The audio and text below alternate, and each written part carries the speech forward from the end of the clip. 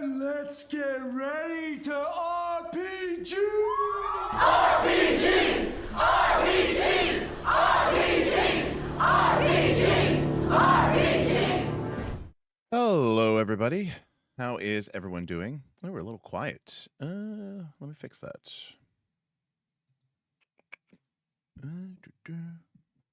Hold on a sec here.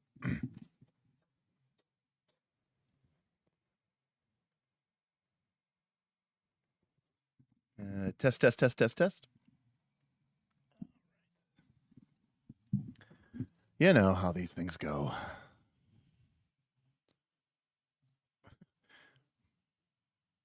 Real professional here. Friday night. I was messing around with my I was messing around with some of my settings. So yeah.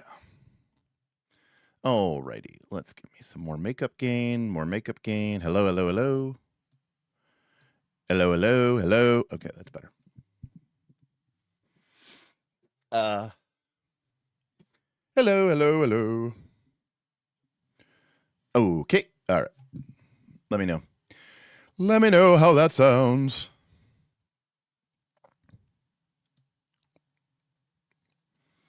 Yeah, no, I was messing around with some settings and I changed some stuff here. Okay, where are we at? What's up, everybody? Howdy, Dr. D Hart. Thank you for the first message. What's up, Pumpkin? I miss Pumpkin.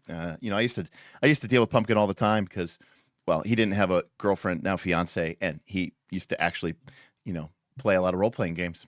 Now he just joins late at night when he's like working. But we love him anyways. What's up, 15? Oh, it's good good timing there, Chris. What's going on, TT Bike? Not much. Evening to you, Wes. Well, that's awesome, Travis. I can't promise you anything good, but you know, we're here, we're talking. No, so I got back real late. I didn't have anything planned.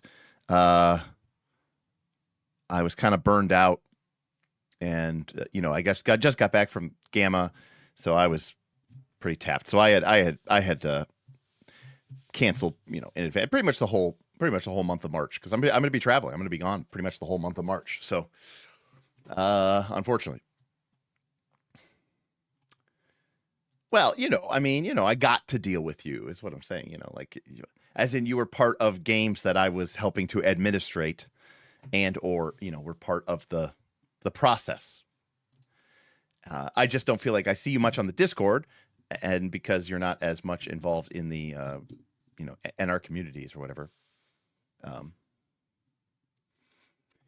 Oh yeah, no. I mean, we didn't get to like record anything or anything like that because like I said, I was working and stuff. But so Gamma was Sunday, Monday, Tuesday, Wednesday, and of course I did a stream on Tuesday and or Monday, I should say, and Monday or yeah, I think Monday. And JP does. I think JP's local. He lives, I think, in Cincinnati. So he decided to come up on Wednesday, and Evan flew in, and Evan hung out like all the time at our booth because, you know, he didn't really know anybody there, and he was getting a lot of great advice from Stephen Glicker, and yeah, it was so, you know, they spent a lot of time with us, but then they walked around and they took meetings and they met with people, and I hope they had a good time. I thought it was a good time. But it was neat. I mean, Evan even helped us break down the booth and and schlep everything to my car, which I still have to take everything to the FedEx and then send it off to GaryCon, where we will be in, I don't know, like 8 days. So that'll be there too. Oh no, Pumpkin. Sorry to hear that.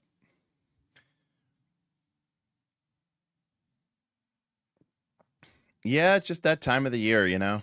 I think it's just rough time for everybody. But yeah, Gamma was interesting. How do I say? Well, you know, I am just an observer, and I try to pay attention to and try to learn from every experience. So I try to say things and not sound like a complete arrogant ass. Which is to say, when I go to conventions, you know, whether it's Gamma or Origins or Gen Con, and I meet with people, I am both greatly, okay, how do I say this without sounding like an ass? I am both like, wow, I am way better than all these people, but I'm also like, God damn, I am just so not cut out for this, right? So it's both like, it's like both like an ego trip, but also just like a massive ego check, all at the same time. So it's always very, it's become, I should say, a very interesting phenomenon for me. And then Gamma, because it was just industry folks, sort of took that experience and dialed it up, you know, to 11 or whatever.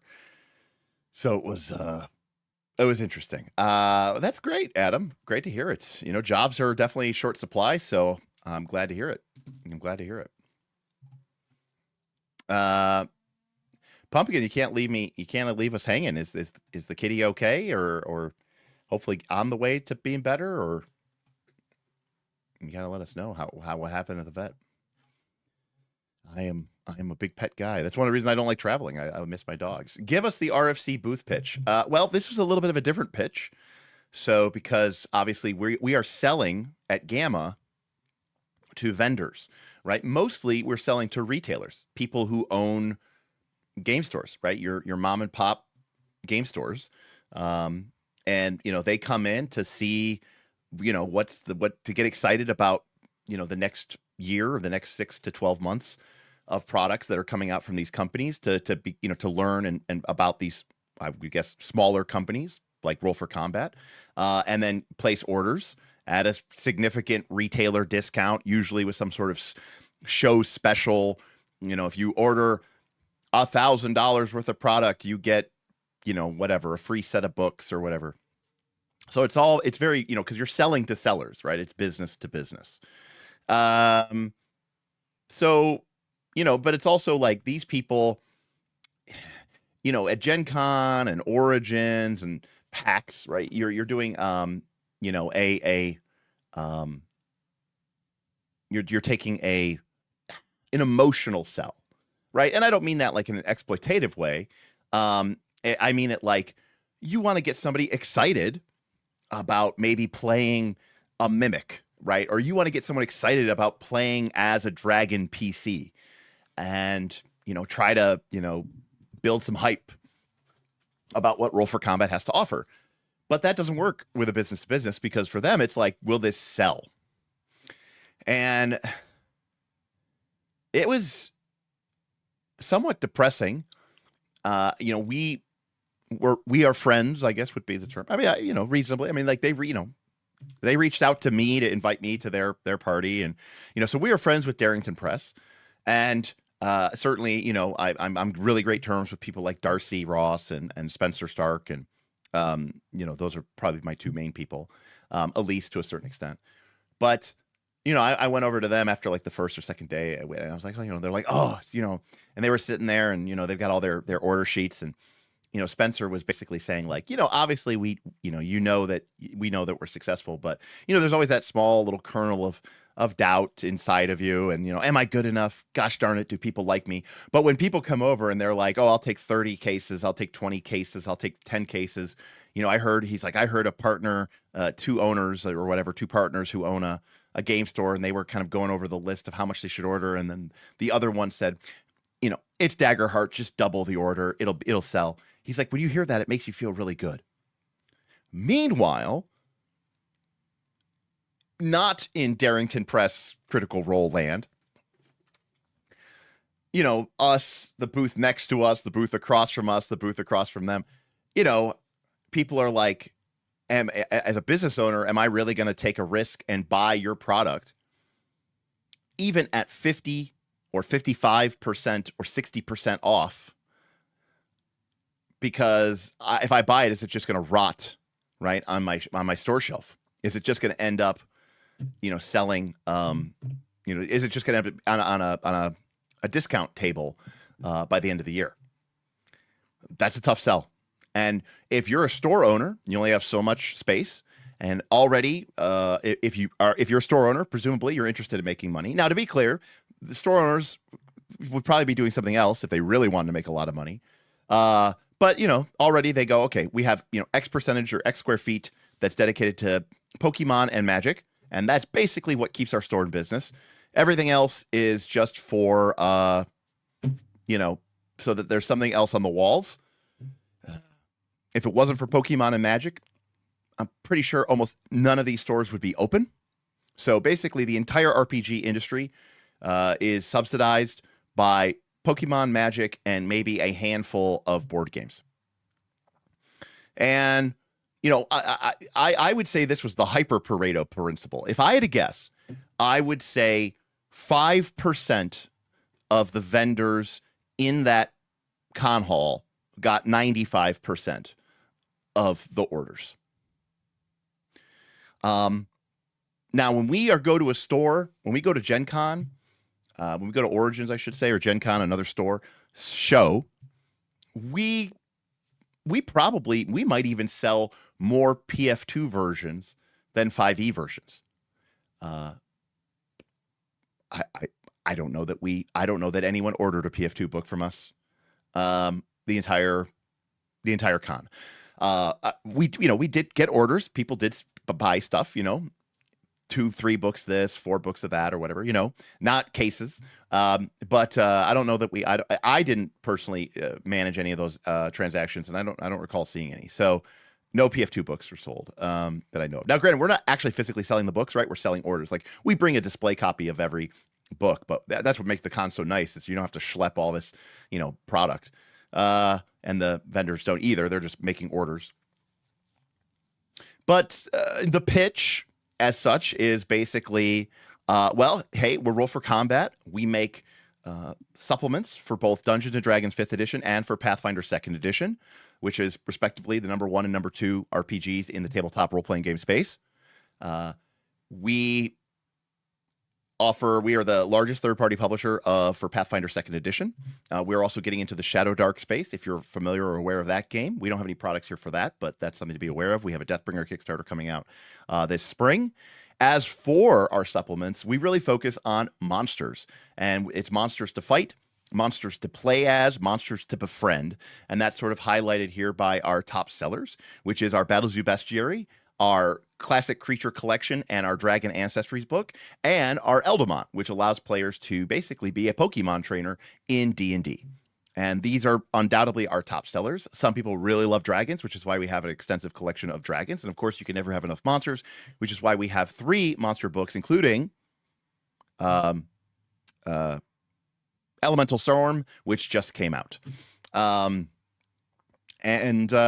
it. And I don't know that anyone ordered. Roll for Combat obviously has one adventure path, Jewel of the Indigo Isle. I don't think anyone ordered that. Adventures really don't sell. Most people picked up the books that I mentioned. Eldamon, well, most people picked up the the Bestiary, the Classic Creatures, the Dragon Ancestries, or Eldamon. And that's pretty much what most people got. So, Stephen was running a show special. If you ordered a certain amount, minimum, you got a couple books for thrown in your order for free and free shipping. And a lot of people basically ordered for that minimum. And, yeah, that was the pitch. And, there you go. That was it. And how effective is that?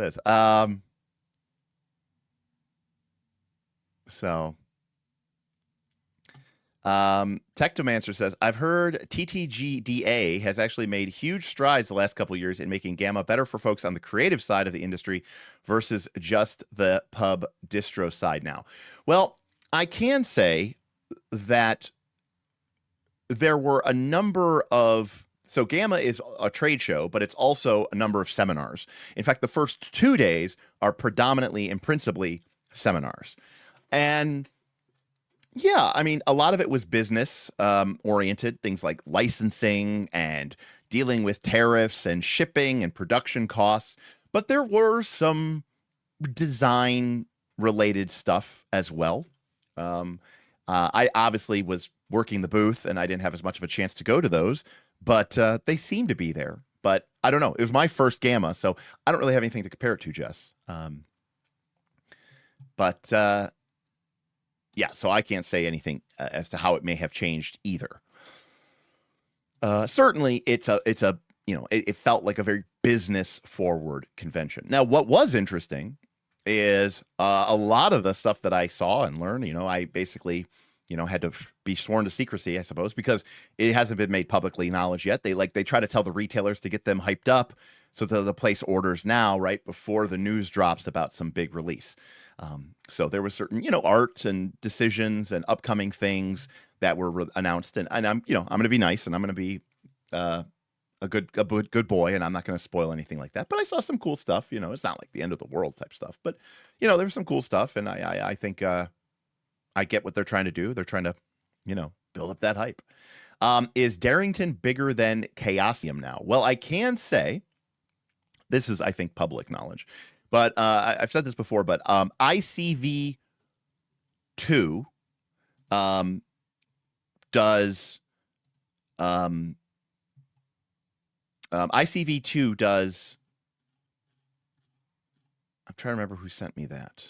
Oh no, he took a picture of it.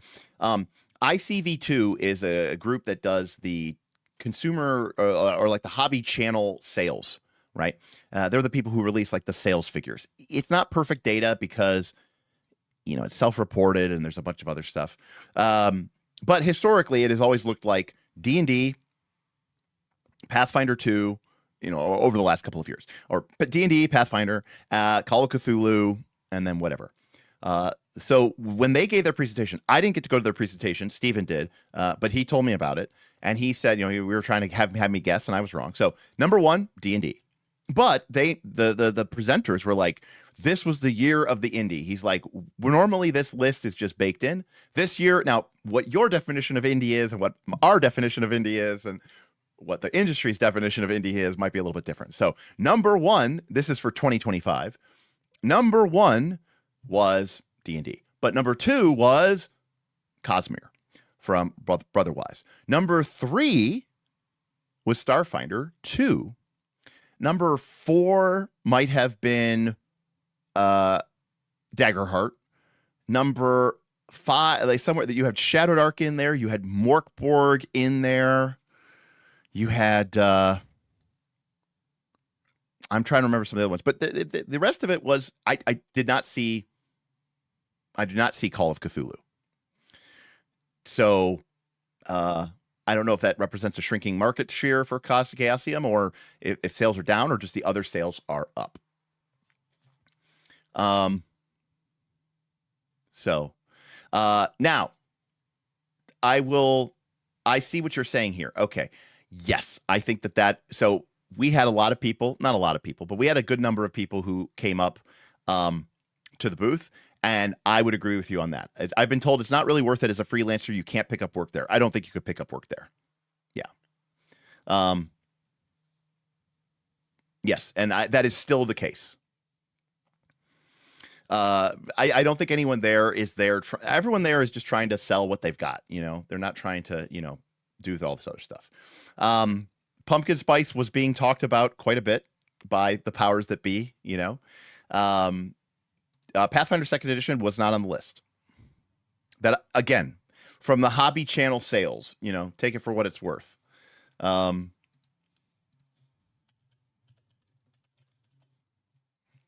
Starfinder 2 was. And now, all that being said, everyone basically expects that this dungeon crawler Carl game is going to apparently make Cosmere look like a rounding error. So we'll see what that does, apparently. But that's coming out from Renegade.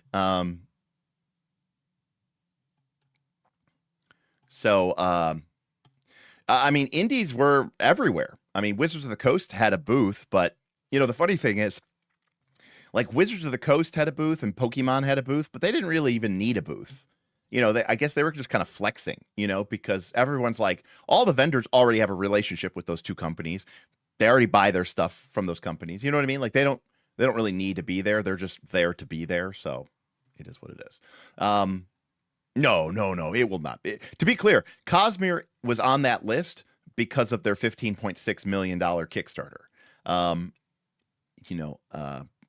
they were in Barnes & Noble. I don't know if they were in Target, but they were definitely in Barnes & Noble. My Barnes & Noble had an end cap with the Cosmere role-playing game and Stormlight Adventure, and then all the Brandon Sanderson books pulled forward. So that had to have helped sales. Do I think it's going to be there next year or in 2026? Absolutely not. No, but we'll see. I don't know. You don't understand why Pumpkin Spice did so well. Well, I think there's 4 reasons that Pumpkin Spice did so well. Number 1, Pumpkin Spice had, I don't know if the artist approached Acheron, or if Acheron approached the Sims Arts, but Sims Art already had 500,000 followers on Instagram. So if even 1% of their fans on Instagram said, oh, Sims Art is, they're doing a RPG based off of this artist that I love's art. That's 5,000 backers, right off the rip. So that is a absolutely huge starting space. Secondly, as far as we could tell, their budget for marketing might have been, I don't know, who knows, $250,000. Most people agreed that they had never seen a marketing campaign that was so persistent on every channel, every vertical, hitting you multiple times. Third, I mean, the art is just very, catchy and appealing, whether you like, thick, lesbian, alt, emo witch girls, or, you just really like that style. But it was a very, vibe heavy RPG. And games like Morkborg and Pirate Borg and all those games really prove that sometimes, you know, good graphics design can sell an RPG just as much as anything. I mean, we've reached this point of market saturation where realistically, when you're buying a role-playing game, you're not actually going to play it, right? I mean, what are the odds that an RPG that you buy, you're going to play it? Low. You're buying it because it looks good and you want to put it on your shelf and you want to flip through it. And then the fourth reason, which is like all the way down at the bottom, is, you know, it's part of that cozy core, cottage core aesthetic, which does slice of life, which does seem to be in. The game doesn't have combat. It's about, you know, literally one of the very few mechanics in the game is the vibes level of your coffee shop. So I think when you combine all those four things, it was just, you know, right place, right time, and, you know, bam, just massively delivered. Nobody I know is playing Cosmere. Absolutely no one. And I say that as someone who's, you know, quote unquote in the space, you know. So apparently, you know, I mean, we had a marketing person who works with Renegade Studio, and they came over and they were just like, basically like, they're like, we have no idea how much to print because it's just going to sell, you know, tens and tens and tens and tens and tens of thousands of copies, you know, just like some absurd number. Steven was telling me as a printer, as part of their print brochure. Now, I didn't know these numbers, but, you know, Glicker is a printing demagogue. Apparently in just 2025, the Dungeon Crawler Carl series sold 6 million copies of their books. And now, you know, compared to like Harry Potter, obviously, you know, at its height, that is not a lot. But compared to anything else, especially the fantasy space, it is a tremendously large amount. You know, as Steven said, if you get hundreds of thousands of copies sold, you'll be on the New York Times bestseller list. So apparently this thing is bigger and more massive than I could have ever possibly expected. I will not be able to bring myself to read it. Could I listen to an audiobook of it at ×2 speed to at least try it out? I guess I might try it just because, you know, try to figure out what's going on and understand the zeitgeist. I will say one interesting thing about Dungeon Crawler Carl is in reading their brochures at Renegade, the role-playing game is designed for 2 or more players. So while the idea of a third player or second player is a possibility, it seems like the game's core assumption is going to be a DM and one player. That seems to be what the game is principally being designed around. Not to say that you can't play it, you know, the way that you could play D&D with a 1 DM and 1 player, you could do that. But the game is based around, you know, 3 to 5 players, right? 4 players or whatever, and 1 DM. The Dungeon Crawler Carl game, from the sales sheets and the information packets that I was reading, and from talking to the Renegade folks, does seem to be based around 1 DM or 1 GM and one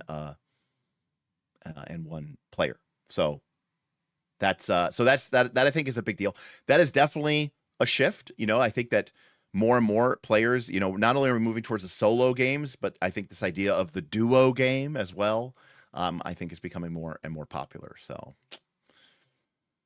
I know that Nimble, which is wrapping up its Kickstarter, if you haven't back, so we can get Evan to $1 million. That'd be awesome.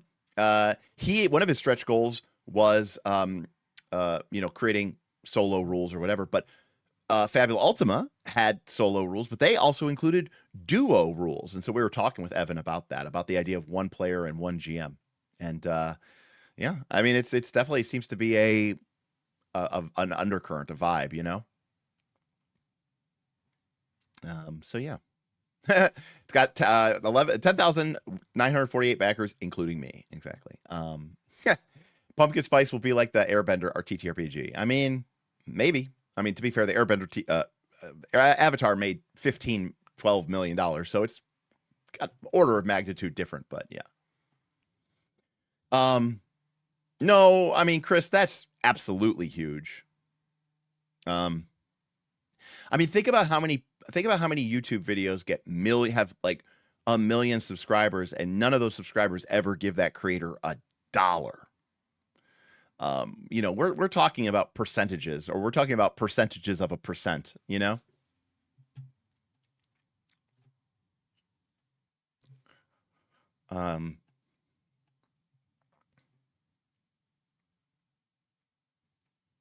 So it's interesting that you say Pirate Borg because, you know, Steven has a good relationship with the Limithron guys, and you know, I know them, and you know, because I've kidded them about how I hate Borg games, and I hate they had these glow in the dark dice, and I made fun of them because I was like, what do you need to do with glow in the dark dice? What is even the point of glow in the dark dice? And I was like making fun of them, but they have an amazing booth now. They spent a lot of money. They upgraded their booth game. They got a whole pirate ship. Their booth is basically a giant pirate ship. It's crazy. But one of the Limithron guys was running a game of Pirate Borg, and I never really seen Pirate Borg played before. And they were playing it at the lobby of the hotel that everybody was staying at, which is like right next to the convention center that we were staying at. And I was watching it for a while, and I was really surprised because, insofar as I can find, the game, while, you know, being a Borg game and being super light and super like, woo, they had a hex map down of like a ocean hex map. And they had these two hex tile long ship models. And there was like a turning radius and like wind speed rules in the set. I picked up a copy of Pirate Borg, which I'd never looked before, and I need to, obviously for my own reasons, I need to do some research on other pirate games, assuming I want to make my own version of a pirate game.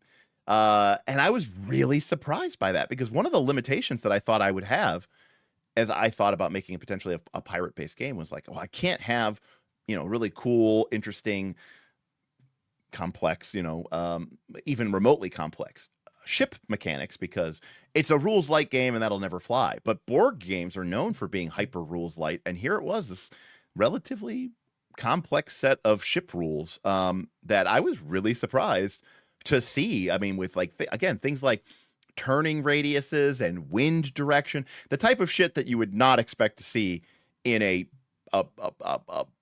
OSR vibes over mechanics. You know, it's all about the cool look type game like Pirate Borg. So I was actually really surprised to see that. Oh, you gave an update on your cat. I'm sorry, I did miss it. Okay, I'm scrolling up. Okay, here we go. Okay.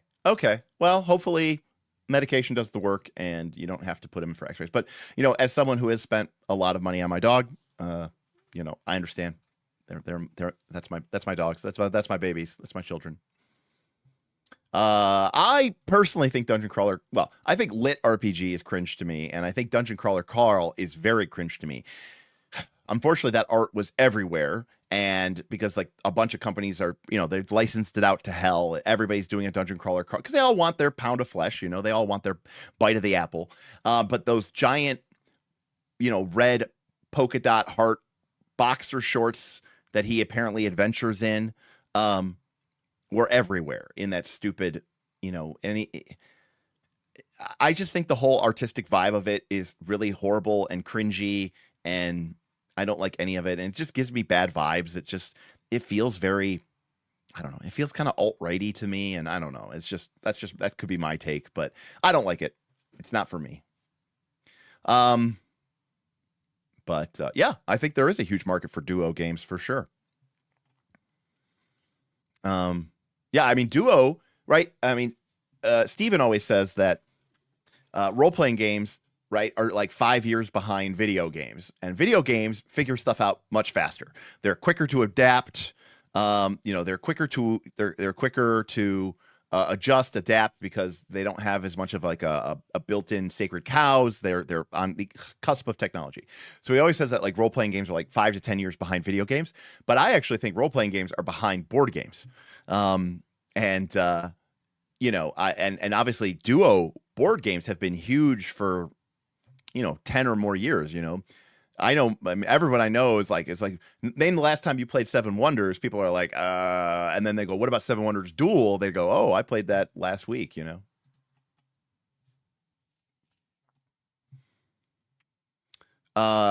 Yeah. I went to a licensing seminar from Mark Diaz-Truman, who is one of the lead designer, publisher, or whatever at Magpie, who does the Avatar game. And there's a lot of economics behind a lot of those things. Let's just say that.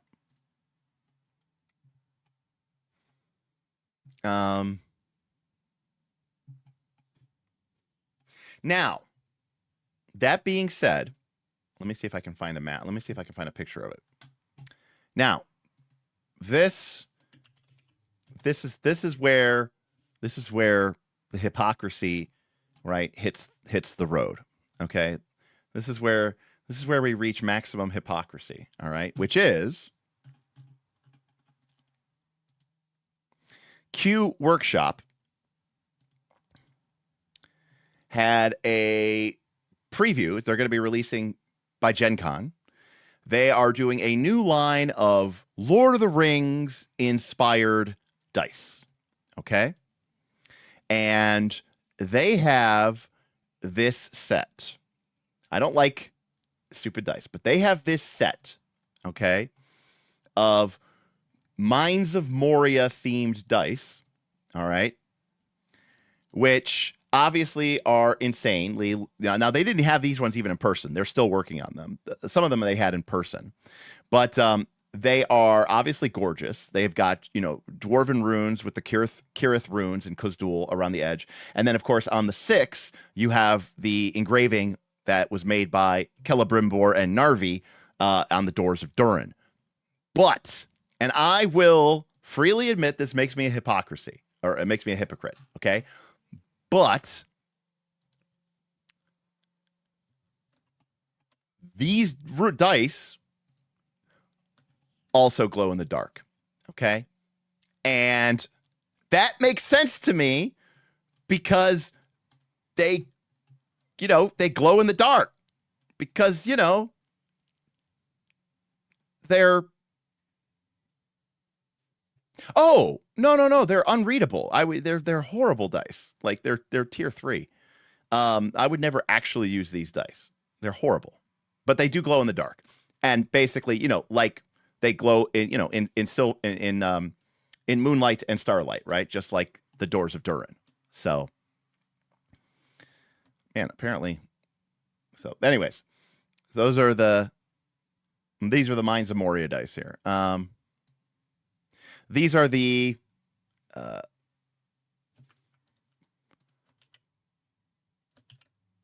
we go. These are the I think these are the Gondor dice.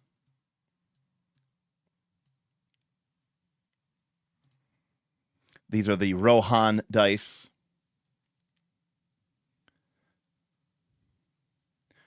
Now, to be clear, I am not making an excuse for. I'm not apologizing. These dice are horribly unreadable. I would never actually use these dice ever. I would buy them strictly as a display piece. They are unreadable. They are.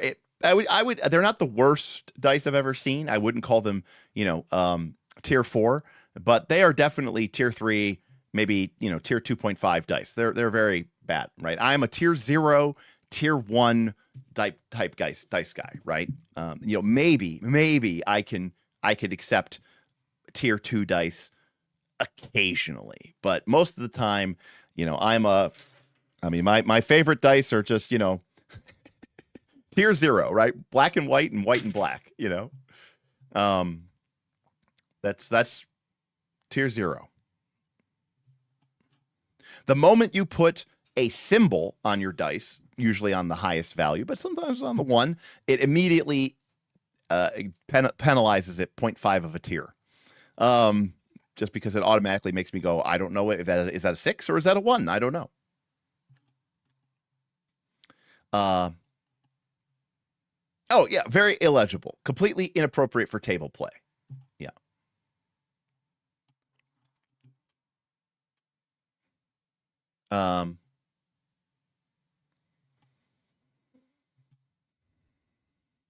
Oh, thank you for explaining, Chris, what dual is. Yeah.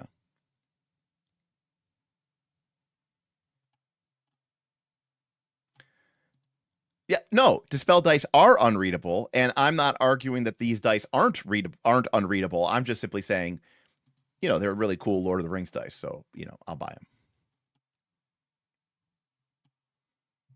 them. That would be pretty fun. It's the kind of content that this channel needs.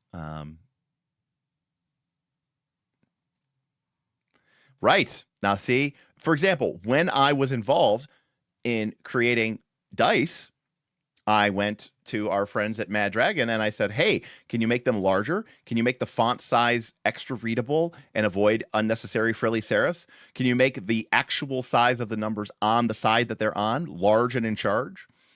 No, I do not want a KOLC symbol on the 12. Please make it just a 12. And yes, I want it to have a color, so it's not strictly tier 0, but I want the color to be matte, and I want it to be not to be so bright or obtrusive, and I want the colors to show through. So there you go.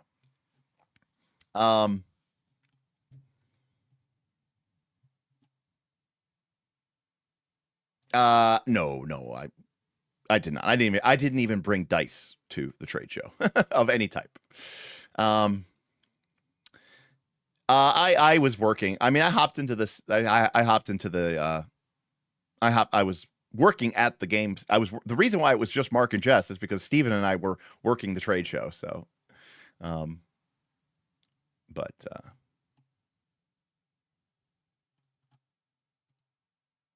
there you go. About the pounded dice from Chessex and never look back. Yeah, it's crazy. But again, it is the fact that like I think a lot of gamers spend more money on accessories than they spend on the actual games themselves. I think KOLC people, generally speaking, are an outlier because we actually buy games. Most people buy dice and other stuff that they don't use, and KOLC members buy role-playing games that they don't use. But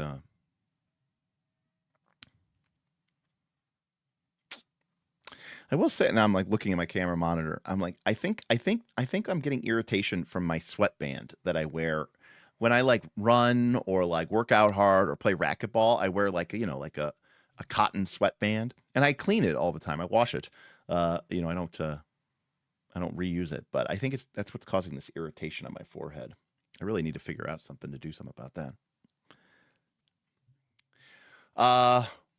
The fact that I have blazing lights in my face doesn't help either, but that is true. I'm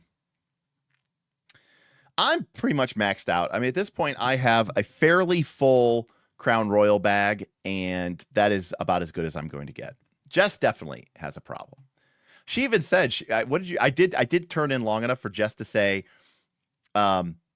I have a parasocial relationship with Karen from Dispel Dice or something like that. Or I don't know exactly who she said, but it was really good. It was really funny. Actually, my crown bag had developed a hole, and I actually one of my patrons sent me a crown bag. It was I believe it was Kyle. I think Kyle S sent me a crown bag, and I sent him some KLC stickers for a tradesies because I didn't want to go out and buy a thing of crown. So, oh, here it is. So this is my real dice bag that I actually take with me. So there you go. My old one used to be purple, but this is the one that he had, so I thought it was fine. Whatever, I don't care. But I have such thrilling dice, such as, yellow with black text and sort of a cream color, bone color with black text.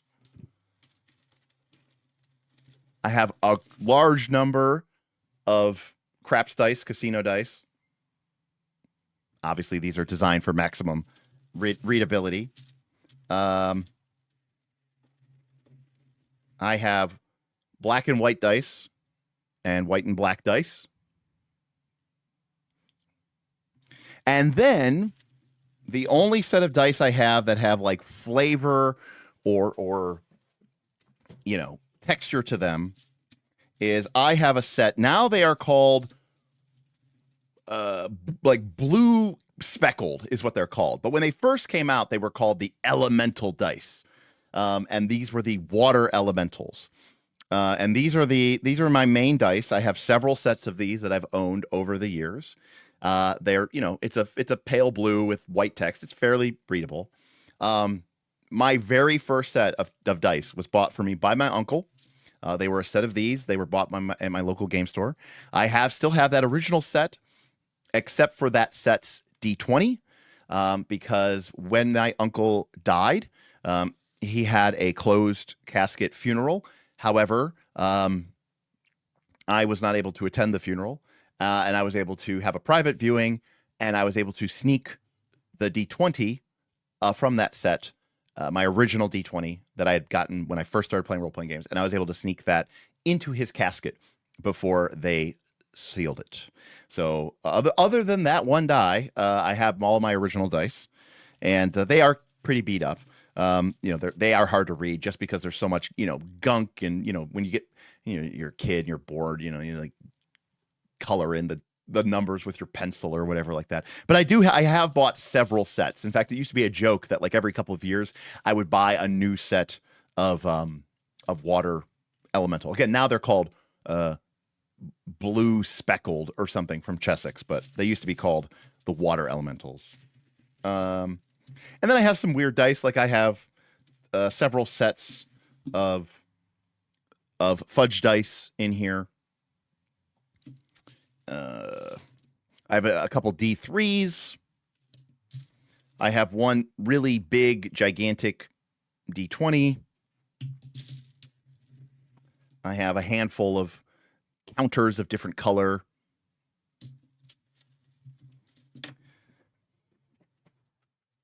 I have the ever popular and very useful emotion die.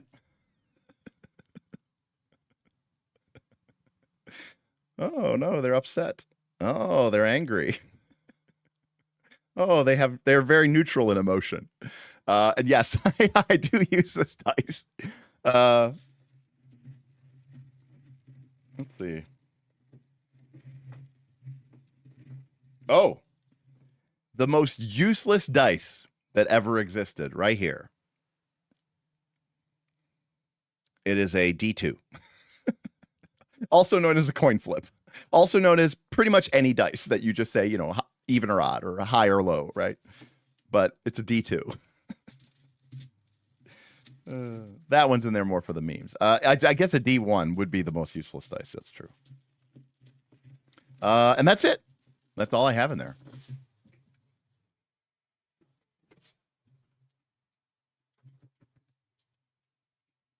And that is that is more than enough dice that I would ever need, but there you go.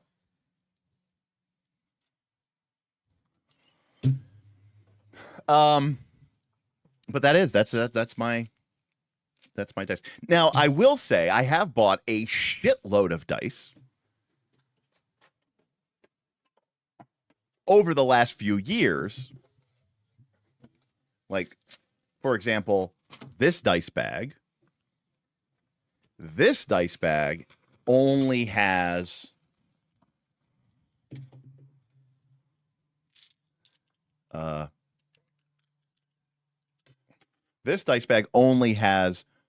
Forbidden Lands dice, which are not the most readable, but they're not bad. They're tier 2. But these are just the D6 that have a symbol on the 1 and a symbol on the 6. They're actually just normal D6s. There's no reason that they should exist. But, I did buy them for when we were running Forbidden Lands. I think I just dropped a die somewhere. I don't know what happened. Oh, there it is. And for example, I recently just bought a bunch of a dice for the One Ring,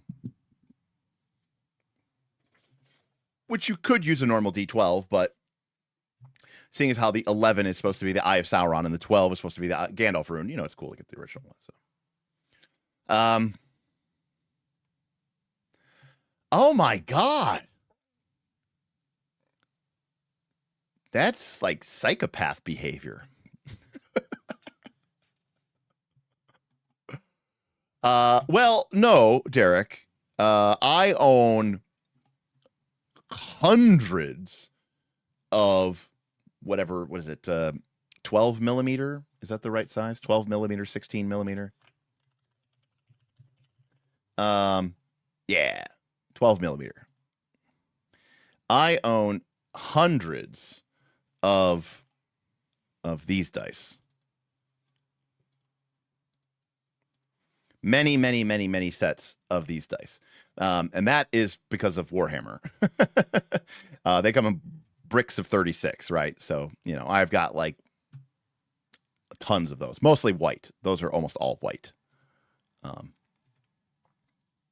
So I have infinite D6s for that perspective. I also have a bunch of white and black D6s that I bought for purposes of running Fiasco.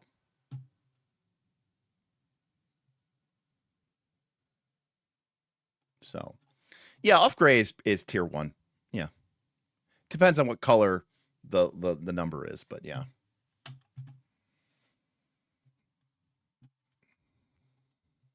We all know that Vin is psycho.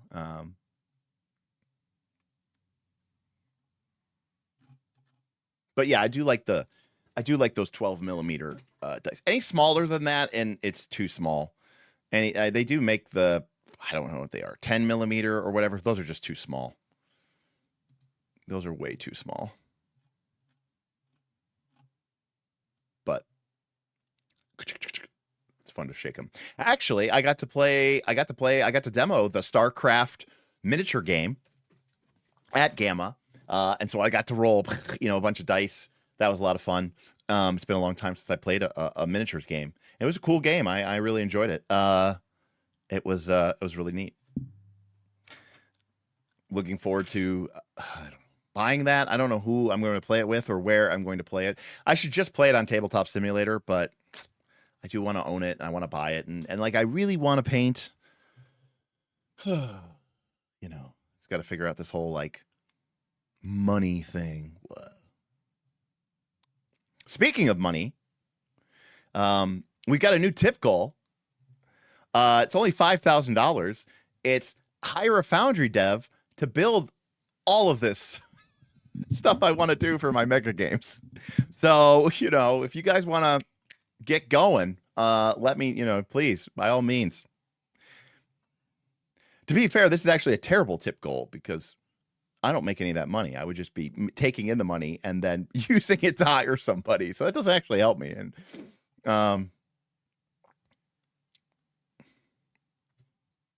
well, that's the worst kind of project, right? Because that means that like for the next 2 months, I don't make any money. I would just be capturing money to invest it into something that will make me no money. I'm a terrible businessman.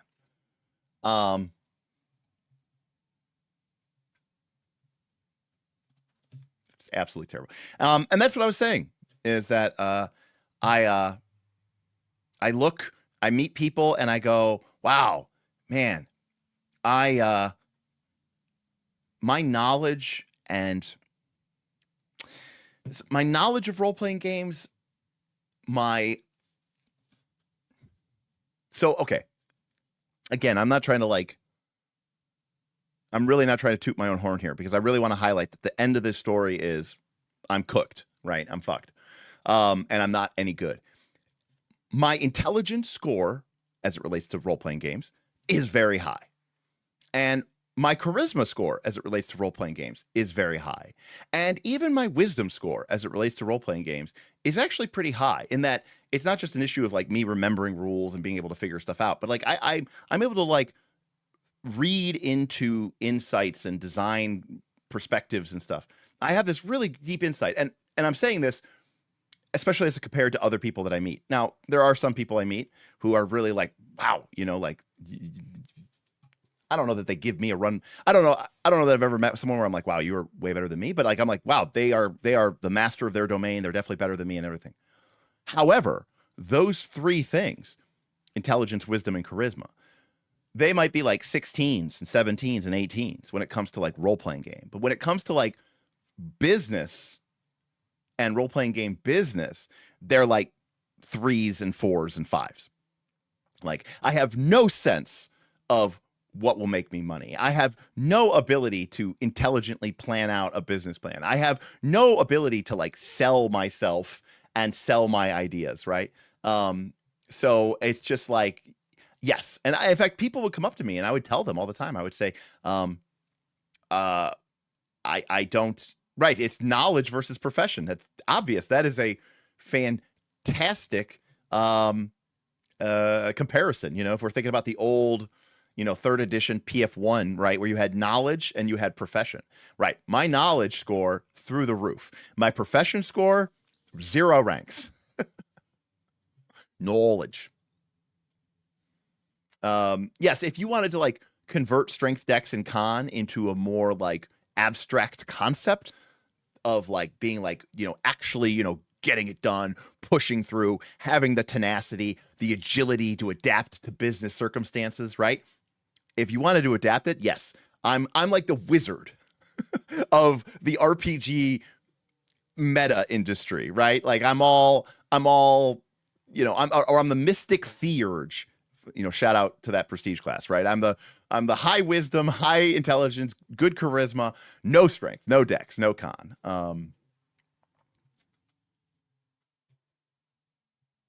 Right. So,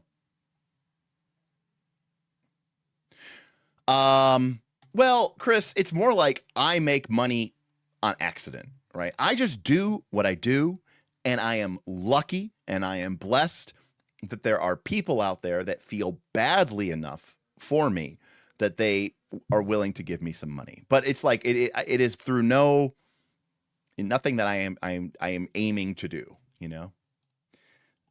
Some people, like, you know, self-confessed cynic and stuff, people have been with me for a very long time, know that, you know, I am very bad at this. Like Vin, right? If I were to tell you, okay, if we were to go back into a time machine and we were to go back to, you know, 2021, and I were to tell you when the Patreon was, you know, start, that one day that there will be close to 600 people paying members of the Knights of Last Call Patreon. I mean, would you have ever believed that? No, I wouldn't have believed that. And you might be like, if I told you that, you might be like, wow, Derek must have like really sold out. He must have like completely changed the way he does his channel. He must have like really started grinding on that 5e grind. No, I didn't. And somehow, you know, enough people felt bad for me that it worked out. This is true, Mark. You know, I'm a big believer that you should hang out with people who are smarter than you are. Hang out with people like Mark Seifter and Stephen Glicker, who are undoubtedly more skilled, more experienced, more, you know, more a lot of things than me, especially when it comes to this business and this industry. It is very much a quid pro quo. And I benefit from that greatly. So yeah, that's definitely absolutely part of my plan. Is Smith any closer to jumping in on your crazy ship? Yes, actually he is. He is. There's a lot to be figured out, but, you know, I'll just say this, right? 50% of something is a lot better than 100% of nothing. You know, the downside of working with Smith is that, you know, Smith got real, like, I can kind of be, what's the word I'm looking for? I can kind of be impractical, right? Non-pragmatic, because I have nothing, right? I have no family. I have no wife. I have no kids. I live a very modest, you know, condo, perfect for a single guy. You know, my bills are almost non-existent. And I have this, income from the Patreon that I'm able to use to basically subsidize my living. Smith doesn't have that. Smith's got a lot of expenses and he's got a whole family to take care of. And so by bringing Smith onto my project, there might be decisions that I might make if differently because I'm working with someone who, needs to make money in a much more real and and pressing way than I do. And then it's compounded by the fact that whatever we end up making after all expenses and all this other stuff are paid, I'd like to think that, Smith gets involved. He's going to be near or at, full partnership with me. I would hope he would be willing to do. Again, I've wanted Smith to work with me for a long time. I mean, I've always wanted Smith to be part of the channel, which is why I, brought him on. Originally he wasn't because he was very busy and he had all these things. But when I found out about his, situation and that he, is no longer shackled by the employment strings, I didn't want to reach out to him because I didn't know what his situation was. And quite frankly, I didn't want him to feel pressured into doing this when I don't know how likely this is to succeed. You know what I mean? Like, I get it. It would be an amazing accomplishment for all parties. But like, if we made something and let's say it raised $100,000 on Kickstarter, wow, right? Kickstarter, advertising, right? They take 10K. So you're left with 90K. Then maybe we spend 20K on, 25K or whatever. We'll just make it easy. We'll make it 20K for purposes on art. So you're left with 70K. And then maybe we spend, 40K getting it printed and shipped. Okay. So now we're left with 30K. And then I go, here's $15,000, Smith, and here's $15,000, Derek. Well, for me, I'm kind of like, all right, that doesn't like set me up for the next couple of years, but I'm like, all right, well, that takes a lot of pressure off my plate with the money I get from the Patreon and maybe some of the additional exposure that I would get from this Kickstarter. Maybe, I'll probably be really okay. Probably at least for another year, maybe as a stepstone to something bigger. That's not going to cut it. That's not going to cut it for a guy like Aaron, So, Smith doesn't have that income stream. He doesn't have, he has a much higher burn rate than me. So again, Smith came to me and I said very, yes, but we have to figure out some of the exacts of it. I don't know what his expectations are and I don't know what his availability is. And like, yeah. So, point is that he is in a very different financial state than I am. But at the same time, he also understands that this is a unique opportunity for him and he might not ever get that opportunity again. And I think he would regret it if he didn't, try. So, well, luckily, Smith's kids are all, like 12, 10, and 8 or something, I think. So they're not in daycare. They're in school, but, and his wife doesn't work. So,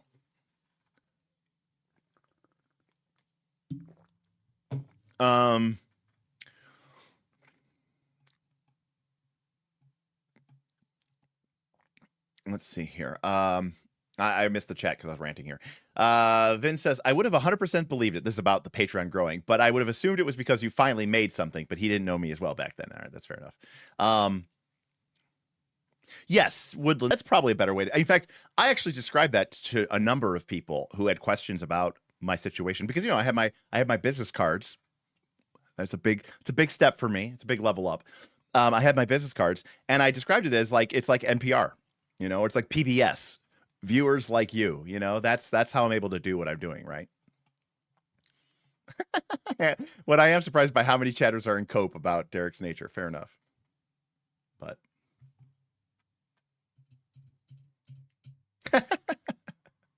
Derek is like all of the random hobby RPG reviewers that functionally get no views, and that is very true, but happens to also like photography and his videos aren't semi-painful to watch. Well, Chris, that's the highest praise that I think someone like me could ever get. Thank you, Chris, for coming in here.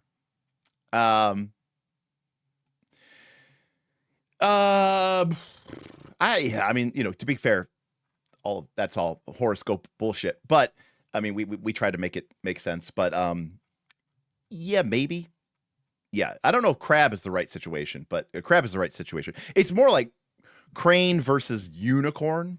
Probably is probably a better response.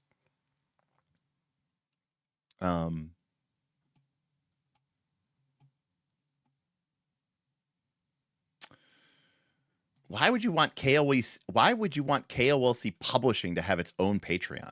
That seems silly. That seems bad. I don't like that. I was actually going to do something. And we're an hour in, and I haven't talked about Wilderfeast even once. You guys suck.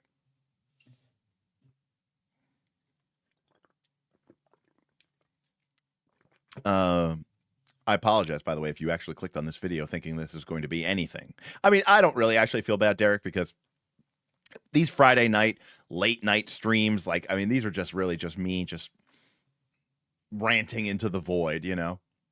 It's more of just a shit, you know, because ostensibly, normally we have a purpose. You know, the last two streams, you know, we really covered this Oathhammer game. And, you know, for the most part, we were pretty on topic, so. It is winning the poll. Really? I mean, I don't believe him. I do not believe you. Where the hell is the poll? Here is the poll. Okay. Holy crap, it is winning. Wow. It's beating the One Ring. Yes, that's correct, Pumpkin. These are the dumpster fire in video form. Yeah. Well, Dirty Phil, thank you. I appreciate you. Thank you for all the nice well wishes there, Phil, and thank you for the advice as well. Oh, Wilderfeast makes the least amount of sense, actually. All right, that's a great segue. How do we do this? Actually, it makes more sense to use a Google Sheet than the whiteboard, believe it or not. Really? Professor DM talked about Oathhammer? That's sick. Wait, what is the title of this video? It's called Late Night Wilderfeast Mega Game Stuff. It doesn't have dice. No. RIP whiteboard? Fine. We'll use the whiteboard. All right. I tried. I'm sorry. That was my mistake. I'll have to change some stuff in order to use the whiteboard. That's the only reason. The whiteboard makes me feel too unrestricted. Okay. It makes me feel too unrestricted. Like I could draw and make squiggles. It just takes me in a no. It's more of like a dumpster fire type fashion. All right. Nope. Where's whiteboard? There's whiteboard. All right. No, it's not. I mean, the tools aren't really functional. It's more of just like, I don't have the best handwriting in the world, and I'm aware of that. You know? And then, I mean, you jest, Jess, but I actually kind of believe that's true.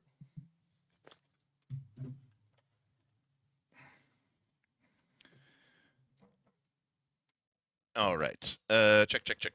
How's that? Okay. Check. Hello. Okay. It's just hard to use, you know, this gigantic microphone while I have a Wacom tablet in my face. So there's that.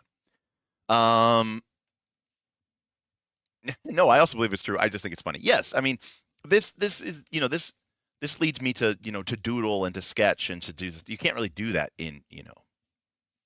Yes, right. That's exactly right. The whiteboard gives me too much power, right? I can just do whatever I want here. There's no restrictions. No restrictions. You want to hear something terrible?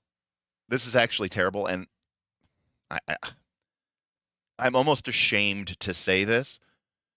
When I built this new computer, I didn't buy Microsoft Office, and I haven't bought Microsoft Office yet. So I don't have Excel on this computer. I do not. I have it on my laptop, but I do not have Excel on this computer. It's like the first computer I've had in, I don't even know, 20 years or something that didn't have Excel. I've just been using Sheets, and I hate Sheets, but yeah. Sorrel, thank you so much. Crash, enjoy. Thank you for stopping by. Appreciate you. Love you. Thank you so much.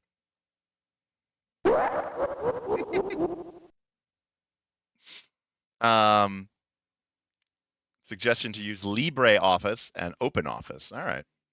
Yeah, but there's something about Excel that's just, truly. I mean, although at this point, like, it's everything from Microsoft is horrible. I mean, the real problem is, right? I don't think you can buy Excel anymore. I think you have to buy Office, right? You have to buy the subscription. I do not think you can buy Excel. I don't know. Maybe you still can, but I don't think you can anymore. So, Dirty Phil, thank you for the super chat for the dumpster fire. Does tipping encourage this stream of consciousness rant / joke? Yeah, I mean, kind of it does. I mean, I definitely am encouraged by certain tip goals and stuff like that, Yeah. To be clear, what I'm doing these days is not full power user mode, right? I mean, I'm not making, VBA macros, and I'm not, doing complicated, index and lookups and stuff like that. Ooh, Lotus 123, nice. Yeah, I don't know. I thought I heard that, like, they don't do that anymore, that you can't buy Microsoft. It has to be, bought for it. Okay. So one of the things that what I was actually trying to figure out, or what I was talking about, is a bottom-up design for technique and power progression in my version of Wilderfeast. Now, the reason that I bring this up is because number one, mostly because it's a mega game. So, I mean, there's nothing wrong with the core game, but because it's a mega game, in theory, you're going to have a lot of people playing. So I want there to be a diversification of what people can have. And so that means you need more stuff, so that characters aren't just all the same. So that's one of the reasons why I wanted to extend the original sets. Yeah, 13 people. I mean, look, what do they say? Train for the person you want to be, right? Not the person you are. Like, you gotta be aspirational. You gotta dream big. So that's why the tools have gone from 6 to 10, so that there are more options.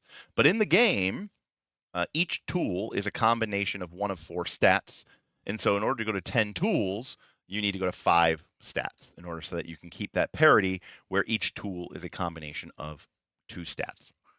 So I've added a 5th stat to the game. Now, this is why I need a Foundry dev, because obviously the core game is not set up to handle that. But also, the core game doesn't have 10 tools; it has 6 tools. Now, here's where the bottom up. Well, all the stats are double stat, but no, I think that's a weird. I think it'd be weird if you had some tools which were sad and some tools are mad. Like, I think it's better that I like that all the tools are mad. I think that's good, because it also means that you can't just dump all of your stuff into one stat. I think that's bad. I think that's bad gameplay. I just think that's boring gameplay. Now, so some of this has to do with progression in a mega game as well. One of the real problems that we have with mega games is that people play them a lot, and they tend to advance very quickly. And I wanted to provide people with a lot of runway to really sort of explore the space and explore the game.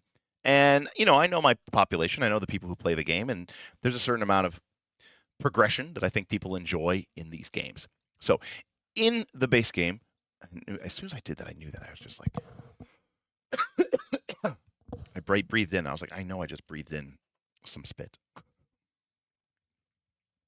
was going to cough. In the base game, so each tool is associated with 3 tiers of techniques, they're called. And they are beginner, they are intermediate, and they are advanced.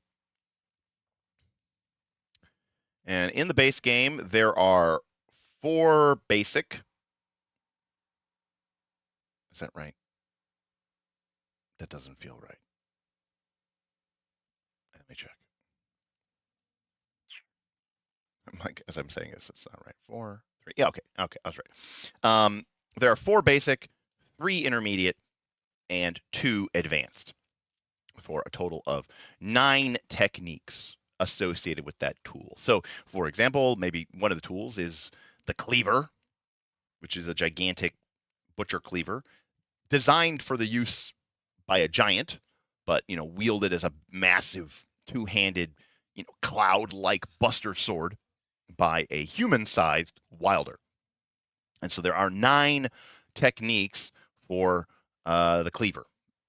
And the way in the game, the core game, the game that you're supposed to play, when you complete a session, you get downtime. And one of the things that you can do during downtime, you get, I think you get 1 action. No, you get 2 downtime actions. And one of the downtime actions you can take is called training. Training costs 1 action, and you can only train once per downtime. So you get 2 downtime actions, but you can only train once per downtime. And what it says is pick one of your techniques and mark that you have finished a study session for that technique. If you've marked 2 training sessions for a beginner technique, you learn that technique. If you mark 3 training sessions for an intermediate technique, you learn that technique. And lastly, if you mark 5 training sessions, you learn an advanced technique. So, if we wanted to learn, some new technique for our cleaver, we would have to potentially spend 2 downtime actions to learn a basic, 3 to learn an intermediate, and 5 to learn an advanced. Now, this is a lot of problems, which actually, we learned this the hard way from playing Dragontide. We always learn from our other mega games. But what we learned in Dragontide is that, well, number one, this system doesn't work as well because what downtime is kind of ambivalent. Obviously in a normal game of Wilderfeast, you're playing with 1 GM and they're controlling the pace of the game and all this other stuff. But when you're playing in a mega game, let's say that every time the players play, they get a downtime action or 2 downtime actions. Well, some people might play like 3 or 4 times a week. So they might be able to get all their techniques, very quickly. They might be able to get an advanced technique in 1 day, or 1 week if they played enough. So they're going to advance really quickly, and that's a problem because you're not really controlling the pace of play. Alternatively, you could make downtime limited as a per week resource, which is one option. But there's kind of this idea that downtime might be tied to playing. So that's one option. Problem number 1. Problem number 2 is we learned this with Dragontide, which is in Dragontide, we gave people downtime actions. They got a certain set number per week. And then you gained a couple bonus downtime actions when your character would go on an adventure. We wanted to encourage people to adventure. Well, you would use those downtime actions to take actions in town. You could do things like, go to the docks and fish, and that would get you resources that you could use for one part of the game. You could go to the hospital and recover from your character. But there was a location called the training hall. And the training hall was a spot where you could work on improving your combat skills. And it wasn't his fault, but due to a translation error, there was a little bit of a translation error. And Bob, when he made the location, he made it a little too good. It was supposed to be different, and I think this would have played out the same.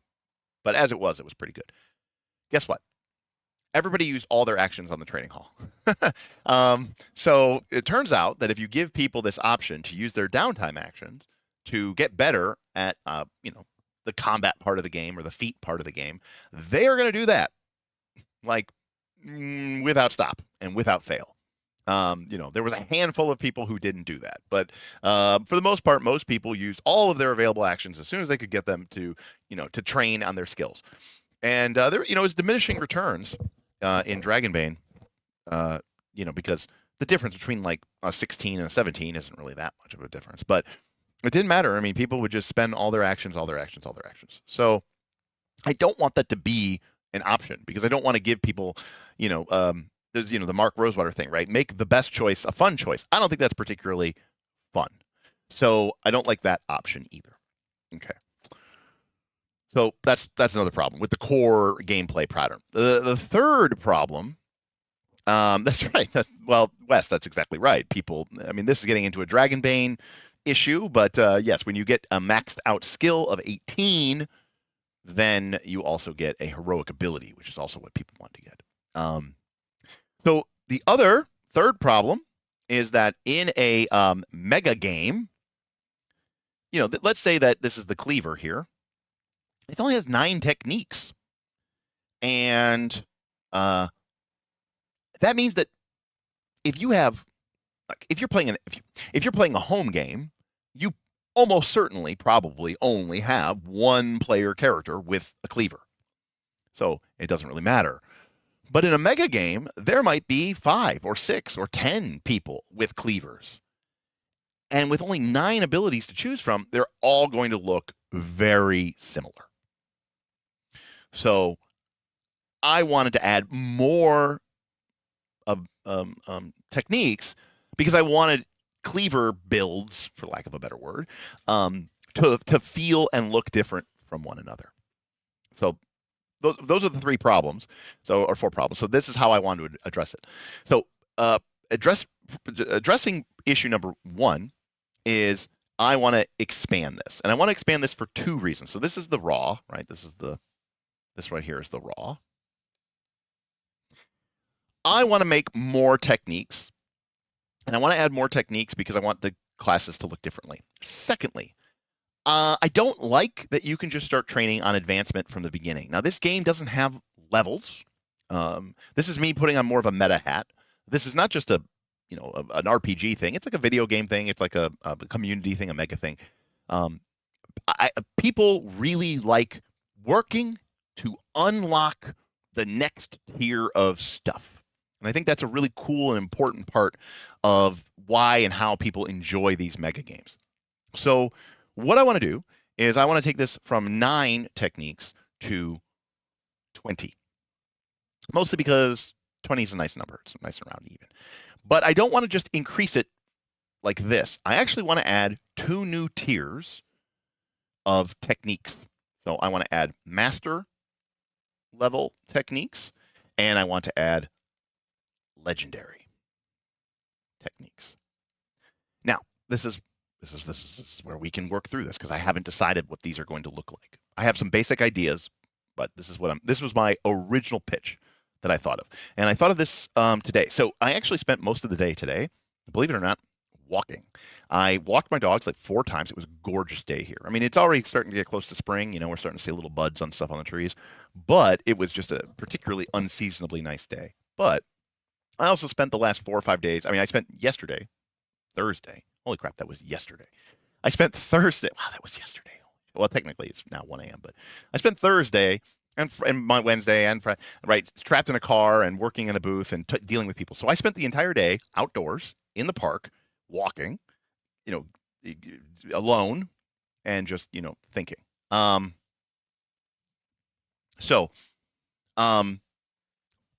What I wanted to do, my thought process was, this was my initial pitch, and we can break this down.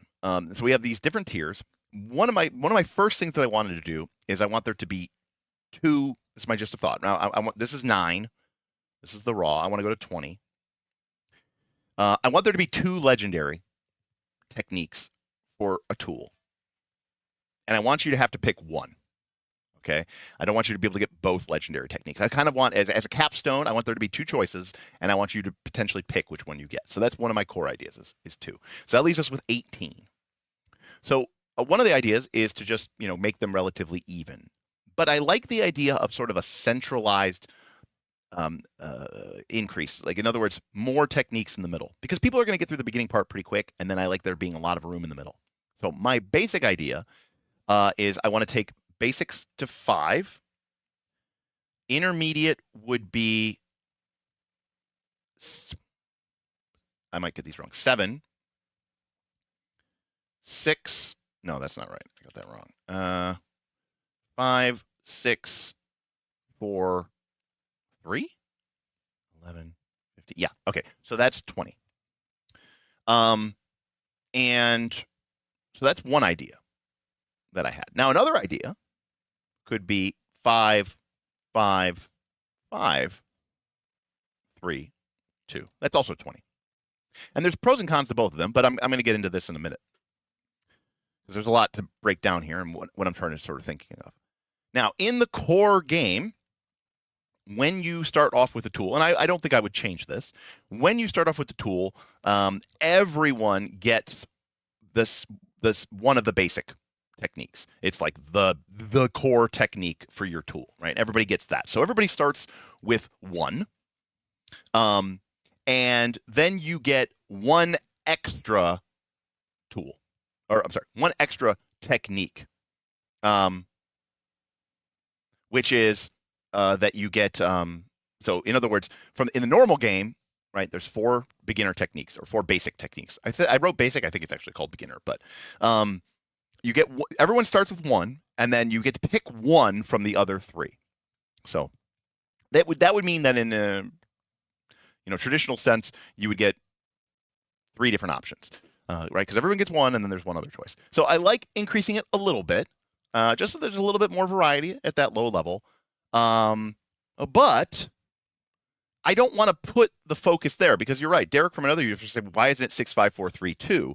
And the reason is simply because, like I said, I want to kind of move through the beginner part quickly, and get into the more intermediate and advanced techniques where there's going to be some more interesting options. Because one of the ideas, or one of the things that I want to propose, is that in order to gain access to the next tier of abilities, you have to have acquired a certain number from the prior tier. So in other words, in order to be able to start gaining intermediate techniques, my idea is that you would need to get 3 of the basic techniques master, completed, before you could start taking intermediate techniques. Now, keep in mind that in the game, and I don't think I would change this, you start with 2. So you start with 2 techniques, all right? So that's 3 from basic, right? 3 from basic, okay, that you would need. In other words, once you've mastered one more, or once you've acquired one more technique, you can immediately start moving into intermediate. And that's where we can really start to see, quote unquote, build diversity, right? So once you get any 3, you can then start working on to intermediate. Now, is it a progression? We can talk about that. I haven't actually thought about that, but we can kind of come back to that. We can circle back to that. Then you would move into intermediate. Now, one reason that I kind of like the 5, 5, 5 technique is because I can just make it 3, 3, 3, right? And in each tier, it basically means once you get slightly more than half of that tier's techniques acquired, you gain access to the next tier of techniques. And because it's 5, 5, 5, it makes, it's very easy and it makes sense, right? And in that way, too, if you were trying to speed run the techniques for some reason, you would get 3 basic, 3 intermediate, 3 advanced, and then your first mastered technique would be your 10th technique. And there's kind of a nice cap end stone to that. But only because, because I could make it 3, 3, 2, and that works. But it's also like not as, there's a rhythm, there's a proceduralism, for just 3, 3, 3, right? It's really smooth and transitional. Now, obviously, Master doesn't have, these quantities. It only has 3 techniques. And so this is where I want to change it a little bit. Okay, because to get to mastery, you have to acquire a certain number of techniques. Now, remember, there's 20 techniques here. So in total, there are 18 techniques between these 4 tiers of basic, intermediate, advanced, and master. So my idea, and remember, you only get to pick one when you get to legend. In order to gain access to legend, my idea is that you need to have 15 techniques overall. So this is different than the other tiers. In other words, once you've acquired 3 basic, you get access to intermediate. Once you've acquired 3 intermediate, you get access to advanced. Once you've acquired 2 or 3 advanced, you get access to master. But getting 1 or 2 masteries doesn't give you access to legendary. In order to get access to your 1 legendary technique, you have to have acquired 15 of the 18 techniques for your weapon. In other words, you almost basically need to have gotten everything. Now, that could be a mix that you might go back and get all the basics. You might max out on the masters or whatever. But the idea is that to get access to that final tier, it's more about having the total sum rather than just a specific number of mastered techniques, right?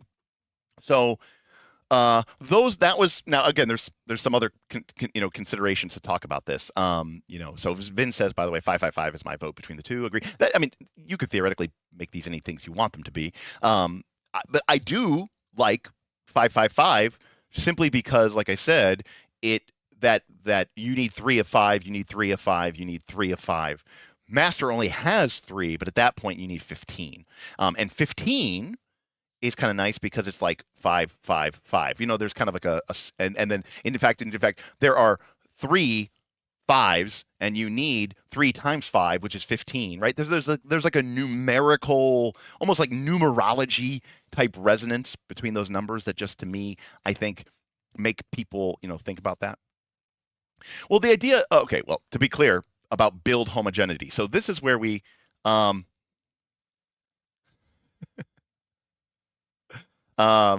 my unicorn brain fucking hates this, since I'd rather every player get to legendary in a normal playthrough, especially if they dip into other weapons. So legendary now this is a mega game consideration. We always have players who, I want to reward. Now in Pathfinder 2, they're rewarded because they're level 29 or level 56. And it's usually a reward of vertical progression. Now, I'm not saying that the legendary techniques are going to be bad. Quite the opposite. They would be very cool. But this is more of a reward to a player who really focuses and specializes. And it is not an automatic assumption that the players will get to the legendary technique. It is, quote unquote, supposed to be sort of a big deal. But this is where it reaches the real knife twist when it comes to things like build homogeny.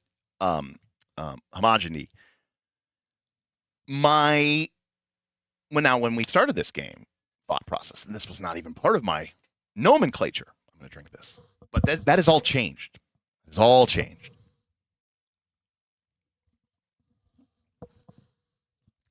Which is deeds. Heroic deeds. It solves so many problems about mega games in such a unbelievably awesome way. And what this means is that every technique would have a heroic deed associated with it. And once you accomplish that heroic deed, you gain that technique. And once you have 3, say, of the techniques from that tier, you unlock the heroic deeds for the next tier. All right. Now, if you don't know what heroic deeds are, well, Wes, we're not done yet.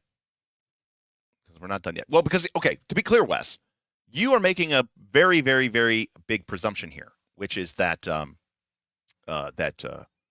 people, that everyone's going to get this far. And I can tell you they will not, simply because of the nature of this system.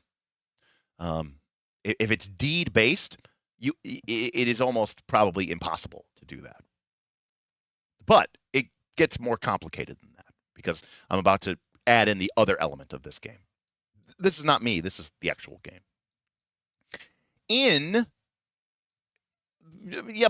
Okay. If I was basing this off of the assumption of how many people are actually going to play, number one, I wouldn't even do it, and number two, I would just run it as with a GM, and it wouldn't even be a mega game. It would just be one person. I'm designing this as a crane. I'm designing this for the way it should be, not the way it's going to be. So there's that.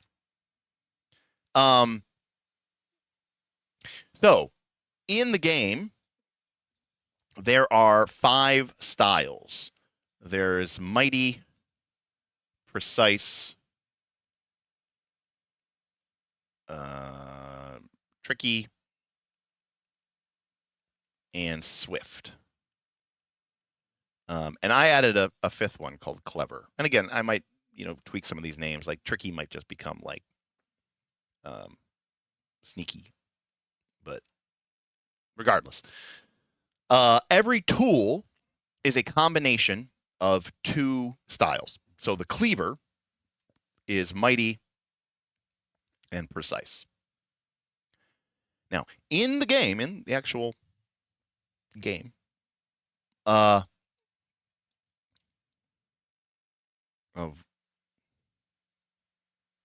Wilderfeast, each style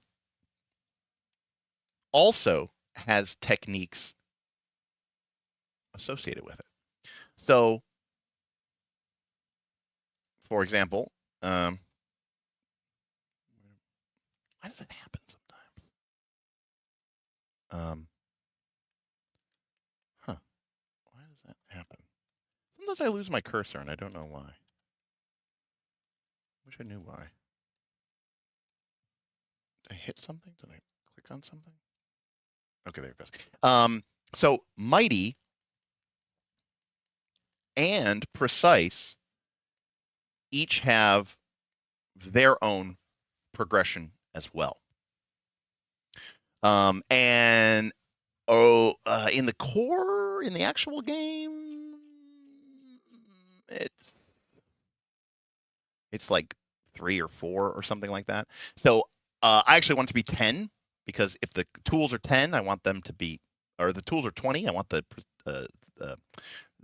styles to be 10. That way you have access to 40 techniques as a player. Now in the book, the mighty and precise don't have any basic techniques. Even in the actual game, they don't have any techniques. They just have intermediate. So my idea is the styles wouldn't have legendary and they wouldn't have precise, but they also wouldn't have basic, right? Like the styles aren't like a specific tool. It doesn't really make sense for me to have a legendary technique that's kind of part of this generic school. So I like the idea of 10 split between intermediate, advanced, and master. So, that could be something like 5, 3, 2. But I wouldn't be 100% opposed of it being like 3, 3, 3 if we want to keep it 5, 5, 5. It's not perfectly 10, but it could be 3, 3, 3. I like 10 because then it's 20, but I digress. But I'd like for there to be around 10 per. Now, learning one of these techniques is advantageous in certain ways because if you were to go, say, pick up now in the core game, you don't get you just get one tool. But one of the ideas that I have in a mega game, of course, because again, people love that sense of progression, and of course it's a mega game. I mean, people play a lot and they want to do stuff. I love the idea of your character, and this is also inspired by the Beacon game. In Beacon, right, you kind of put on a dress sphere, right, and you can kind of sort of change your character class between sessions in Beacon by putting on a different, class chassis. Lancer would be like equipping a different mech. Well, in our games, you might acquire the mitts. Now, mitts are mighty and swift. But the cool thing about it is if you were building up mighty techniques while working on your cleaver, those mighty techniques would now work with your mitts. And then the cleaver techniques would turn off when you don't bring your cleaver. So one of the advantages of working on these generic techniques is that they might apply to multiple tools, right? Um,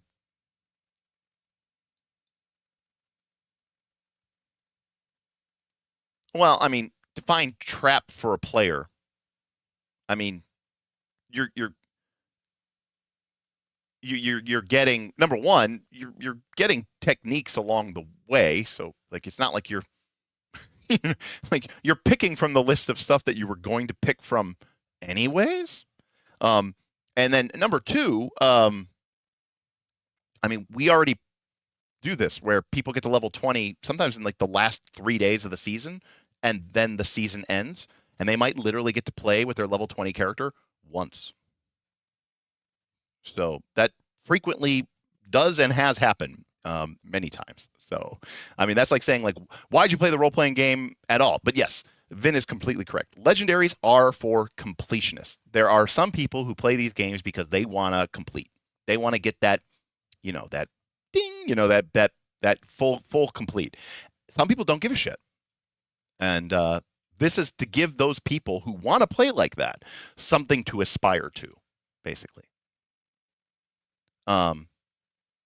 So, and again, it's not a resource sink, because you're just, you're acquiring deeds, and hell, to get to legendary, 100% run legendary neighbor. Right. There is going to be some psychopath who is going to be like, I want to get a legendary technique in every single item,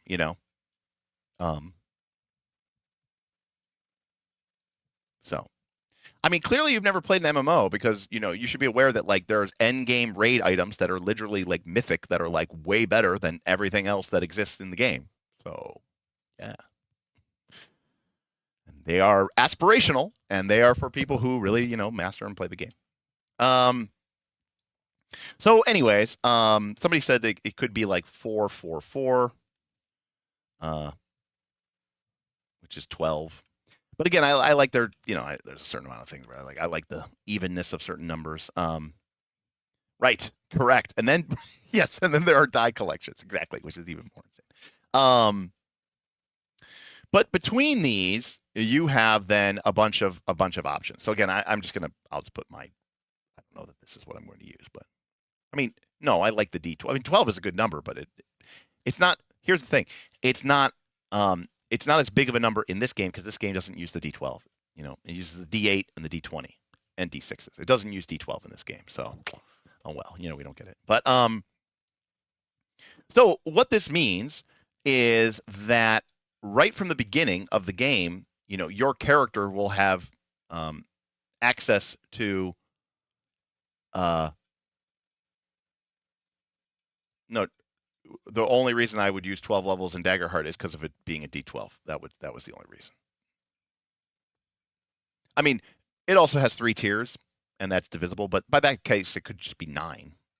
And you could have 3 tiers of 3 levels each instead of 3 tiers of 4 levels each. It just happens to work because they use a D12. They use a lot of D12s. It's called the duality dice system. It's all about 12. In the core game, they did use 9. Everything should have been 9, but they probably just wanted to go to 10 because they're already there. Anyways, so basically what this means is that very quickly you as a player character will have, maybe, yeah, it's more about congruity. There's no real right number. It's just, it's enough to give players a feeling of, I can go in a different direction than some of the other players, right? And that's what's important. Like, you might want to very quickly get your basics, get your intermediates, and start picking up advances. Another character might pick up a bunch of mighty and precise. Another character might exclusively focus on gaining mighty techniques.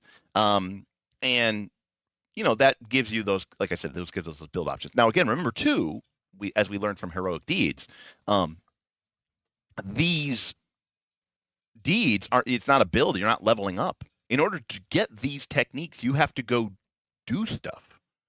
You have to, and again, a heroic deed it's unfortunately the name does have one problem, which I think heroic deed. It's technically called heroic deeds, but I think it leads people to think of it being a one and done type thing, right?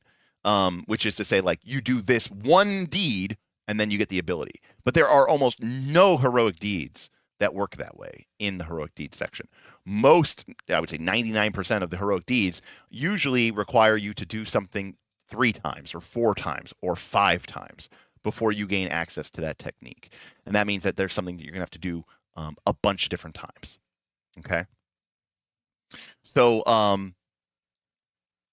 and to be clear, sometimes those things are just things that you are going to do anyways, which is good, right? Some techniques should just be part of the normal play pattern of playing the game. You don't really have to kind of go out of your way, to do it.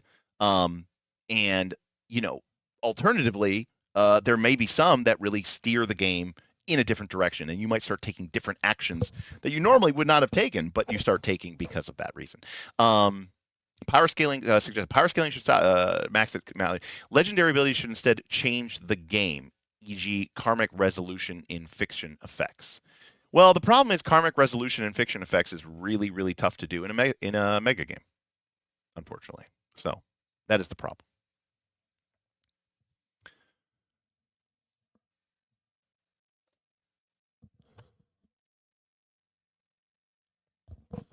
That being said, we can kind of dovetail this conversation, which is well, I think the important thing to remember though is that ultimately it is a tool. Remember, your character also gets monster traits that they get from eating monsters and stuff. This is their tool. This is something that they use their tool for. It's not like a legendary PC ability.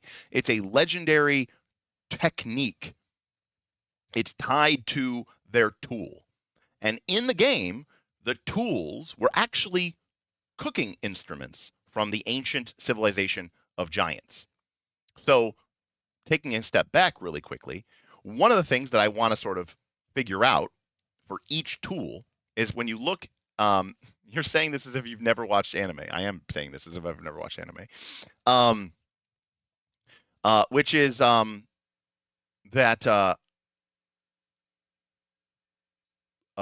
there are different pillars of this game's play.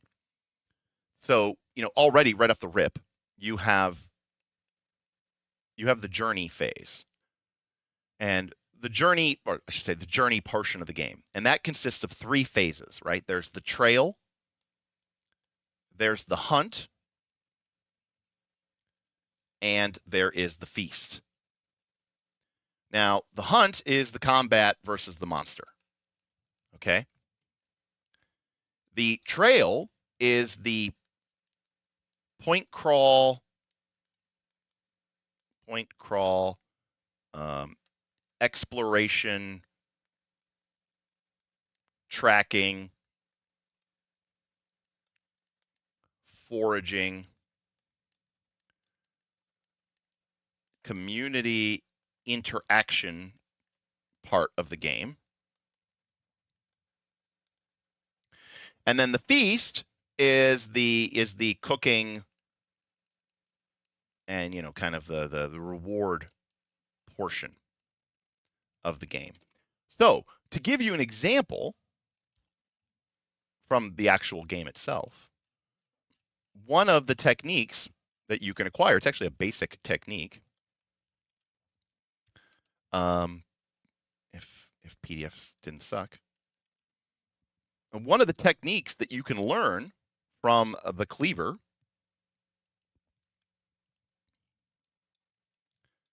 this is from a cleaver, is called waste not.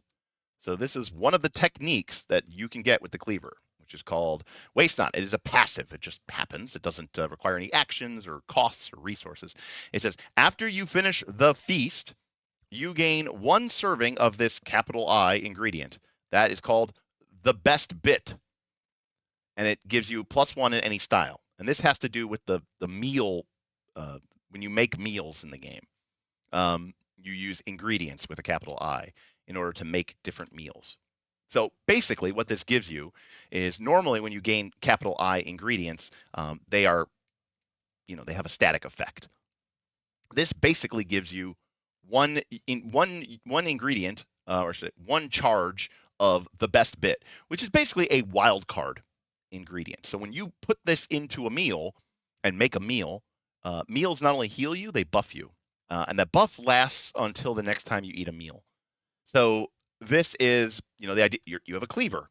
And so when you do manage to kill a monster and everybody's enjoying the Wilderfeast, if you have this technique, you use your cleaver to carve off the best bit. And you then get that as an ingredient that you now have in your character sheet that you can use the next time you make a meal or a snack to basically function as a wild card resource. And you can basically use it to buff one of your 5 styles. Styles are your attributes. Those are the mighty, tricky, swift, type bit. So that's a cleaver technique, but it has nothing to do with combat. It has everything to do with the feast, the feast portion of the game. And the same thing with the trail. When your characters are tracking the monster down, you are moving through the wilderness, and you might be dealing with wilderness challenges. You might be dealing with exploration challenges, tracking challenges, foraging challenges. And while you're also going through a wilderness area, you might encounter communities. Now, in Wilderfeast, communities are either monster communities, aka maybe a pack of arc wolves. They're not the monster that you're hunting, but it's a group of monsters that are in the region. But communities can also be obviously communities of people. So you might encounter a village or something like that, and maybe they can help you, or they can try to delay you or harm you or whatever. So there's all sorts of ways that your techniques should and would and could, in fact, even in the core game, interact with these different pillars of play. Which is all the way to say the legendary technique might not be a combat technique. Maybe. I mean, some people might go, oh, it would be so lame if it's not a combat technique, because combat. But it doesn't have to be.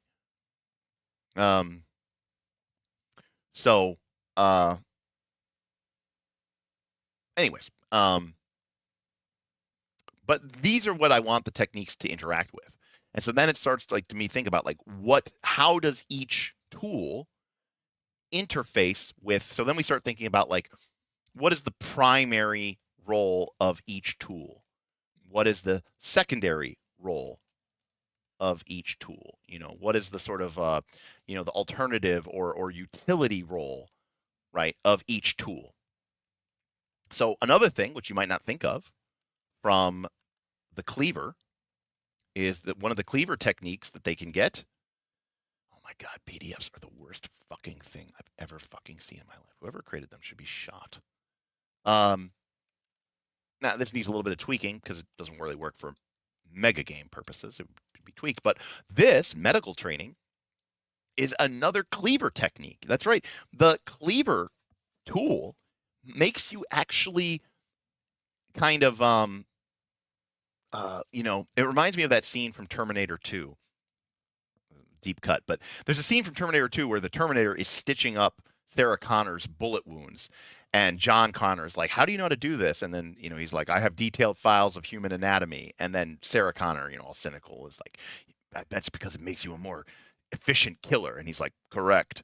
So anyways, the cleaver technique, the cleaver tool user has this technique called medical training, and basically it's once per downtime, basically at the end of the session, choose one of your pack mates, and you can clear one of their levels of wounded because you've received medical training, because you know where the stuff, you know how anatomy works, and you know how this stuff is. So they actually have this kind of secondary role in a weird way as kind of being a healer, even though they're this, kind of killer in that respect. So I like this idea that we can interface with different components of the game, and not just get so fucking combat pill minded, that we can start to really think about these things. And I think that's what makes the game really, really interesting as well. I mean, Wes, I actually agree with you. I do think that the real choice, I think, would be to make one combat, one not combat. And since you only get one, you can pick. You can pick between the combat or the not combat one, depending on what you do as what you prioritize and what you want to do. Because I mean, right? They used to, in Warhammer, the Warhammer game, they're called what are they called?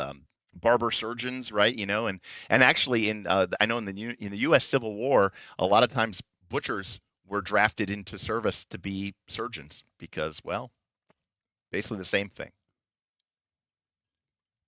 The chainsaw was invented to cut through women's pubic bones to assist in delivery. Rough. Anyways. So, I think one of the things I want to do is sort of identify what the different pillars or components or interactable elements of the game are from a mechanical standpoint, and then figure out ways that you can then interface with them with the techniques, which I think is really really cool as well. Because again, remember, in this game, while you're playing it, these are your techniques. These you get diegetically, in my version, through accomplishing deeds. But there's also a massive list, right, of all of the different monster traits. And the monster traits you get by eating monsters. So, you could pick up bioluminescence, brood parasites, blood scent, blubber, camouflage, echolocation, endurance predator, flying, headbutting, herd defender, hibernator, right? There's just a huge long list that's, again, we can pretty much add to this. But my point is that there's a lot of room for, you to be able to. Vin, we spent the first hour of this talking about gamma. So, yeah, no, of course we are. So this is how I want, from a design perspective, then, is sort of figuring out. Then we got to work. Is figuring out how to divide these up. And so my natural tendency is to want to start thinking about these things in terms of sort of, like I said, primary, secondary, auxiliary, and utility. Now, let's be clear. This game is at its high level. I'm not trying to beat around the bush here. This game is at its high level all about finding monsters, killing the monsters, cooking the monsters, and eating the monsters. But fundamentally, at the end of the day, this is Monster Hunter, right? I'm not going to try to beat around the bush. The game is about fighting. It's about hunting these monsters down and killing them. I mean, that is, what the game is even predicated around. So I think all 10 weapons, or I said all 10 tools, should have a primary role that we could then guide into their techniques that sort of lean us into a certain area. Now, I don't know exactly what this breakdown is, but if we assume, so if we take our beginner, intermediate, advanced,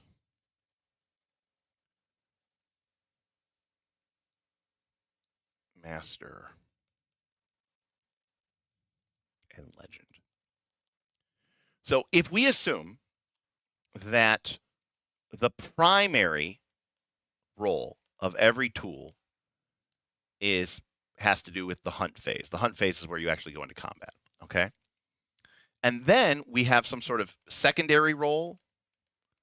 And, maybe we have a tertiary role, or maybe we just have a handful of or maybe we even have a secondary and one, and something like this. I'm just thinking about, because there's all these different elements of the game. And one of the things that we can do is we can change which tools interact with different pillars of the game. Now, remember, each tool in my proposal has 20 techniques associated with that. So one of the options that we could do is say how many of those techniques should be assigned to the primary role, to the secondary roles, and to the tertiary roles. So, for example, we could say, like 7, 5, 5, 3. That's 20. And we know we want one legendary role to be that primary. And obviously, one at the beginning, one at the intermediate, I think you should probably have one at each techniques. So that's 1, 2, 3, 4, 5.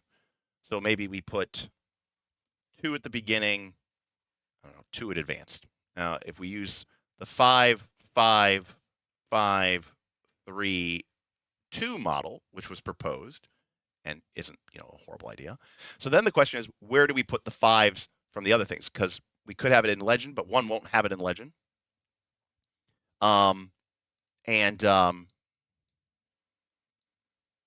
Same thing with the tertiary. There's only 3.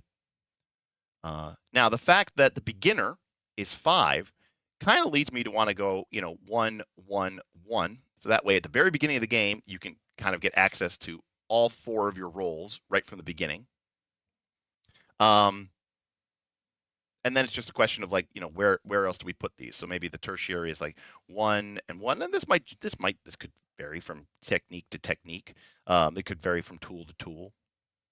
I'm just showing you some of the considerations that I'm having. So this needs to add a 5, so it could be 2 and 1, and this could be this could be 1 and 2, and then this is 1,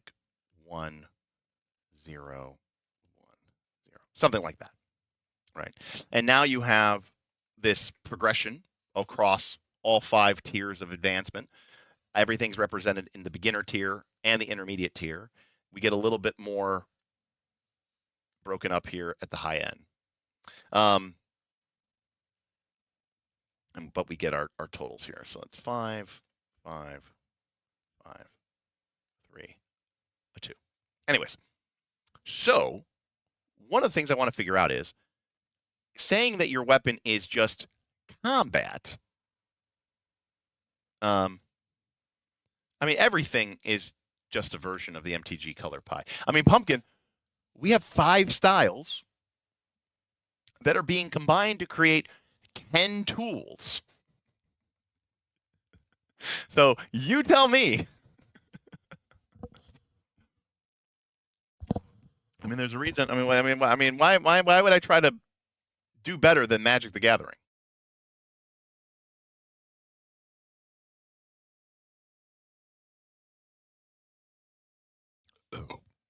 Now, this is where I could actually use video gamers' help, because I'm not this kind of gamer. Oh, okay, good. Now, Commander Snookums, that is not part of our core game. But if there was ever a world where we actually had 30 or 40 or 50 people playing this game as an expansion, that would be pretty baller. I'm not gonna lie, that would be pretty baller. I think that would be pretty cool. So this is where the video game people can help me. So this is where I want to rely on TTRPGs, MMOs,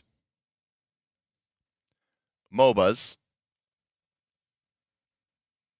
and what I want to do is I want to create what does each weapon do, right? Because look, I'm not, like I said, I'm not beating around the bush. Every weapon needs to do something in combat, right? It needs to do something in combat. So this is where we sort of need to take our concepts of our weapons, of our tools, I should say, and then think about them from the perspective. Now, this is just me thinking about the primary role, okay? And as I said, the primary role is the hunt, all right? Because more than anything else, this is a monster hunter game. So at the end of the day, we know that you are going to be hunting monsters. So I am okay with that perspective. Okay? So let's figure out what our primary roles should be. All right? What is the play style would be probably a better term. Maybe I think play style is probably a better way to determine it, because one of the things about this game is every tool is a combination of the other roles are not non-combat. That's the difference, right? Every tool will be used in combat.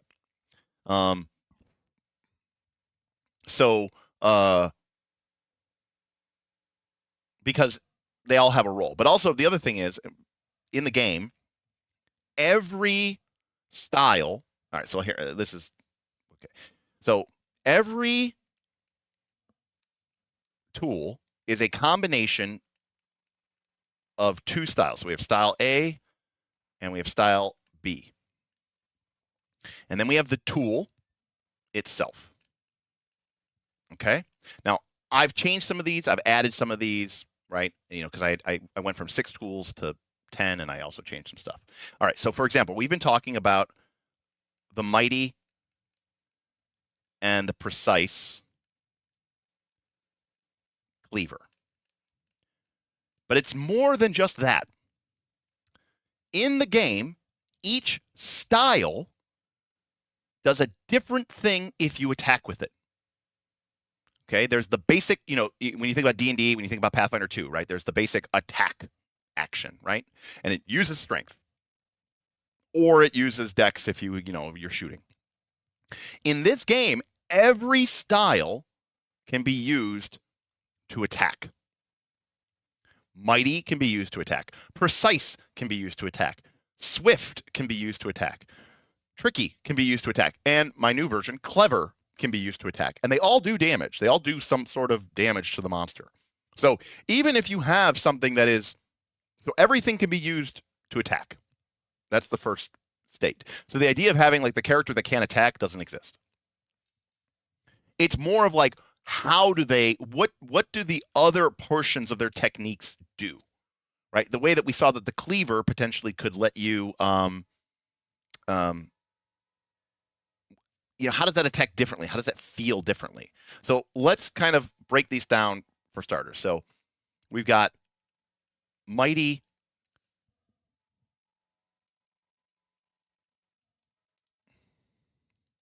clever. That's rolling pin. That's a new one. We have mighty and swift. And that's the oven mitts. And then we have mighty and tricky. And that is the frying pan. So while we have this up here, we have all 5 styles. So we can talk about what these styles do and how they function. When you make a mighty attack, okay, all 4 of these tools can make a mighty attack because, well, I mean, to be clear, I should actually clarify this. You can always make a mighty attack. No matter what tool you're using. But when you start with one of these tools, you start with a high mighty. So a mighty attack does double damage. But if you miss, you become basically flat-footed. Okay? So mighty attack does double damage, but if you miss, you become flat-footed. All right? A swift butt... like Pathfinder 2, by the way, you get 3 actions on your turn. And a mighty attack takes 2 actions. So it's like, big swing. And if you hit, you do double damage. If you miss, you're knocked off balance. Okay? That's what the mighty attack does. The swift attack is 1 action. And it only does 1 times damage. It doesn't do 2 times damage, it's 1 times damage. And if you hit, you do 1 times damage. If you miss, no penalty. Okay, but it only takes 1 action. Now, there's a rule in the game that says you can't use the same style in the same round again. So you can never go swift, swift, swift. It's not an option. Even though swift is 1 action. So swift does regular damage times 1. Mighty does regular damage times 2. But if you miss, you become basically flat-footed. And it does take 2 actions. Now, there's the other 2, which is tricky and precise. Precise takes 2 actions. But if you hit, you do 1 times damage to a monster's part. So you attack like their arm or their head or their chest. And not only does this do regular damage, but it also does damage to that specific part of the monster. And each part of the monster has their own hit point totals. And if you kill the part, that part shuts down and they can't use that anymore. So to put another way, when you do part damage, you're basically doing damage to the generic hit point pool as well as damage to the specific monster. Okay? Or sorry, the specific part of the monster. And the only reason this is important to know is so that we can understand balancing reasons. Normally, I wouldn't probably explain this to all of you, but so I actually have this in a chart.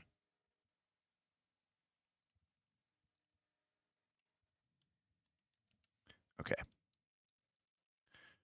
Well, that's terrible. Let me change the font to white and copy it and paste it. Okay, that didn't work. There we go. Okay. Well, it kind of worked. Let me try something else. Let me, instead of copying the text, let me just copy it as an image.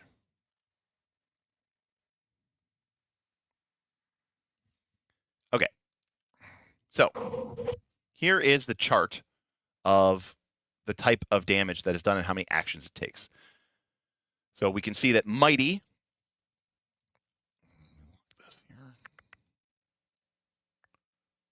So mighty, we can see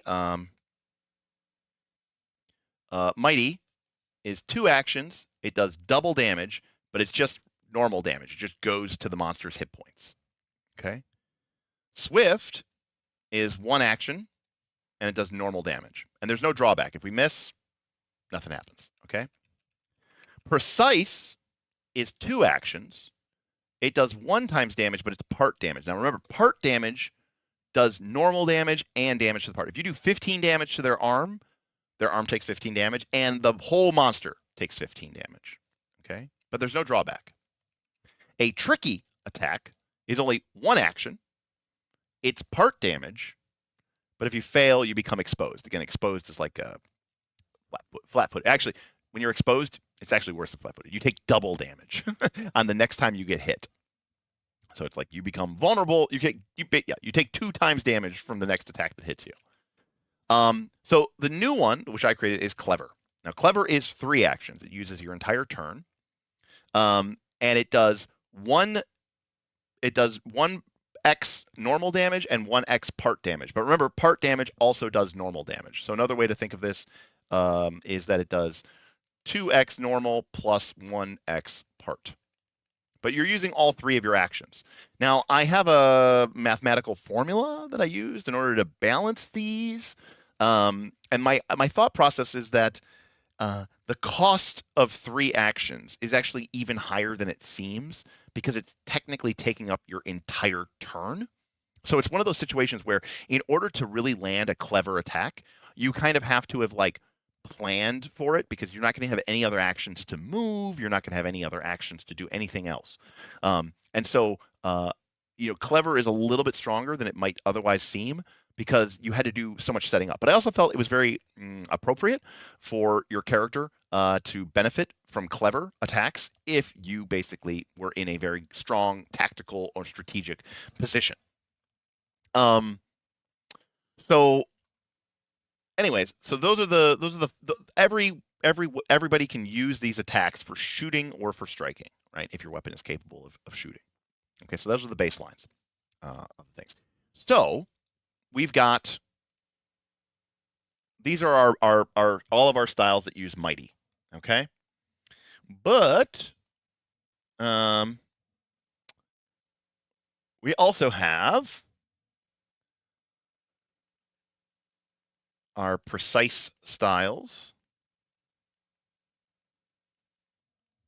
and our clever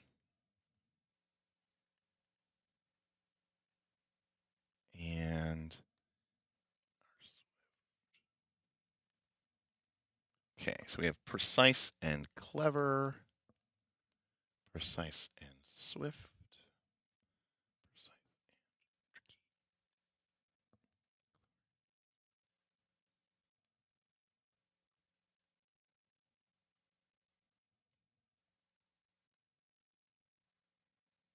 Okay, and So quickly, what does a weapon having a specific style even mean then if everyone can do anything? A couple of things. Number one, this tool is the only one that can get attacked. I'm sorry. This tool gives you access to both the mighty and precise techniques, all right, which, are like the advancements, right? Like these things, okay?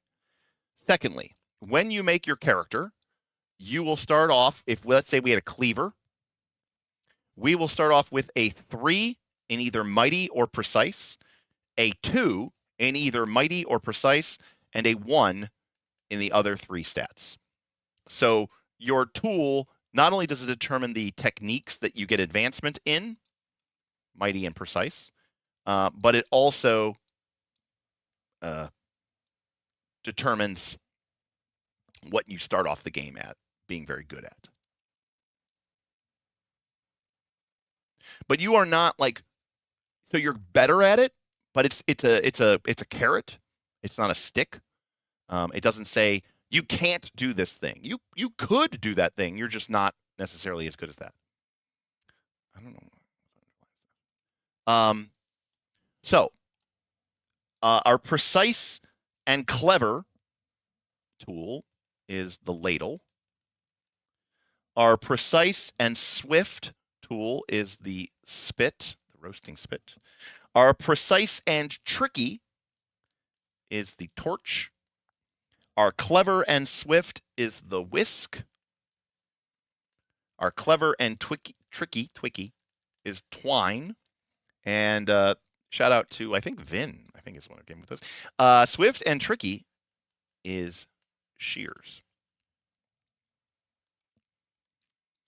So, yes, I'm trying to define playstyles in the way that the techniques are written and how. Now, here's the thing. All of these things will get access to potentially 20 techniques. And a good chunk of those techniques are going to be around combat. So how do we what do we do from a combat perspective? What is the role? What is the play style of these items? Now, as an example, some of these are already in the game. And I don't know that they do such a great example of this, but this is where we can talk about, again, like I said, TTRPGs, MMOs, MOBAs, video games, right? When we think about roles, a combative role, okay? What are the default techniques for the cleaver? What do you mean by what are the default techniques for the cleaver? You mean the one that you get when you start with it? Is that what you mean?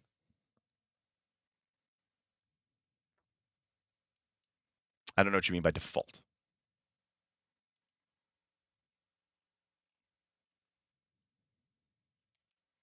Got it. So these are the beginner techniques. Now, again, I would like to not have to completely rewrite every part of the game, but, if we decide to go in a different direction, maybe we rewrite stuff. But these are the items from the cleaver. So the first one, the top one, clean cut. Everyone with a cleaver gets clean cut. And by the way, clean cut costs 4 actions. And you might be saying, how does something take 4 actions? Well, one of the actions you can take in the game is called prepare. It's 1 action. You can only do it once per turn. And it gives you an extra action on your next turn. So basically it's, and this weapon or that action does double damage to part. So it's basically it's a kind of an executioner ability against a monster's one of their parts. So if they have a tentacle or a wing, or a head, the horn or something like that. I'm not guaranteeing you because again, you could roll low, but this is one of the best ways to one shot to cleanly cut off one of the monster's parts. But these are the 4 base techniques of cleaver. And then the intermediate and advanced ones are the following.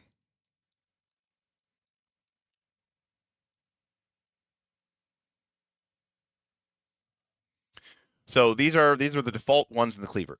So for starters, clean cut, 4 actions. Then you make a mighty strike or a precise strike against a creature within 1 stride distance of you. If you succeed, you do double part damage. All right, big fucking sword is next. Note, this doesn't have any action costs. This means you can do this as many times as you want when it is your turn. A human of your choice becomes frightened. You could, in theory, make, 7 people frightened, but it would cost you 21 stamina. That is your hit points. Medical training happens basically once a session, but at the end of the session, they automatically recover from a level of wounded. And we talked about waste not, which is after the feast. Now, to be clear, clean cut is almost exclusively used in a monster fight. Big fucking sword, now, isn't useful when you're fighting a monster. Obviously, it would be useful if you were fighting a human, which could happen. It also might be useful if you were interacting with humans in a more of a role-playing type social scenario or something like that. So there's some, it's almost like an intimidation ability, a demoralize ability.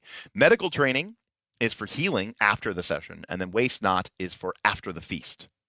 Our intermediate techniques are student of bones. You gain advantage whenever you attack any monster that you killed in a previous session. So if you become a student of bones, you have to track all the monsters that you've killed. And as long as you have your list and that's on your list, you get advantage to attack that monster. Because monsters, remember, aren't one and done. They're a species of monster. They're a community monster. All right, Surgeon's Mark costs 5 stamina. Choose a creature's part. That part loses twice as much durability when it takes part damage. This technique's effect ends when the part breaks or when you use this technique again. Without Fear of Death is a passive technique which allows you to keep spending your stamina on abilities even when you're wounded 2. So this basically means that the cleaver character, normally when you're wounded 2, you can't spend your stamina anymore. You can spend your stamina when you're wounded 0. You can spend your stamina when you're wounded 1, but you can no longer spend your stamina when you are wounded 2. By the way, when you're wounded 3, you basically are either dead, dying, or you're fighting and could die at any minute. So without Fear of Death, they can literally basically spend their stamina down to the point of death. Blood-Soaked Beast. You can become wounded 4. So this gives you 1 extra level of wounded. But the problem is that you're, in the danger zone that whole time. And then lastly, you have the Inevitable Blade. Now this costs 10 stamina. If you make a strike, you gain 1 success. So you need at least 1 success in order to hit. So this basically means if you're willing to pay 10 stamina, you will automatically hit. You cannot use this technique if you go wild. Go wild is where you channel your monster's part of your body, your monstrous being, and you get to roll the D20 instead of the D8. So you auto hit, you will guaranteed hit. You still get to roll dice because you might get multiple successes, and some techniques and some monster abilities cost successes. But it does give you that. By the way, you could theoretically use this multiple times to gain multiple successes.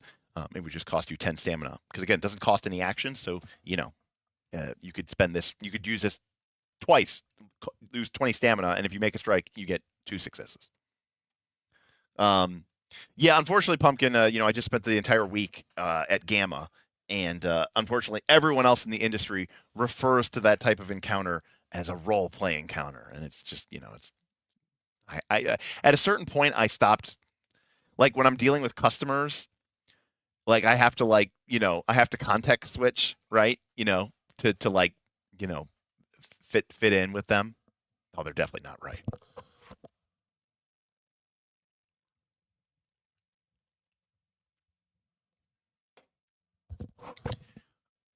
So, yeah, social encounter is definitely Derek's fucking vocabulary. Yeah, no one else ever used that. I created that. Thank you, Pumpkin. So these are the default techniques of the cleaver. Now we could talk about the different roles, right? We're talking about, other roles. So we can maybe make a list, but from a primary role or play style, what I'm getting a vibe for is kind of a I don't know if it's like, I don't know what the right term is, because they're kind of like this like hyper accurate barbarian kind of, right? Like they're like surgical, but they're like, you know, they're willing to get dirty and bloody, and they're willing to like use their life, right? They're scary, you know, but like they use their like anatomical knowledge to be really, you know, it's almost like they're like, you know, it's almost like they're more like an executioner. Okay, here we go. They're just the greatsword from Mahon. What the fuck is Mahon? All right, I need, Monster Hunter. Okay. I don't know. This is where I need the group. But I'm like trying to think of it in terms of like a video game or like a MOBA, you know. But like I want to highlight that they are about like this level of precision. It's not just like damage. They're all about, you know, because this game makes this point about generic damage versus part damage. And like I like this idea that this guy, you know, because this character is like, it's almost like they're you know, they're not subtle, you know, they're not like an assassin, right? They're not like hiding and busting out from the shadows, you know. They're like, they're in it. They're, you know, like they even have this without fear of death, and they've got this blood-soaked beast that almost gives them another hit point bar. Blood-soaked beast basically gives you another hit point bar. So, you know, like when I'm thinking about like, I don't know, I'm trying to think of an example of this, but it's like, because like normally when you think about this kind of precision thing, it's like you think about the rogue, right? That's what I think of when I think precision damage. I think of the rogue, but this guy isn't the rogue. You know, the rogue is like really like, you know, like dodgy and tricky, right? Like, but this character isn't dodgy and tricky. They're mighty, but they're precise. That's what makes me think executioner, you know? Okay, so here we go. All right, so he's talking about Monster Hunter. So greatsword play is all about placing yourself in the perfect spot, long enough for you to charge up, okay, great, without getting hit, and yet somehow still in the right spot to get that this is perfect. If anything, greatsword is about perfect placement, knowing your enemy, and huge damage. Okay, so this is definitely the style that I want to go for. So what do we call that? Because I can't call it Monster Hunter Greatsword because that doesn't really like mean anything to me. But like, is Executioner a good role for the word for that? Because I don't think Barbarian kind of gives me this idea of someone just, you know, swinging wildly, you know. And I didn't really play a whole lot of MOBAs. I played Heroes of the Storm, which in my opinion was the greatest MOBA of all time. So I'm trying to think of like a hero that like kind of does that, right? Yes, but it's definitely not Barbarian. You know, they're not like a wild brute. They're like a coldly precise, but they're not an assassin either because they're not hidey and they're not sneaky. You know, they're just like, yeah, I don't know. They're like a stone-faced killer, like right in your face. So I don't really know what the term is. In gameplay, Vin, it is very similar, you know, to the Magus. I think that's actually a really insightful kind of a deal. Right, because it's kind of like about setting it up and then delivering this massive, huge blow. You know, I mean, in some ways, yeah. I mean, they're kind of like, you know, I mean, they're kind of like a fighter in that like truest of senses, right, where they are skilled. You know, not fighter as a brute, but like fighter as a professional.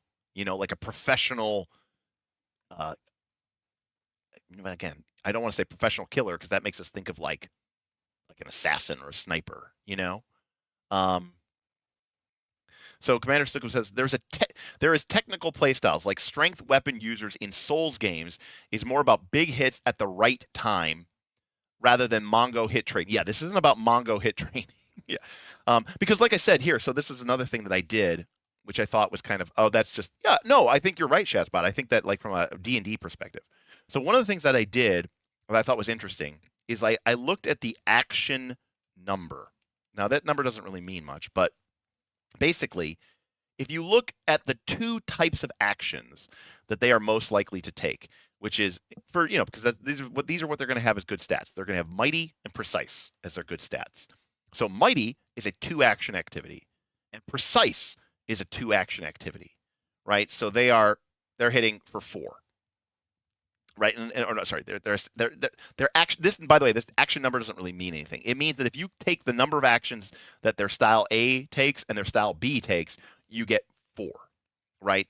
Now compare that, say, with the Mitts character, right? The oven mitts, the kind of the brawler, right? Like the boxer. Mighty is 2, swift is 1, so they are 3, right? And so there's this kind of idea of like them being a bit more, a little bit more nimble, right? And then if we go all the way down to the kitchen shears, they have swift and tricky. They're the only character that has this, by the way. They have 2, both swift and tricky. Excuse me. Both swift and tricky are 1 action each. So like the shears character is like this really, really, quick attacker, because their actions don't take their primary actions don't take a lot of stakes. So my point is that the executioner is really more about like these big, huge, accurate, right, attacks, right? So, well, the thing is, assassin makes me think someone that's hiding, and in this game, the tricky style, one of the techniques that you literally get from tricky style is the ability to hide. So I don't really think of that as the assassin. Okay, so again, this is me putting on like a MOBA hat, right? When I think about a character who like, pops out of the bushes and does a bunch of damage, right? I don't necessarily think that's who the executioner is. I mean, they literally are a butcher. But if we think about Heroes of the Storm, if you're talking about the butcher, yeah, that's it. Correct. Right. So I think of the kitchen shears is kind of more of like that kind of assassin role, right? Where, they're hiding, they're swift, and then they jump out, they do a bunch of damage, this gigantic maybe burst to DPS, and then they disappear or something like that, right? Like I think that's, and also it's the kitchen shears, so it's kind of feels like kind of roguey, maybe it's like a bit more roguey. All right, so we'll just call it executioner, butcher. I think they all work, but I mean, quite literally, the character does have butchering abilities, and they are using a fucking meat cleaver. Okay. Now, there's an easy one that we can lock in, because this one already is kind of locked into the game. So, mighty and tricky Pan is sort of the tank. Okay, we're talking taunting with a shield kind of build, because there's a lot of techniques already in the game where the big frying pan acts as a acts as a shield, but they also can throw out like stuns and a little bit of CC, right? Bong, just hitting people and locking them in. And that one's already kind of locked into the game. So the Pan character is very good at that.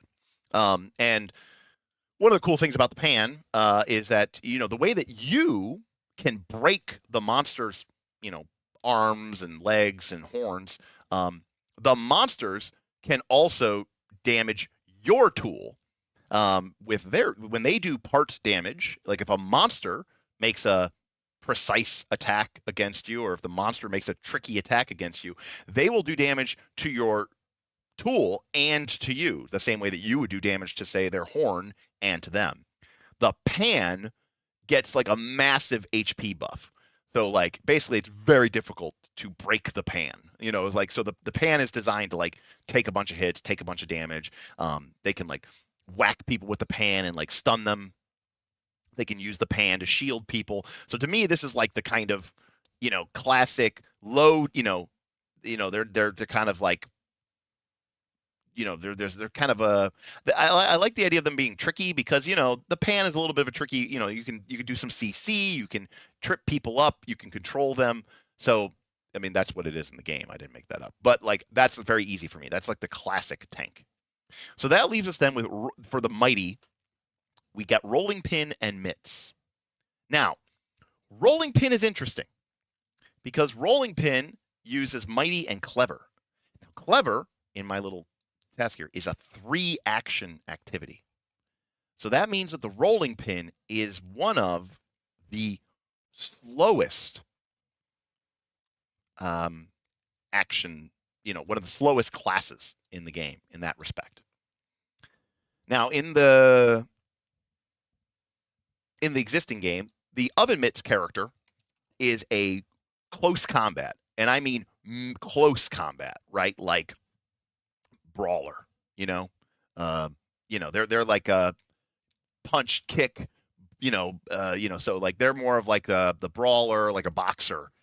They're like a brawler, a brute, yeah, like again, they're mighty and swift, float like a butterfly, sting like a bee, like they hit hard, they get in close, they've got their oven mitts that keep their arms, their oven mitts are made of arc steel, just like everything else. All your weapons are made out of this like basically super mystical material called arc steel. And they're able to like punch monsters, they can grab monsters, throw them. They're kind of a boxer, a brawler, they're kind of a bruiser type character. So that one's, I think, pretty set in. Pugilist. They're a lot of their actions work at range 0, which means you're in the same spot as the monster. Okay.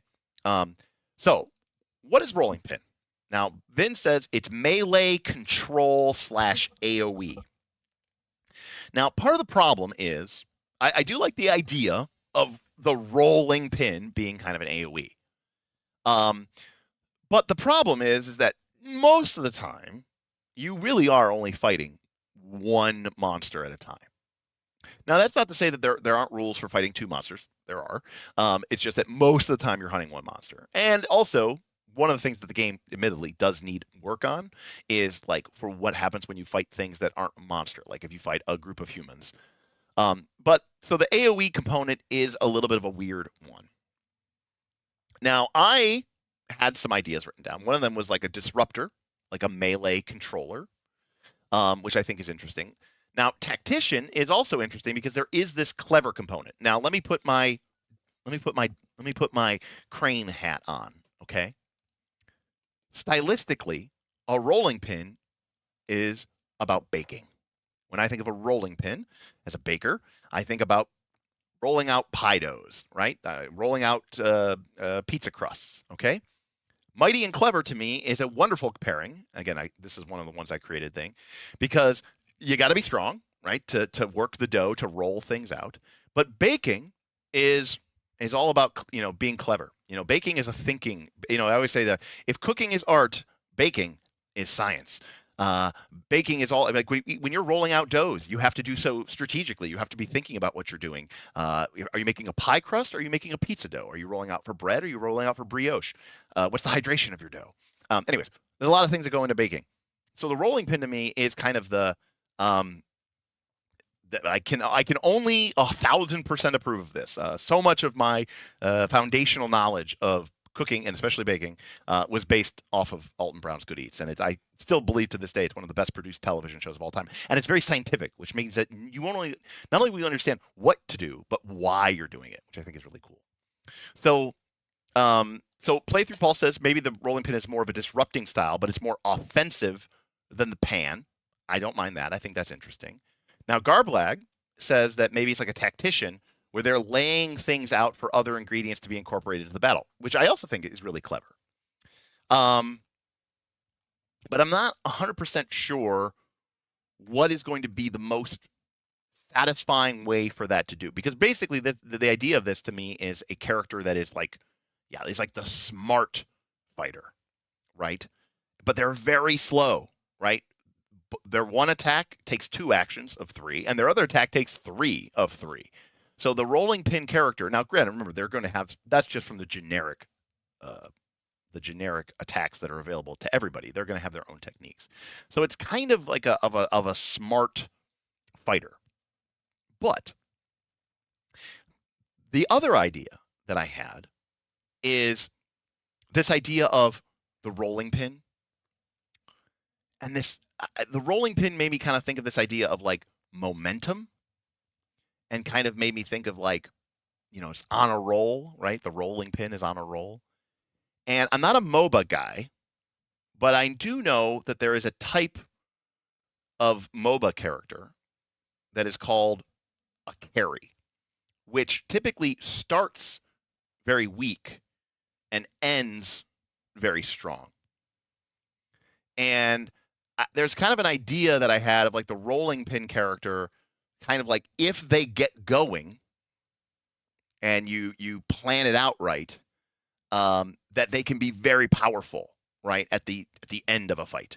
But if they get disrupted early, then they never get to that like maximum potential.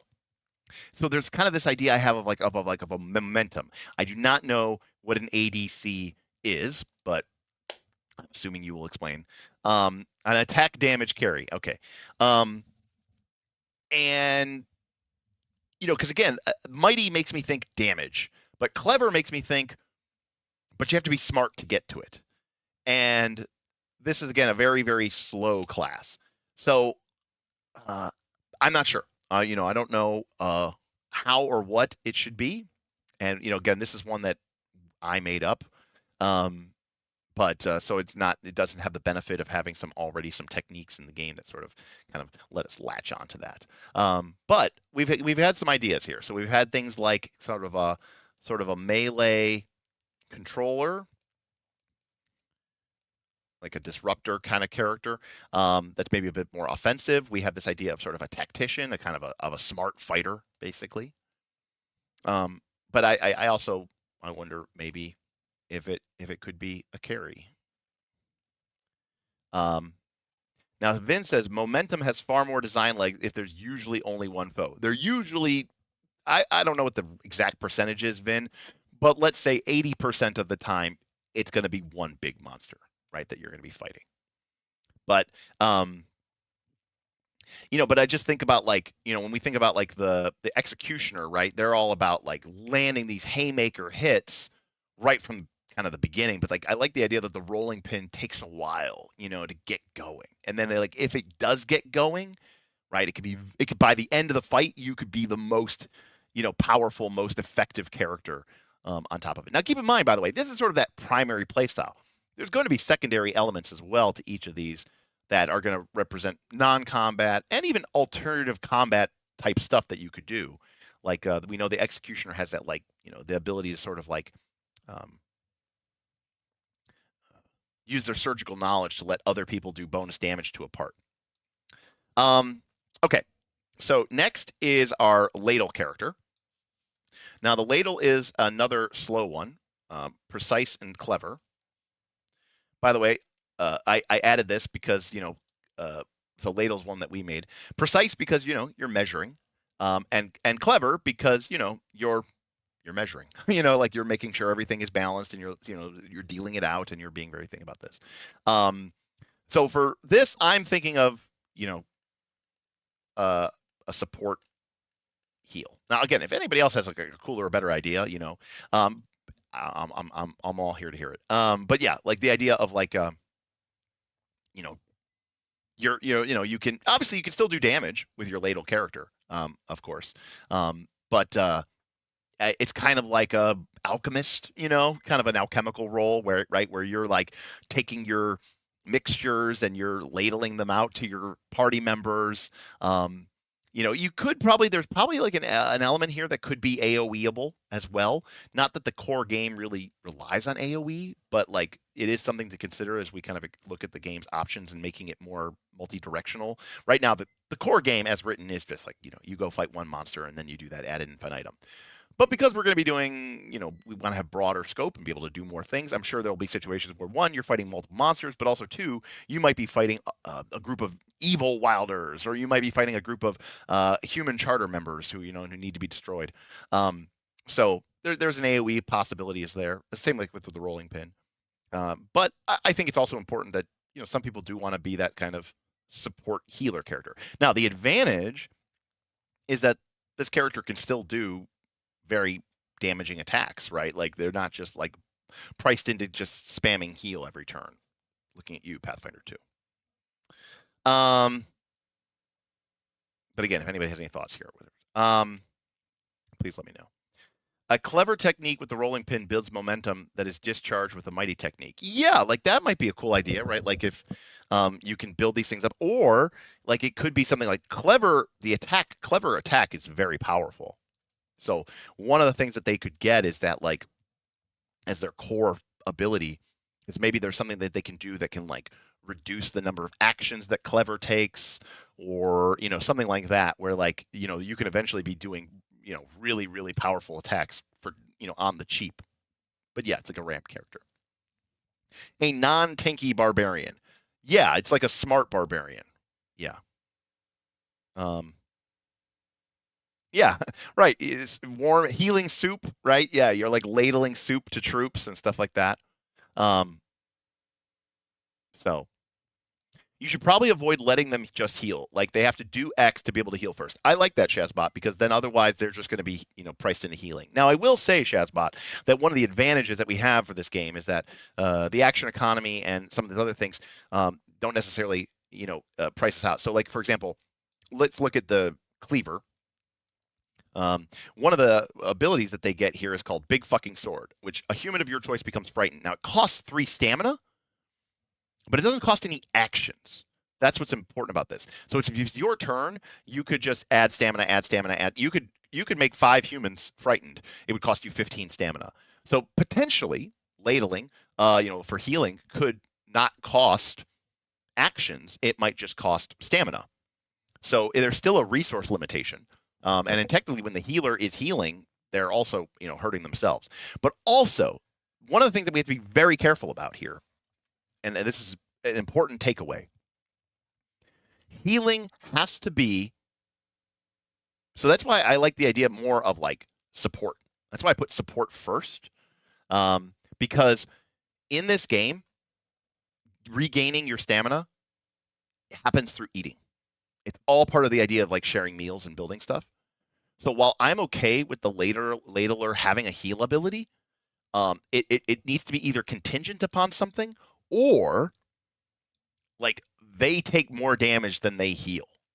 You know what I mean? Because there cannot be a source of infinite healing. Not to mention like there's no like slots of healing. So again, one of the core things about this game is that you get your stamina back through sharing meals. It's like an important part of the ethos and the philosophy of this game. Now, Pumpkin says the ladler. This is what the witch warlock should be: heals and debuffs. So I said support and heal. I didn't necessarily say debuffs, but it could be debuffs, maybe. But we'll get to that in a second. Yeah, we can't have the PF2 problem. Debuffs, maybe. Is ladle in the core game? No, ladle is not in the core game. That was one that I created. I don't know. I know that the core game was mostly inspired by Monster Hunter and Dungeon Meshi. I don't mind there being a mini game to do the thing, by the way. I think that's totally reasonable, right? As long as it's not something that you can abuse, right? All right. Spit. Again, this is one that we have an advantage of. It's in the game, but it's also precise and swift. So the Spit character is kind of our skirmisher. They move fast. They're melee DPS. So this is like, in 3rd edition, there was actually a class that not a lot of people don't know about. There was a class in 3rd edition called the Skirmisher, but they were like a rogue that wasn't a rogue. But, they moved around a lot, kind of a lot of, what is it called? What's that feat that lets you move, attack, move? I think shot on the run, but that's for shooting a bow. What was it called? Oh my God. Brain fart. What's the name of that feat that let you attack, move in like Pathfinder 1? Oh, yeah, a scout.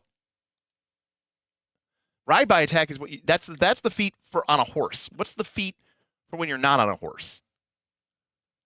What's it called? Holy crap. Oh, man. No, but mobility gave you +4 to your AC against attacks of opportunity. All right, we got to figure this out, people. What was the name of that feat? Spring attack. Spring attack. Okay, spring attack. Okay, so skirmisher is spring attack. Mobility was a prerequisite for a bunch of stuff. I think spring attack was also strangely a prerequisite for whirlwind attack. It made no sense. Anyways, so Smokeum's going back to Ladle, says Ladle could have delayed heals or heals that reduce the target's max HP for the combat when they heal. The debuff would be cleared by eating a proper meal. Yeah, possibly. I mean, I don't want to, it depends on how, complex and complicated things get.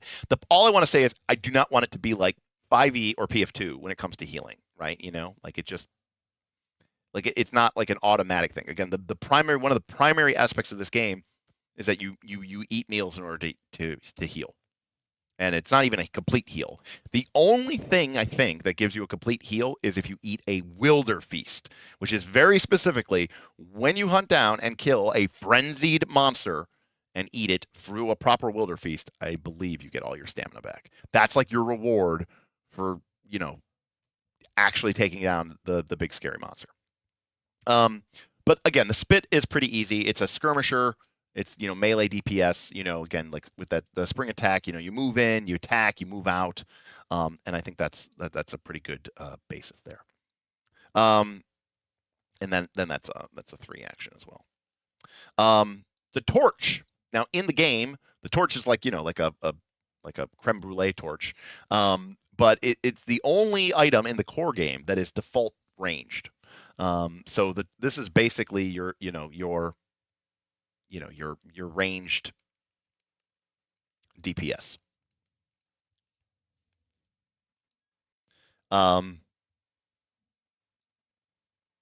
But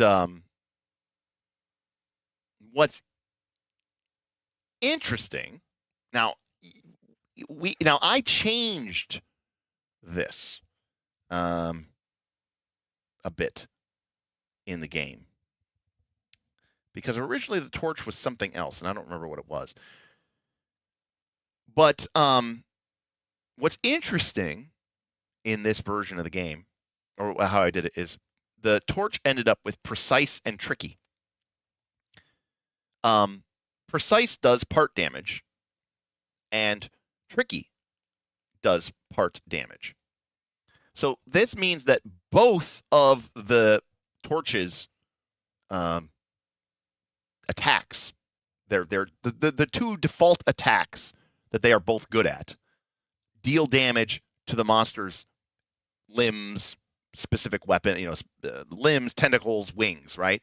So it's kind of a little bit more like a sniper, even though it's we think of it as a flamethrower, but it's not really a flamethrower. Although I will say that if we do kind of embrace some of the more AoE, because again, in the core game, nothing has AoE type of capabilities because it literally doesn't really do anything. Now, they should have included it because the game talks about fighting humans and groups of other people, but then they don't really provide rules for it, so it's kind of like it is kind of an underdeveloped area of the game. But the core idea of the torch is more of like a jet, like a precise jet of fire. So the torch, ironically, is like one of the best tools to burn down creatures, burn through their armor, burn through their, take out one of their arms, singe off their wings, because the two things that they are both really good at, precise and tricky, both attack parts. Which part is odd? Because I just said a lot of different things. That the torch isn't AoE, that the torch is good at precision damage.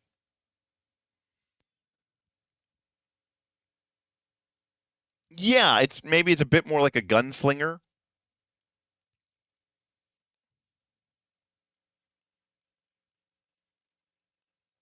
Yeah. Now, to be clear, if you think about it, this is not a flamethrower, right? Because we think of the torch, we think of the flamethrower. You can even think of like a creme brulee torch, right? When you think about a creme brulee torch, right, you click the button and it's like this jet, of blue fire, right? So it's almost more like a laser gun you know, more than, you know, anything. And by the way, just so we're all on the same page here.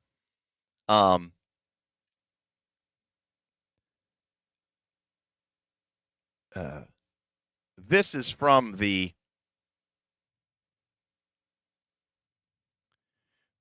game about the torch. The most enigmatic of the arc steel tool, the torch defies explanation.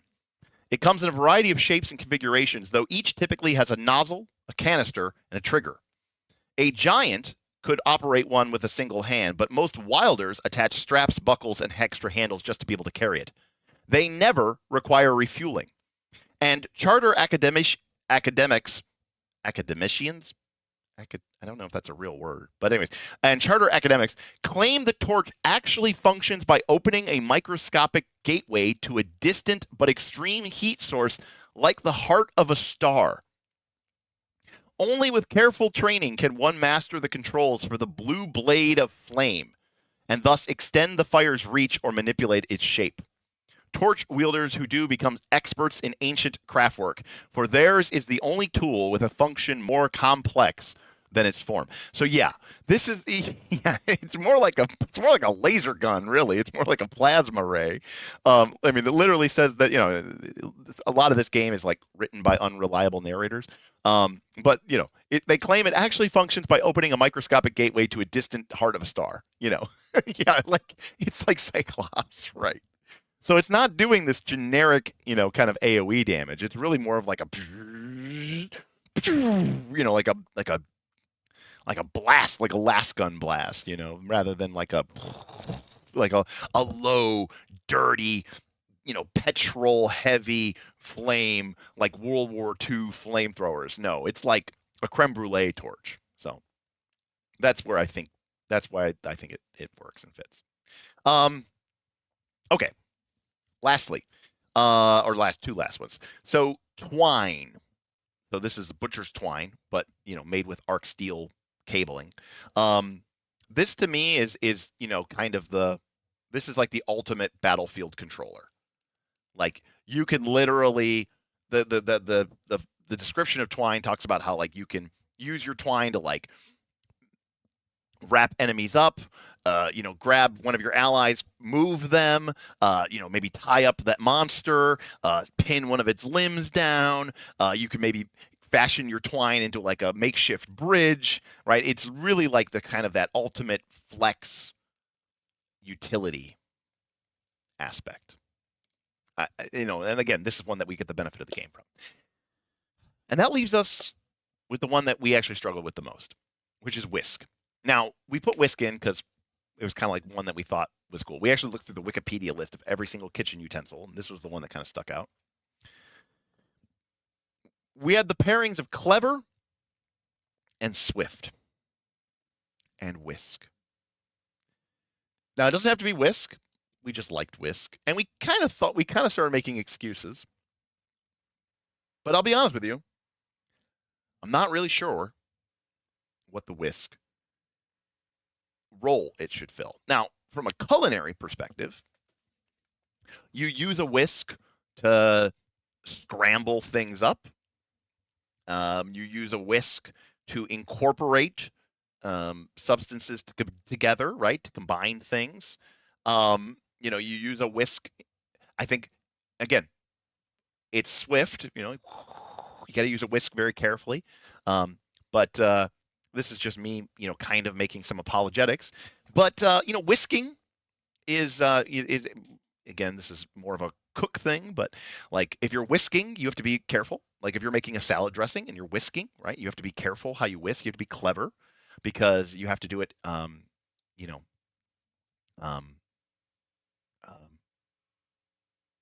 Now, Vin says maybe this should swap with shears.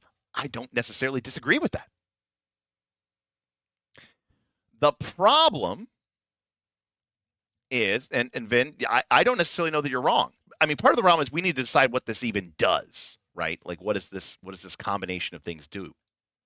And I will say that, if Shears, or I'm sorry, if Swift and Tricky was Whisk, that makes sense. Because what I was going to say is whisking can be very tricky.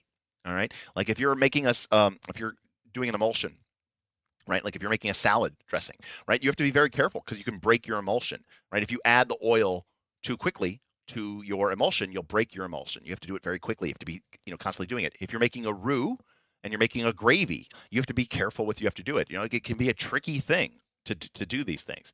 The problem is if we think of the Shears as the assassin and we think of the assassin as the stealth person, okay?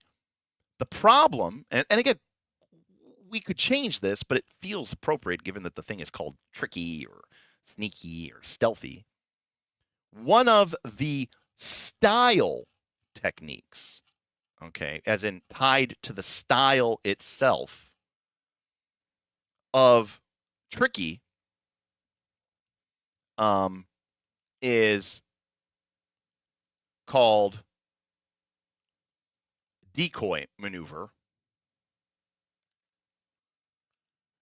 And your tool loses some durability and you become hidden. This is tied to tricky in the game, which is, sneaky, tricky, whatever.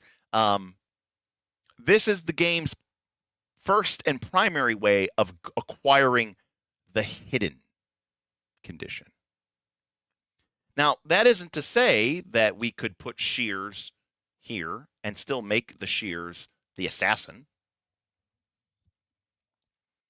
So, again, I'm not torn. I'm not, there's an element, obviously, as a crane, right? I want this to feel tonally correct. But I also want to make sure that it fits mechanically as well, right? Oh, yeah, Commander Snookums, totally like an anime wire user, a Garrett user, a trap maker, 100%. So this is actually, for me, from a role perspective. Now, Pumpkin says maybe the Whisk is more of the debuffer one, which I don't dislike. Now, what is interesting, though, which I will note, is, so Precise is a 2-action activity. Tricky is a 1. So you can see that the Torch is a 3. Whisk, as written, is a Clever, which is 3, and Swift, which is 1, which is 4. The Twine is Clever and Tricky, which is 4. And then the Shears written is 2. That is the only one that is 2. That means that whatever this thing is, it's the quickest, fastest, most speedy one. So I do like Vin because that is what a Whisk is. It's by far the thing that you do in the kitchen that is the most fast, right? And when I think about the assassin, I think about more of this like jump out, burst DPS, massive, huge hit, and then go back. So I don't dislike that because, again, you can see here from the action numbers, right, that we have the rolling pin and the ladle are our slowest ones at 5. We have a bunch of them at 3, right? And then we have a couple at 4, which is the big cleaver and the twine. And you could think, remember I said the twine is literally like you're weaving it into a basket. You're making it into a bridge, right? You're kind of creating a lasso and grabbing somebody. The Whisk doesn't feel fine. Now, Pumpkin says, screw it. Let's rewrite the core game and put the hide ability into Swift. We could do that. We can do whatever we want. That's why, I already have to either learn JavaScript and React or whatever the fuck Foundry is written just so I can rewrite this game. But yes, we could do that. We can do whatever we want. We are not a couple of things. Number one, we can do whatever we want. We can change the rules. Number two, unlike every other mega game we've ever done, every other mega game is like, no, you're fucking with Pathfinder 2. I love Pathfinder 2. Pathfinder 2 is what I live and breathe and die. Oh my God, you're fucking with Dragonbane. Dragonbane is so aesthetic and it's so, Scandinavian and you're messing with that. Nobody gives a shit about this game. I could change everything and nobody would even know. So that's fine. All right. So now you say debuff. Wouldn't it make more sense for Whisk to be a buffer? And whisking stuff in the kitchen is time consuming, even though the action is swift. Yeah, but I still think that like when I think about a Whisk, I think of it being something that you do quickly. But I will also say this. This is literally the only reason why I think debuff. Because when I think about the term, what else do you use a whisk for? To scramble eggs. To be clear, that's what like most people use a whisk for, is to scramble eggs. And I view the idea of scrambling somebody up as kind of being a debuff. You know, you're messing with them. You're spinning them around. You're getting them all blended up. You know, you're tossing them around. You know, so scramble is kind of a word for me. Like I would even imagine we would give it a thing called scramble. Now, so Pumpkin and Vin both agree that we can just swap that. So we're gonna swap. All right, I'm down for that. So, also, if Shears is our, what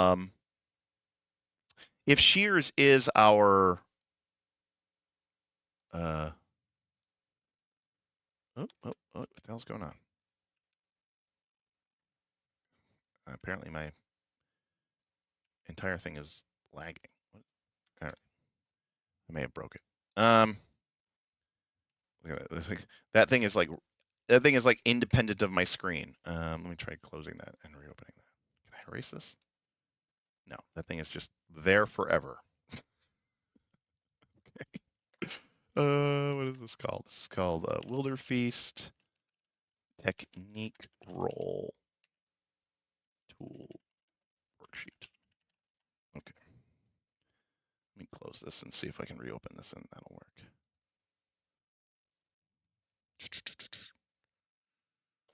Okay, it's gone. All right, so we're saying get rid of whisk here, get rid of shears, and put all right. And then put shears here and whisk here. You know what? I actually kind of like this better. Yeah. Now that I'm even looking at it, because now shears is actually one of our slower attacks. And it's cool because we kind of get we have this weird combo, right, where it has a 3 action in clever and a 1 action in swift, and that does kind of feel kind of assassin-y to me, you know, like this idea that like your character's like quick, and then they wait, and then they do this really big, really powerful 1 attack. You know, I think that does feel very assassin-y to me at a time, you know, because they're not like do. Yeah, I really do like that. So wow, this works out. And I just got so this is an example of getting locked into your own design, because I was so locked in thinking, oh, tricky makes you hidden. So, you know, shears has to be tricky if shears is assassin. And you know what? I like shears as being both clever and swift, right? Like you have to pay attention, you have to know what you're doing, but you know, using your shears is quick. It's cut, but it's also, you know, you got to be thinking here. So now, great, cool, awesome. Because by the way, like I said, swift is 1 action, tricky is 1 action. So this is the only weapon tool that is 2 actions as combined. Now, yeah, exactly, Pumpkin. You find your spot quickly, then you wait for your moment, and it's perfect for an assassin, which I think is exactly what we're kind of getting here. Now, so what does whisk do? You like whisk as a buffer, debuffer? So how do we differentiate that from ladle? That's all I'm saying. Like, what makes ladle different from whisk? Because you're going from ladle is one of our slowest. Yeah, again, that action number doesn't really mean anything, but it means in terms of like if they want to attack, like the ladle can't even use both of its actions in the same attack round because it's 5. If you want to use precise and clever, that's 5 actions. Whereas the whisk can use its swift and it's tricky, and it still has an action left to do something else. So like the whisk is like, you know, it's like just doing infinite attacks, you know. So I'm just kind of, I like the idea of the whisk as being something again that scrambles people up, you know. But I'm just thinking about like how does that different from ladling? And how do we like structure that? And like what role do we call that? Like when we think about like an archetype from like a MOBA, an MMO, an RPG, like how is that different?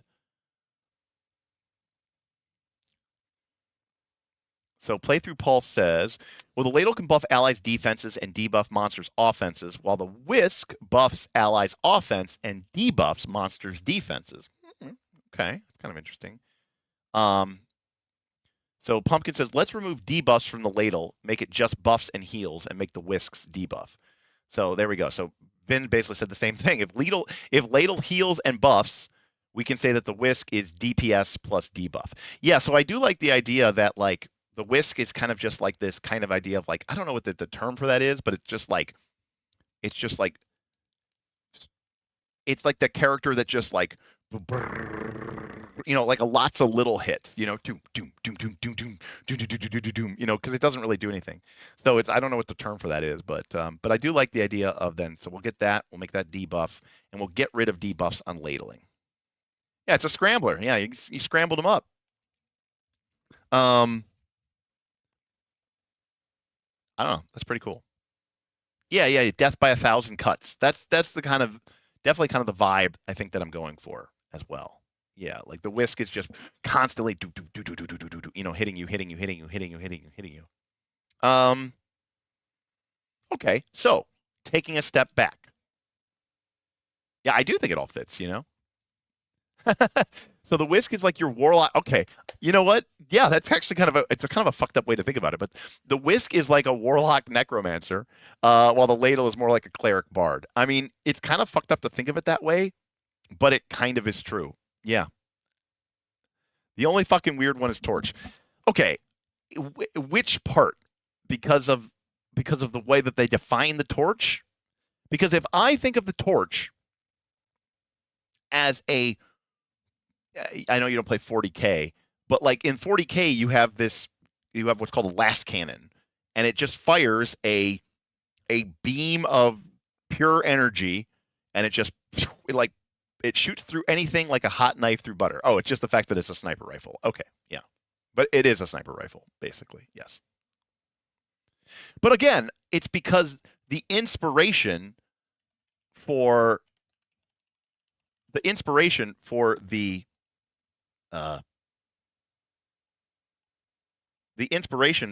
torch is this. You know, it's not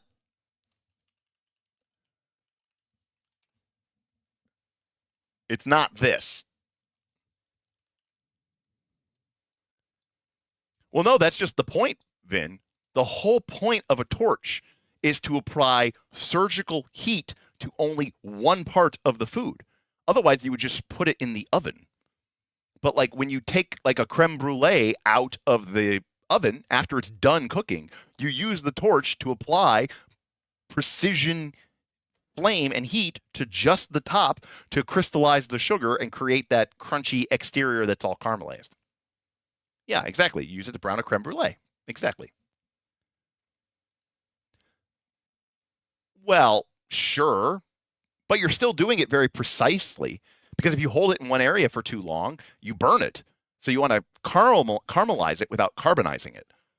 It's a browning tool. I agree. Let's see. Hold on a second. Let me go over to the GPT here.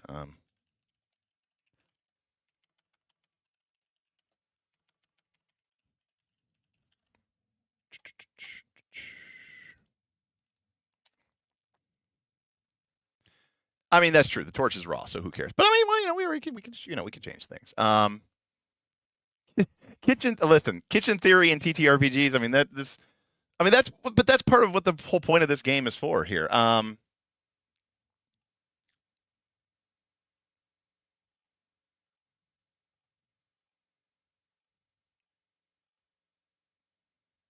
Yeah, I don't know. I mean, like, look at this.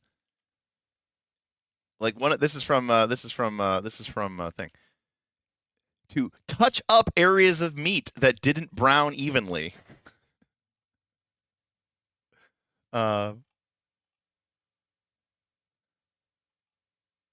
Yeah, I don't know. I think it's. I don't know. I think I'm okay with it. I think I'm okay with it.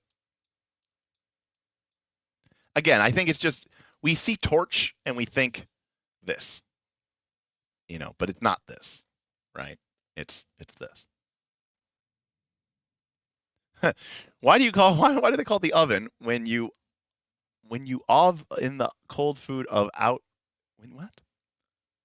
I think George. I think you are drunk. When you of in the cold food and out hot eat the food. Wait, I don't even know how to speak that in English. All right, so do we think that these are? Let's take a step back. Do we think that these are good enough roles for a character? So we have the cleaver, who is kind of your executioner, butcher, your fighter, right? They're able to take hits, but they're surgical. They're professional. They're not a barbarian. We have the rolling pin. Now, this is the one we did to say we were going to come back to, because we have everything from a melee controller to sort of a momentum carry, and then we also have this idea of a tactician as well. The mitts is raw, and I like the idea of it, which is again the kind of the bruiser, the brawler, up close, personal. The pan is the tanky tank. The ladle has become our sort of support healer, potentially AoEer. Spit is our melee DPS. They're a skirmisher, fast moving, able to move around. Torch is our ranged DPS, more of a sniper. So, probably not AoE. Although we could have maybe one of the techniques that they learn is there's a mode, right, Vin, where they shift it more into flamethrower mode. Could be an option. The shears is our new assassin, which I like. You hop into the hide. You're hiding. You get your shears ready, and then you leap out and you cut them. Our twine is more of our controller flex utility, which I think is really great, and that's also in the raw. And then whisk, which I like a lot now, is swift and tricky. It's our fastest one, and it's a DPF debuffer.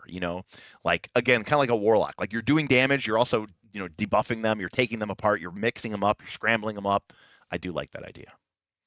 Now you say if this was a class system, I would say there's too many classes. Okay, well, D&D and Pathfinder 2 both have 12, and this has 10. So this has less than D&D and less than Pathfinder 2 and less than pretty much every other RPG that's ever existed ever. It has 10. So how is that too many classes?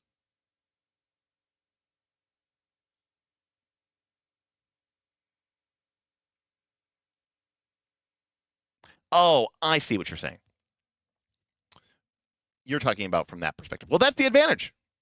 These aren't classes. They're not classes.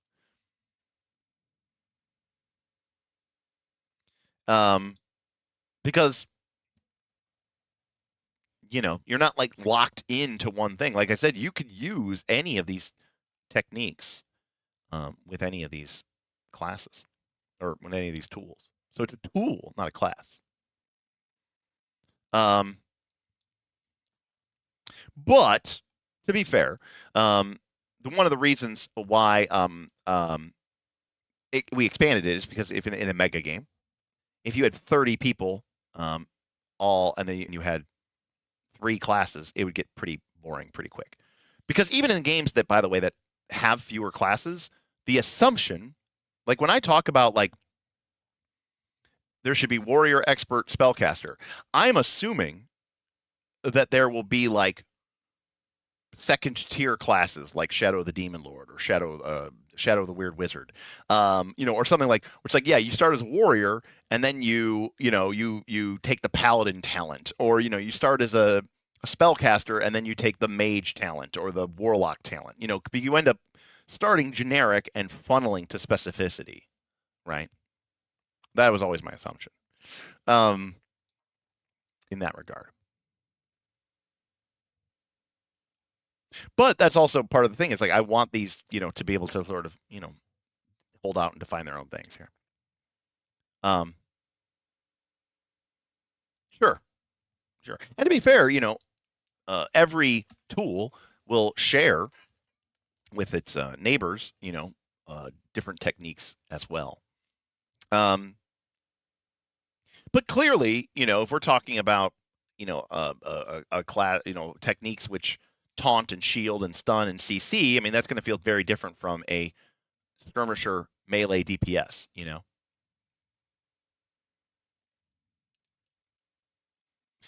Tier 1, well, we didn't,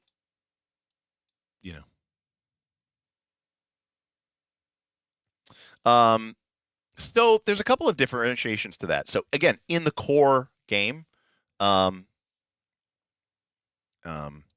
for example,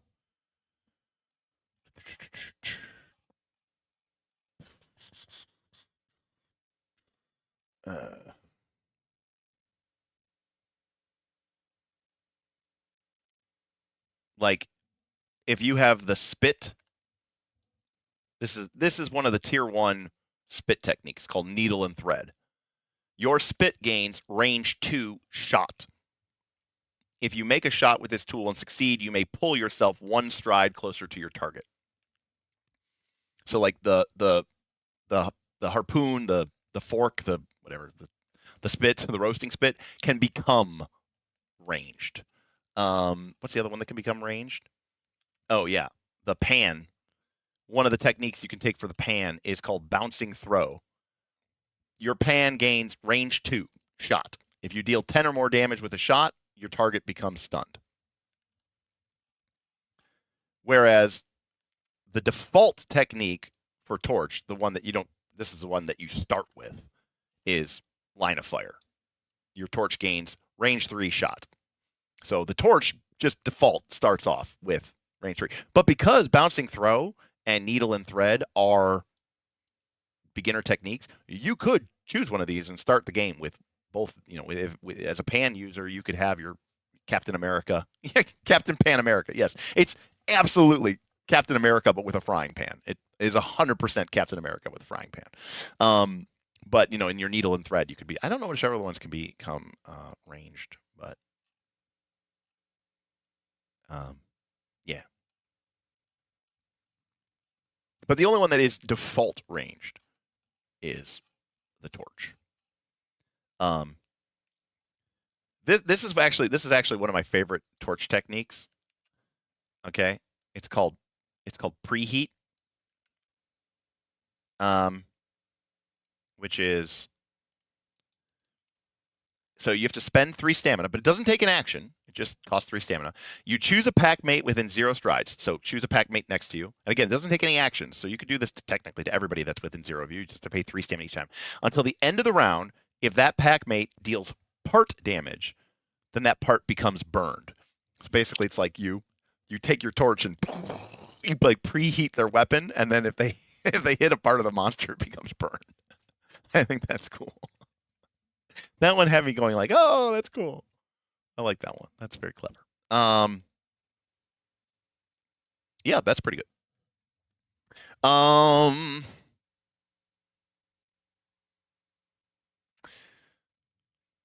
So what is left from a structural standpoint then is what is rolling pin?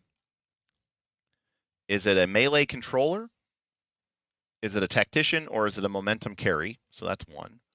And then the second is what should be the progression of the techniques for both the tool and the styles. So, I was thinking it should be 20, 10, 10. So that way, as a character, you have access to technically 40 techniques. And again, remember, these will be through deeds and all this other stuff. And, and again, the mighty ones and the style ones will be repeated across multiple tools. But, should it be 5, 5, 5, 3, 2? And, so Vin says, I think rolling pin is an absolute lock for a high health. Yeah, because it's big. Yeah, right. Carry / momentum item. Okay. You know what, Shazbot? I'm okay with that. You're right. I think it is a very protagonist vibe. And you know what? I'm okay with that. I think You know, in mega games, I think I think that's okay. I think that's okay. But I think you're right. I think it does make for, quote unquote, like you said, a protagonist vibe. But I think there's something to be said about, you know, a fun aspect of that. I think we do have to, like, you know, the difference is the exemplar doesn't have to do shit to just be the protagonist. They just start the way that way. You know, I think, yeah. So I'm with Pumpkin here. I think protagonist or quarterback vibes are awesome. You know, and that's the other thing too. We just make it so that it's, you know, it's actually legitimately difficult to do that, pull that off, right? Like, I'm not saying that this is like a given, but like, I feel like the rolling pin is going to have a lot of fights that feel like a, you know, a 0 out of 5 for them, and then they're going to have fights that feel like a 5 out of 5 for them, you know, and like on average they're going to end up being like around a 2.5, you know, like in terms of like how effective they are, because if you make it so that like they just always get their carry, then it is lame, you know. So we just have to make it tough, and I mean there's plenty of ways to do that for sure, but you know, with people using taunt actions and all this other stuff, like you can, you know, you can try to keep your carry you know, alive. Yeah, all right. Vince says more like a lot at 0 out of 5 and some at 11 out of 5. All right, fair enough. If it's difficult, well, yeah, but that's assuming that I'm trying to like balance it. But I'm not, Shazbot. You know, you opted into that, you know, into that decision to do that. So I'm not really trying to make these all literally the same. I don't think that would be very fun. You know, Mark Rosewater also says balance is overrated. So,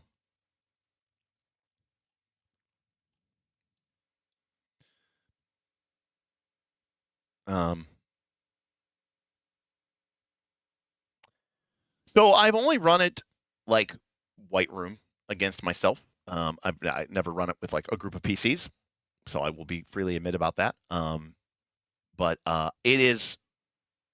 So here's the thing that is very unusual about how this combat works and what people need to be expecting of, especially in a mega game. The way this game works is by default, you and monsters have a resource called stamina. Monsters start with 30. I should say adult monsters start with 30. When stamina reaches 0 or negative, stamina goes back to 30, and the monster becomes wounded 1.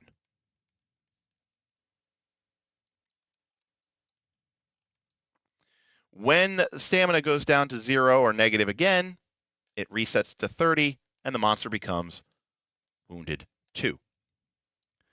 When it goes to 0 again, it resets to 30, and the monster becomes wounded 3. And I shouldn't say it resets to 30. It stays at 0. And at wounded 3, if you take damage one more time, you're dead. The thing is, many monsters will, once they're wounded, will flee. And the game goes back into the trail portion of the game, right? Where you're on the trail of trying to track them down, the tracking them down phase. So the monsters will sort of run away. It's also entirely possible, because of this being a mega game.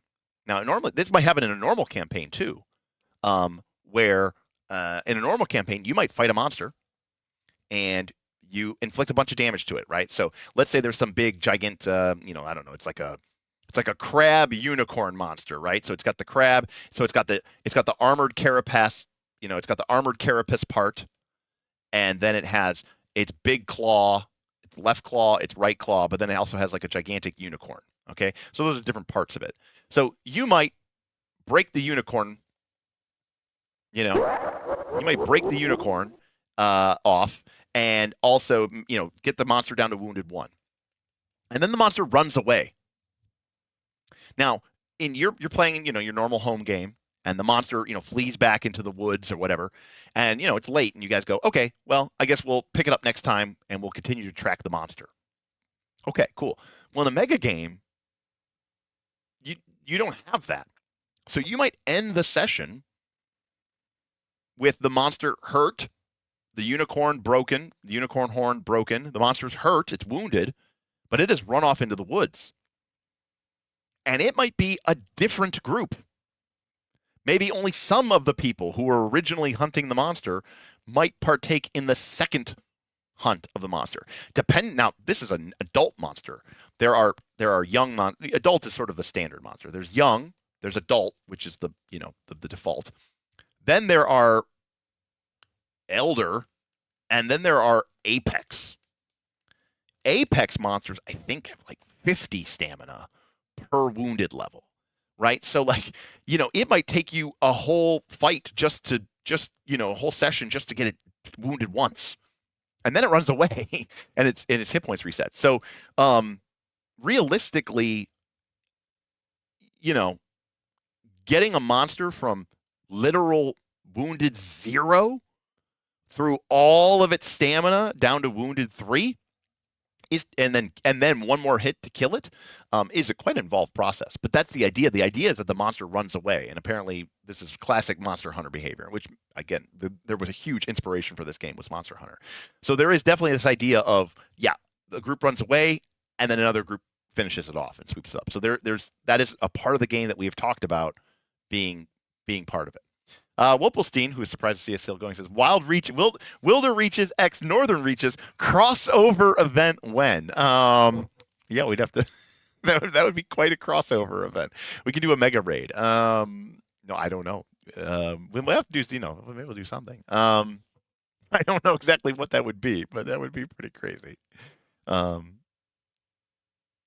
Again, I'm trying to do some different things with this game than Northern Reaches. Obviously, Northern Reaches is Pathfinder 2, and it's all about that, very different type of style. But, typically you're only going to be fighting the one thing per session. And also, too, because of that, I'm imagining that most sessions for Wilderfeast are going to be somewhere in the, 1.5 to 3 hour range, a PL plus 5 versus Apex timed hunt. Yes, exactly. Who can clear it faster? Exactly. So in that way, certainly the bigger monsters, the Elder and the Apex, kind of become like raids, but they're instead of being parallel raids where you have 3 groups worth of people all fighting the monster at the same time, they become like serial raids, which is to say, the first group comes in and they weaken them. Then the second group comes in and they take out a bunch of parts. And then the third group comes in and they actually take them out, So it's like it could take multiple times to kill some of these bigger monsters for sure. Right, exactly. Some of the most balanced Magic sets are also considered the most boring from a limited standpoint. I should also point out that in most Magic the Gathering sets, they usually make 10, let's say they make 10 archetypes, and usually 2 to 3 of them just utterly just don't work. They just don't even, they fail to work. From a draft perspective, by the way, I'm talking about. Weaken and enrage it. Well, yeah, because if you were fighting a monster and I don't know what this monster is here. There you go. Let's say the group is fighting a Myotac. This is just one of the monsters in the game, and this monster. Well, this one's not particularly. Complex, but it has 2 parts. It has hooves and horns. So if one group comes in and takes out its horns, then the next time the next group that fights it is not going to have to worry, about having to deal with its horns. I should also point out that one of the things that we want to do is that at the end of the week, monsters that are hurt will heal. So if you don't finish off a monster in that week, from Monday to Sunday or whatever, at the end of the week, the monsters that were damaged will start to heal and they'll start to recover and they'll start to regain their hit points. In addition, there are monsters like a monster might have one of the techniques, one of the traits that a monster can have is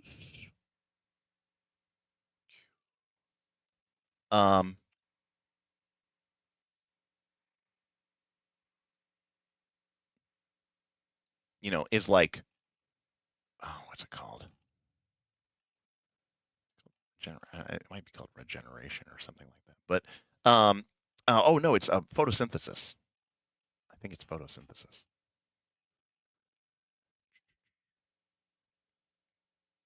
Yeah, here it is. Okay. So like if you've hurt a monster, but it has photosynthesis, then for 3 actions it can restore its stamina all the way to its maximum. So, you know, yes, it doesn't restore its wounded condition, right? But like if you leave the monster hurt but not wounded, if it has photosynthesis, we can just assume that the next time that anybody fights it, it's restored back to stamina to full. By the way, I should point out that if you're fighting this thing, good luck, you know, trying to just kill this thing down until you take out its photosynthesis ability, because it can just take a turn off and just heal to full. Yeah, I mean, obviously, number one, it's not just Monster Hunter. It's also Dungeon Meshi, right? The Delicious in Dungeon anime as well. Right, we're getting off into a Magic the Gathering lore. Okay, so anyways, going back to design thing. Okay, so we're gonna make the cleaver. Or sorry, we're gonna make the rolling pin. We're gonna make it more of a momentum carry.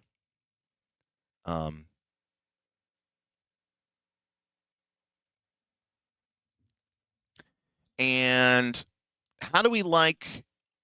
So I don't even know who's here. Somehow we have 33 people watching this at fucking 3 in the morning. Okay, what progression do you like better? Do you like? So remember, we have 5 tiers of techniques: basic, intermediate, advanced, master, and then legendary. I want there to be 20. I want there to be 2 legendary options, but you only ever get to pick 1. And so the option is either we could divide it so that there's 5 basic, 6 intermediate, 4 advanced, 3 master, or we could have 5, 5, 5, 3. It doesn't really matter too much because there's just as many as right here. So you know what? I think I'm going to go with the 5, 5, 5. I'm asking you guys to vote, and I just like this. I like this one better. Even as I say it, it just makes more sense. Go with that one. Now, but in addition to your tool, each style also gets progression. So what do we like for that? Now, my idea is that a style doesn't have any basic techniques, and a style doesn't have any legendary techniques. It just has intermediate, advanced, and master. Now, I liked it to be 10 because that way you have 10, 10, and 20, so you have 40 total techniques. It's just a nice round, even number. But does it make more sense, maybe, if it's like 4, 4, 4, or if it's like, you know, 3, 3, 3, or something else? And how many of this do you need? How many basics do you get raw? You start the game with 2. You start the game with 2 basic techniques from your tool. You also start with 2 traits, monster traits, or 1 monster trait. You start with 1 monster trait. And no, you get 2. You get from your tool. You don't start with any from your style. You do get access to all the default actions of the game, of course, which I'm looking for. It's not really laid out well in the combat or in the rule book. They kind of do a bad job of laying it in the table of contents. Here we go.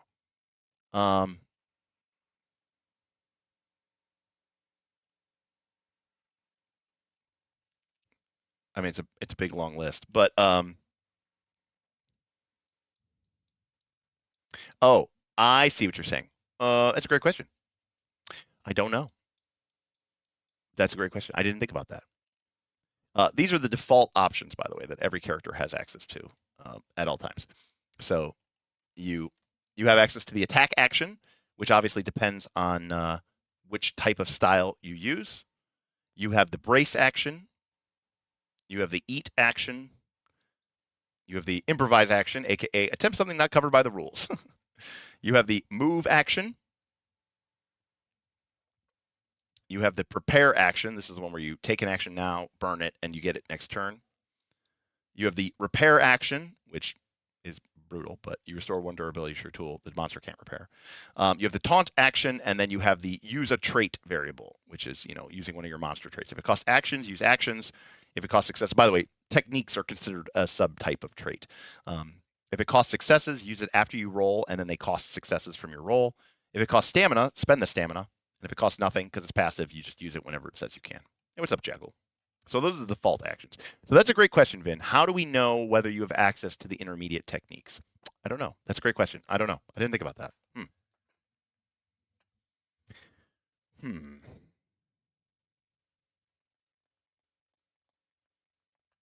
I mean, look, resonance is a thing.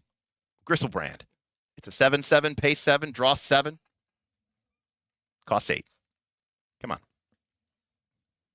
Numbers are important.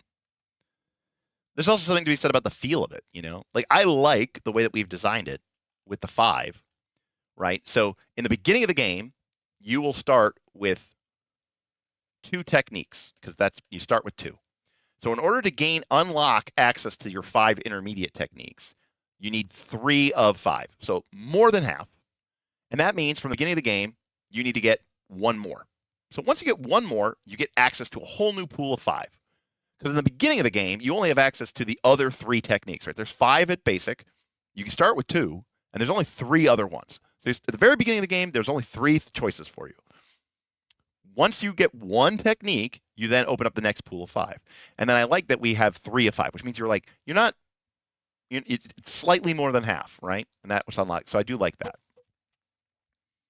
So even in the raw game, Vin, all of the style techniques were considered, there were no basics.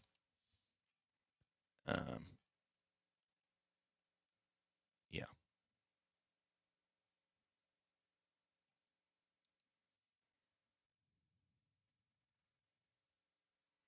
So now, again, like I said, in the game, what was it? In the game, once you get that 3rd technique through a deed, you get access to the intermediate techniques. And once you've acquired 3 intermediate techniques, again through deeds, you get access to the pool of the 5 advanced techniques, and so on and so forth.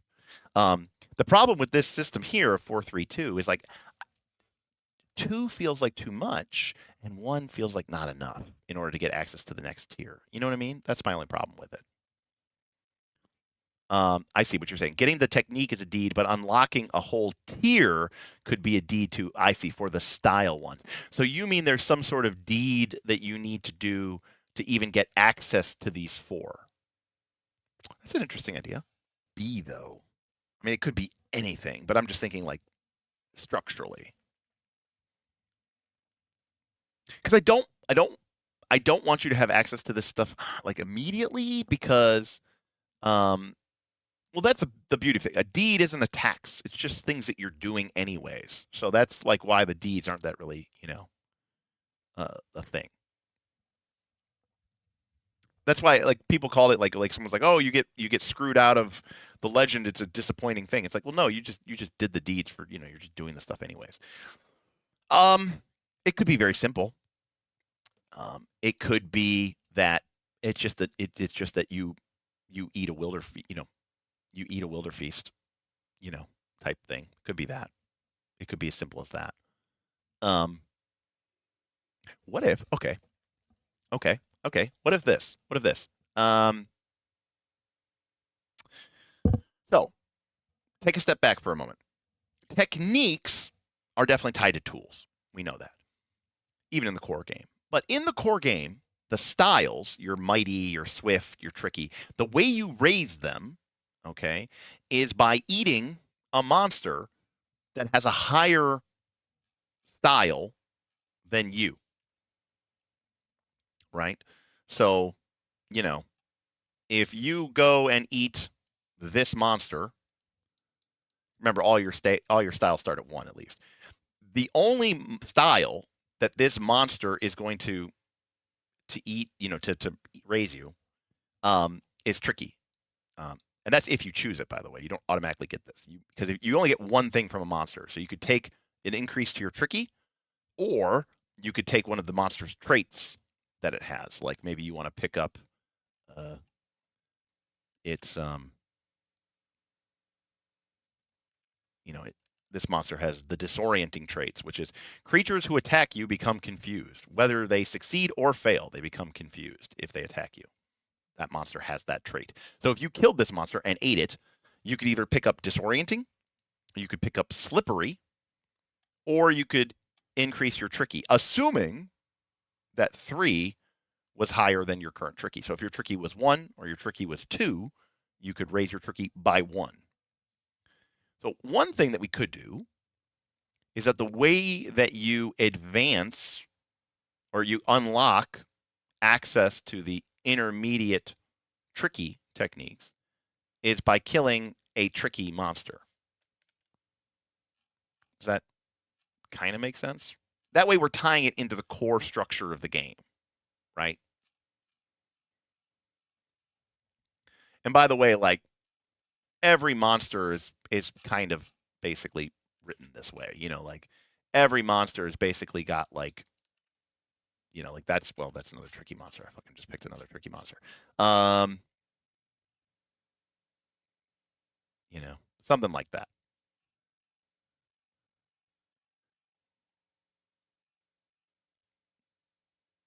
You don't mind it? Yeah. Yeah, it's because like, okay, you already want to kill monsters anyways. You know what I mean? You already want to eat monsters. So it's kind of more like if you want to unlock your mighty progression, you need to go kill mighty monsters, right? And if you want to unlock your precise progression, you need to kill precise monsters. I mean that is quite. I mean the game is called Wilderfeast. It is, and it's based off of Dungeon Meshi. It's quite literally about eating monsters. That's true too. That guy. If you have to get a deed between them, maybe one technique isn't too little. Alternatively, while we could still use deeds, another option could be that we tie the deed progression of the style techniques to a different, deed progression entirely. Right now the techniques are pretty diegetic, like, again, remember we do have to make them, but like, for example, like if we were to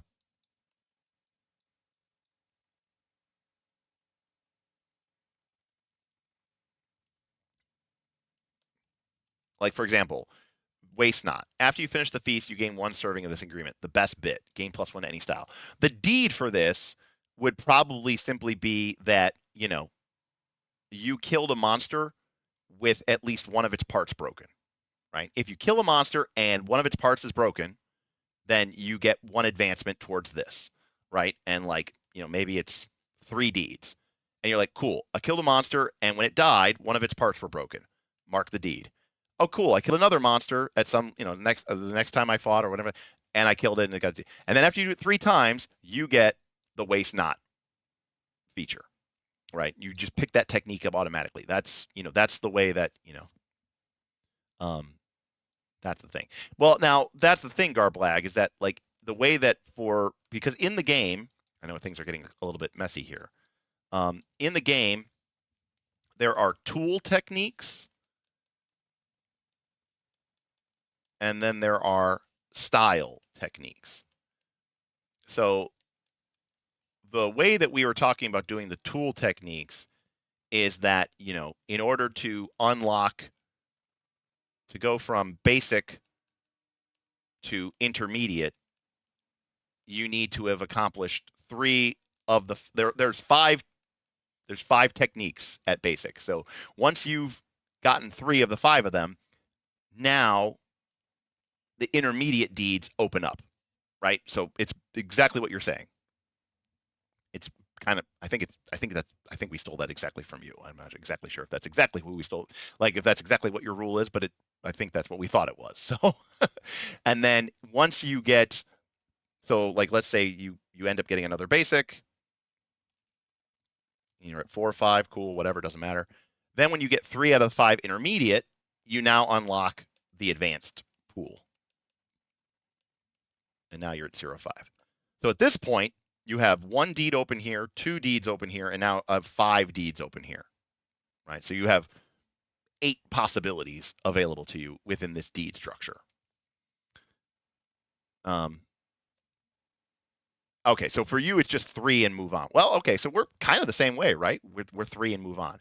The only thing that we changed is that in order to get to the legendary tier, you needed to have 15 total. So, like, even if you somehow, like, if you got 3 out of 3 of the masters, right? In this character, they have a total of 3 plus 3 plus 3, 9. They have 13. They still wouldn't unlock legend until they got a total of 15 across these 18 techniques. So you have to basically have 15 or more of 18. In other words, you have to have, you know, comprehensive filled in. You can't just race up the track. You kind of have to fill it in. You know, you got to have a structural base in order to be a legend. What I'm saying is we could potentially have a different, slightly different progression for the styles, right? Like, because we were talking about the styles don't have a basic and don't have a legend level. And we were talking about, you know, intermediate, you know, maybe there's 3, 3, 3. I don't know if that's right, but and you unlock access to this by completing some deed, and now you have access to these 3, and these 3 could just be deeds. But what I'm just like these ones are deeds, and they could be very much tied to that. I don't know. What I mean, I'm curious to see what people could say, but it could also be a different kind of deed, you know. I have a big heroic deed at 6th to get to 7th, which will be a different play pattern. Quests and domains. Got it. So it's more tied to like a meta construct rather than like the specific diegetic progression. So it's kind of similar to what I'm trying to do here with the 15 total. But so that's what I'm saying, though. Is like we could make it so that in order to gain one of these, it would make it less diegetic. Is guess what I'm trying to say is like, but if we wanted to do something different, just to make it feel differently. I don't know. Maybe that's not worth, maybe that juice isn't worth the squeeze or something. I don't know. What do people think about this? What about this progression? I don't want to overwhelm people at level 1 or, you know, at the beginning of the game. That much is clear. So I do not want there to be beginner techniques. What if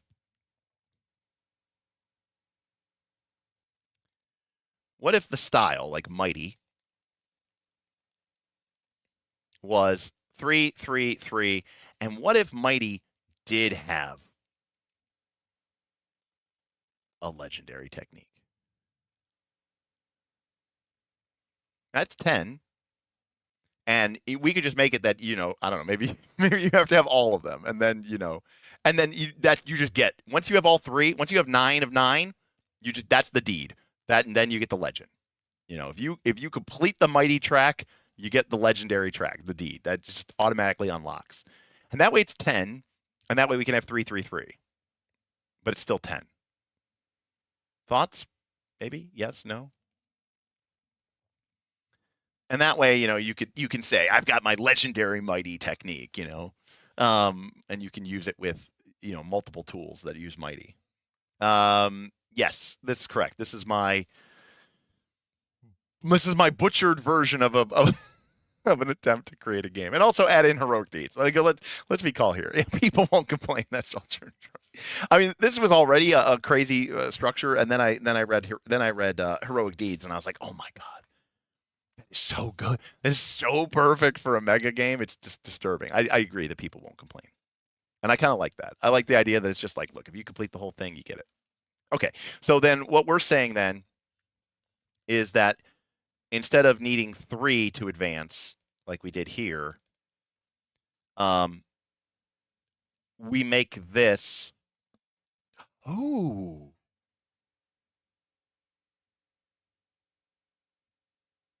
Okay.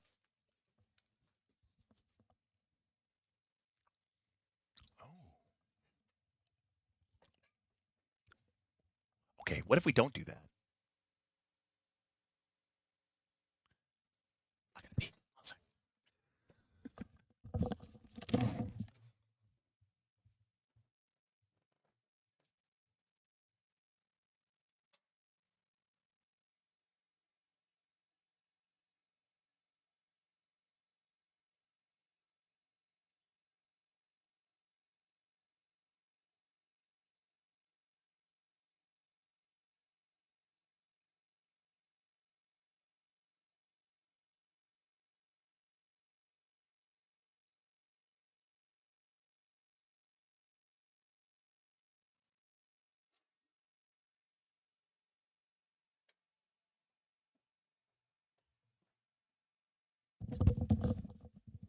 Okay, what if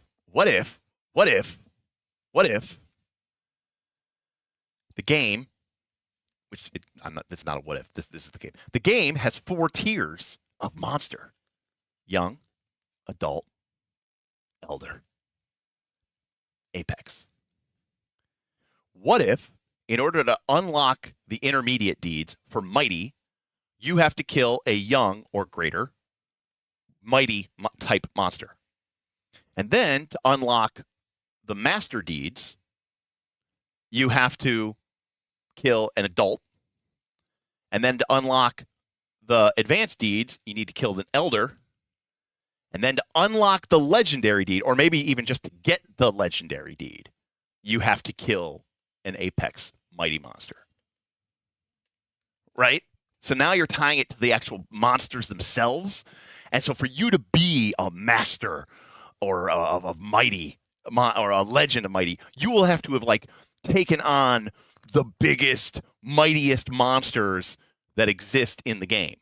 And that would be true also for like Swift, except, you'd be doing it with Swift monsters, right? So the fastest, most cunning, you know what I mean? Like the quickest, most dexterous, most whatever monsters.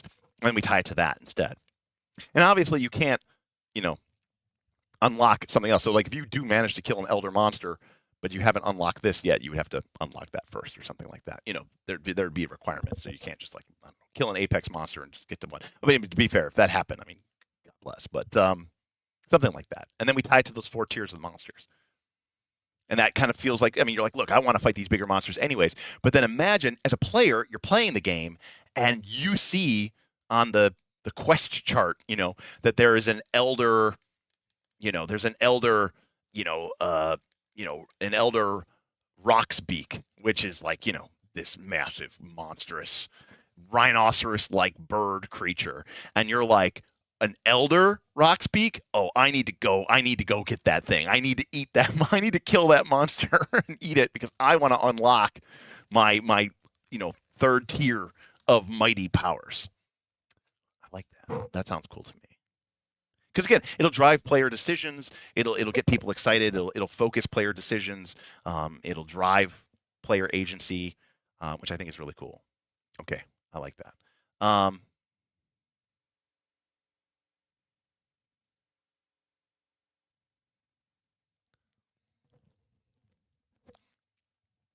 There are only 3 tier increases. Yeah, well, that's why I'm saying playthrough pulse that the apex kill would just be the deed to get the legendary, because you wouldn't have to unlock it. It would just be what gives you it, right? So when you kill an apex mighty creature, you get the mighty apex. So that's what I'm saying.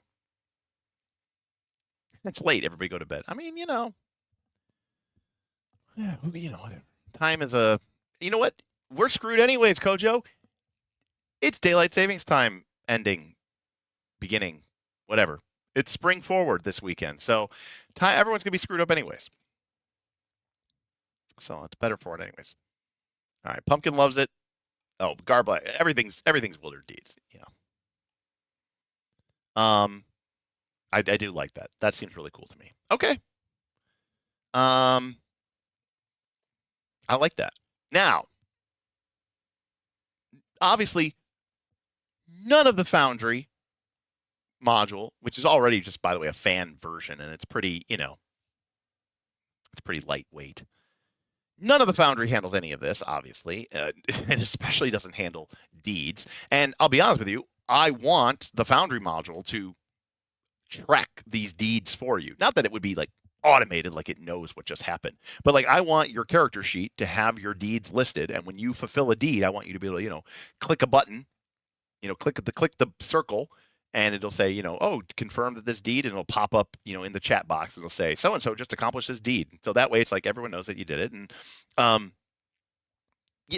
like making a deal. And I want that to track on your sheet, so you can load up your sheet and be like, oh, okay, these are the deeds that I have, and this is what I'm trying to work on, and stuff like that. I want it to be tracked. I don't want this is the type of shit that we normally would implement in a mega game, and then like make people track it on a Google sheet, and then people want to shoot themselves in the head, and I don't blame them. So this is like where I want this to be automated, in the sense of it's on your Foundry character sheet, and I want there to be something that like absorbs your JSON and sort of spits it out. It could be a Discord bot, but the problem is people play the game in Foundry. So then one thing that people really hate doing is having to record the same information in multiple locations. So, yeah. So I have to basically rebuild this module. That's why let's see, where are we at? Oh, great. We're at 0 of 5,000 for me to hire a developer to just build all this for me in Foundry. I know. Technically, I do have a computer science degree, but I'm not a programmer. Not really. I mean, I guess AI is pretty good these days. That's what I've been told. All the advertisements tell me.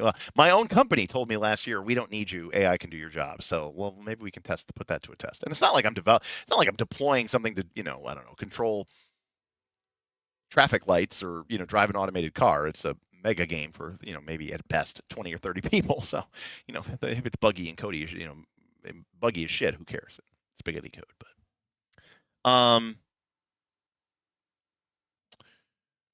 is that everything that we need from a bottom-up perspective? Now, for people who are like, Derek, this seems really cool. I want this to work. Great. We have 10 tools at 20 techniques apiece. So that's 200 techniques. Now, the core game had 6 tools with 10 techniques. So we already technically have 60. Assuming that we want to use them or repurpose the ones that they already have. They're pretty cool. So that means we need to create 140 techniques for the tools. Then we have 5 styles with 10 techniques each. So that's 50. The core game had 3 each from, or 5 each from 4. So that's 20, assuming we want to use them. So that's 30. So all we need to create is 170 new techniques. Easy peasy, lemon breezy. Oh, and then we have to create 250 deeds. Or, well, more like 240 because some of them are at the end game and they don't really have anything. But yeah, that's what we need to do. So, I'm sorry, 245 because we already know what the ones is. Kill an apex monster. There we go. We already figured that one out. So we only need to create 245. Easy. Now, good artists create, great artists steal. So, correct, Grim. I mean, it's not just feats, Grim. It's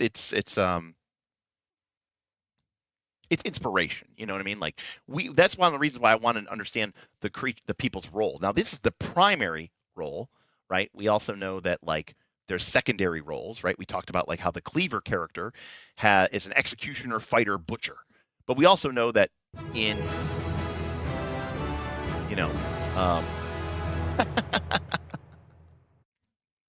thank you. $5. I'm not sure who that was, but I appreciate it. There you go. You know what? We are 0.1% of the way there. All right. Thank you so much. But there's secondary techniques. And third, we talk about how the cleaver isn't just an executioner, butcher type character in combat. They're also kind of a combat medic, right? They have such a detailed perspective of anatomy, and they're really good at getting the choicest cuts of meat from kills because they're a butcher with cleaver. So they have these secondary techniques that once we have an idea of what the tool does, it lets us fill in those gaps easier, right?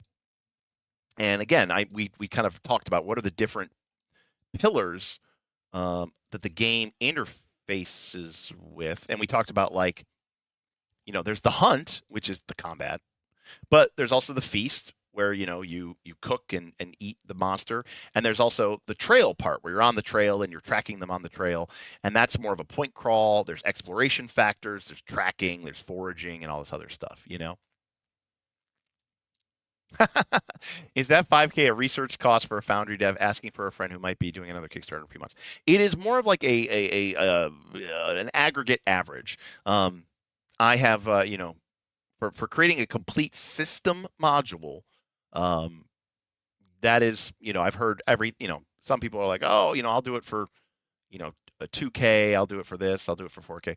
I myself paid 1K to have a Roll21 made, but it was kind of didn't really, or sorry, not Roll20, 1K to have a torchbearer done, but it was already built, so they were building it from the platform that had been abandoned on a GitHub, but it was kind of bad and didn't really work completely. But yeah, so yeah, it's probably I think somewhere between 3K to 6 or 7K. So 5K is just my kind of middle of the road ballpark. And I've talked to some other people who have had that kind of stuff developed and built for them. And obviously, if it's like a really, really professionally done one, I'm just doing this for like a mega game. If I was doing it for Free League probably spends, God knows, they probably spend 10, 20K, on their team of developers to build it with all the custom art pieces and all that other stuff.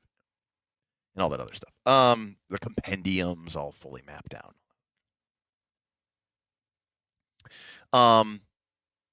Yeah, 20K. Yeah, I'm sure I could email Thomas and say like, Thomas, what do you guys drop to build one of your custom things here? Ooh, really important discussion before I go, because I'm gonna go soon. But obviously, I don't have artists. But what I do have is licensed art from various websites that I subscribe to. And there's only so many choices. So, from an icon perspective, which icon set, in terms of like the style and the art style, do we like? And I'll put a poll up. So this is option A. Actually, let me find a place where it's not just covered with everything. So this is option A. This is a little bit more of what I'll call the World of Warcraft style. There's option B, which is a little bit more pixel arty. If these look familiar, it's because I use these for my Torchbearer game. Option C, which is a slightly different version of pixel art. And then there is option C, which is kind of more of like a vector-based cartoon look.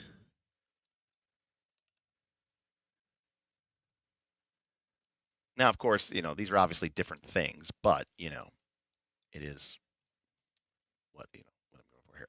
So we have A, B, C, D. All right, poll's going up.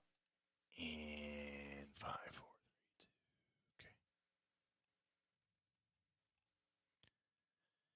Which icon set do you prefer?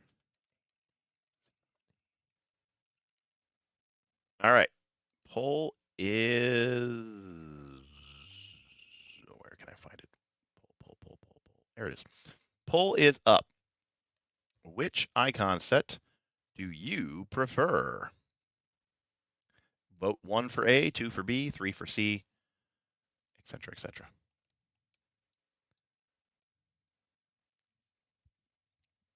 And I, again, I'm sure I could probably hire an artist, but I don't have any money, and I'm forced to use what resources I have available to me.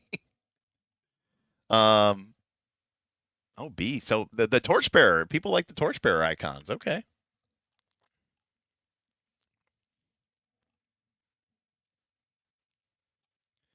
So yeah, I mean B feels very Eamy, because it's very pixel arty. But I don't know. It necessarily doesn't have to be that. But I see D is doing very quite well as well.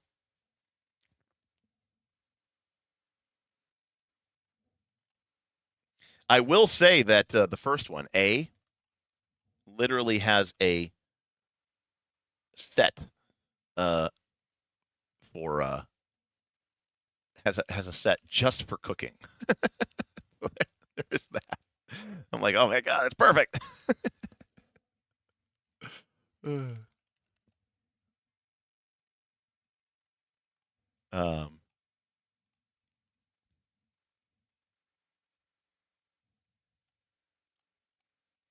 But apparently people are on the B and the D. So, all right. So we like the more pixel arty style then, huh? That was important information you left out.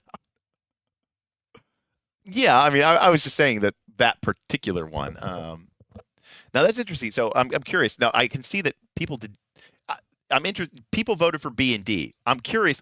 Why didn't people vote for A or C? That's what I'm more interested in. People are like, wait, that changes things.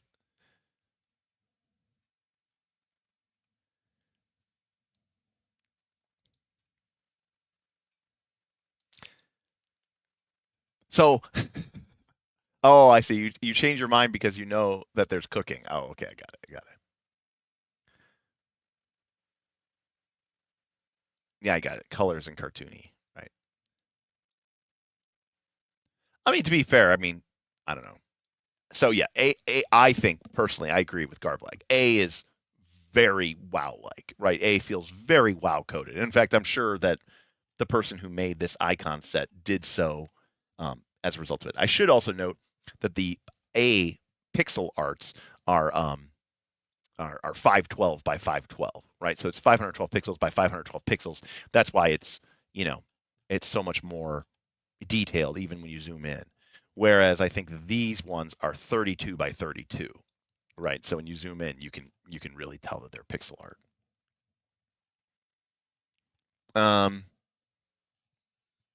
So yeah, I mean, it's entirely a vibes-based thing. So I guess the question is, given that this game's inspiration is both Monster Hunter, which is made by Capcom, a very Japanese company and a very Japanese game, and then an anime, is there an element of it that feels appropriate to be, all these uber over the top super stuff, or should it be more like, cutesy and, quaint? Yeah, I think D is the most rustic of the choices, Like E is, or B, C, which got no votes, is very much hand drawn, but you can see it is not pixel art. D is by far the most retro. Yeah. D is very like old school Amiga, coded. I completely agree with you. Like this is still pixel art, but it feels like it's got a little bit more, detail to it. For sure. True. That is true.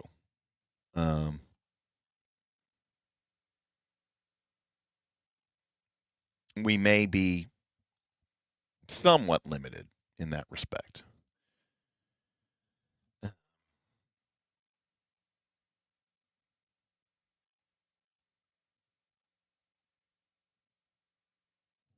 I just kind of, grabbed it. It should be both cutesy and quaint and uber over the top. Okay. Not quite sure what that means, but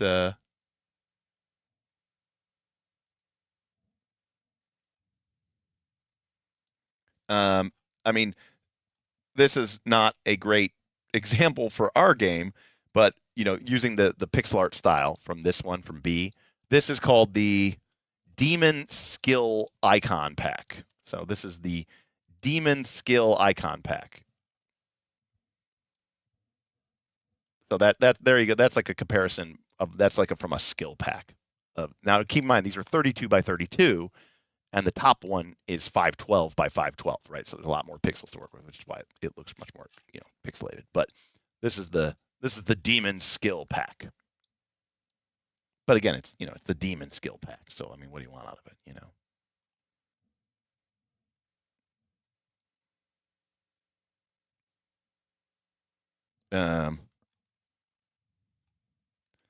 This is the Barbarian Skill Pack. Again, it's the same 32 by 32.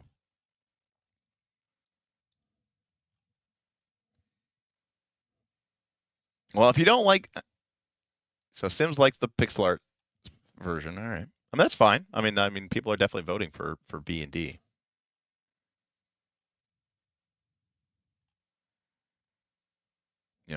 I'm limited by whatever they have. Well, this is the Barbarian. What else do they do? They don't do anything else.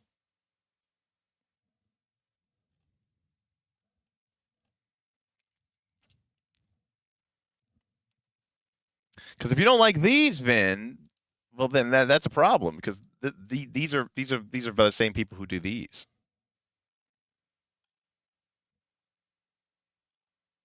Oh, there's these ones. I didn't see these ones before.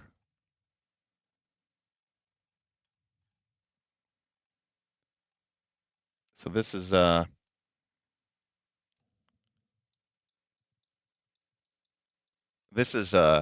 another one. This is Paladin and Death Knight ability skill lists. Paladin and Death Knight pixel art ability icon set. I think it's 32 by 32. Yeah, these are 32 by 32. So it's the same pixel resolution.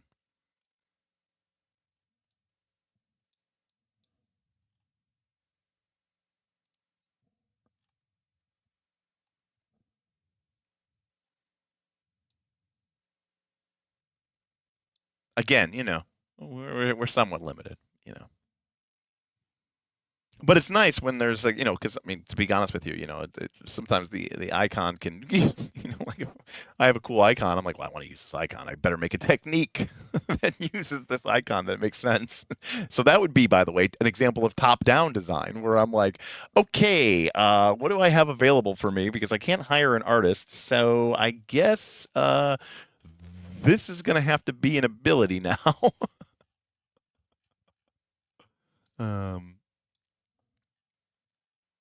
Yeah. I don't know what else I have here. Anyways, all right. This is, by the way, putting the cart way before the horse. But I'm trying to think. This is how Derek thinks, right? I'm thinking at the end. I'm thinking of the end at the beginning. Because if I go and make a Google Sheet and I start busting out 170 techniques and I make all these cool techniques and then I get to the end and I'm like, shit, I need Foundry icons for all of these features, for all these techniques. Well, if I don't have them, I mean, then what am I going to do? So yeah, exactly. I'm trying to solve all the problems at once. This is a legit design constraint. Is I don't have a budget. I mean, other than, like I said, this open licensable art. Yeah, I mean, it is an option, that guy, but I do try to avoid it when I'm doing something for like, if it's for my home game or whatever, I don't really care. But for like a mega game where there's people and it's kind of for commercial purposes because I'm making money off of it, like that's where I start getting into some ethical issues.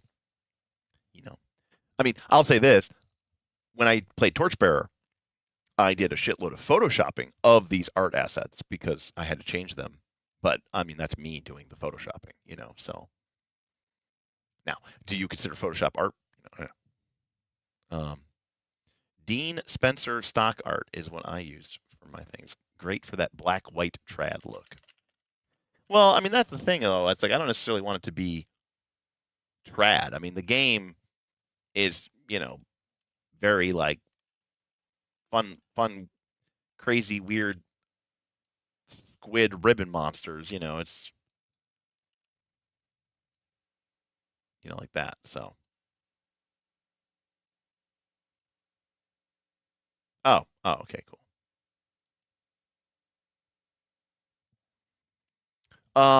No, I mean, most of my AI I use Midjourney. Just because it might not even be the best one anymore, but like that was like the first one that like kind of came out that was like I remember being really good, and it was like one of the first ones I got a subscription for. This was like early, like before everybody else, But I still use Midjourney to this day just because I'm more used to it. But again, it's actually probably not even that good anymore. I should probably cancel my subscription to it. But I don't even use it that much anymore, so. But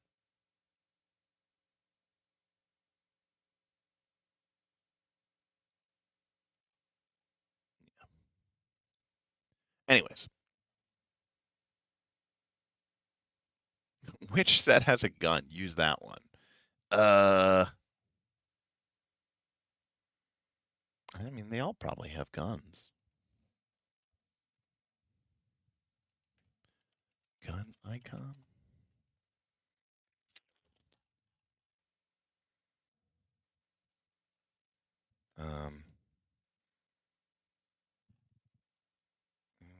Those aren't really gun icons.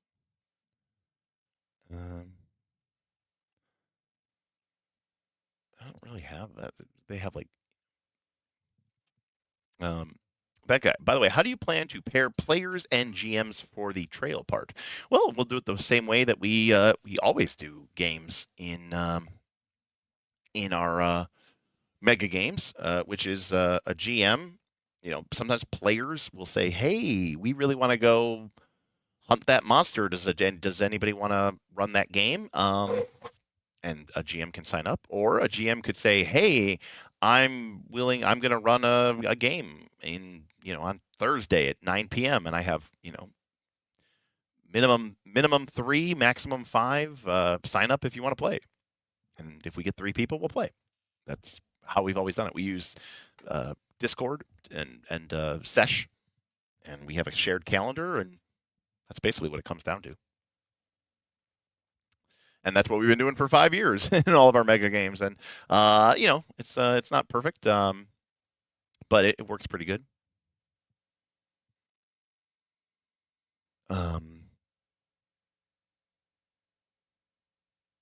So that's usually how it goes, typically. So, anyways.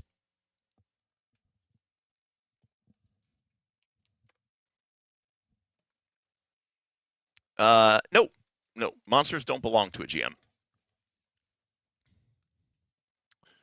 There will be a number of active monsters in a region at one time, and technically any GM can run that monster.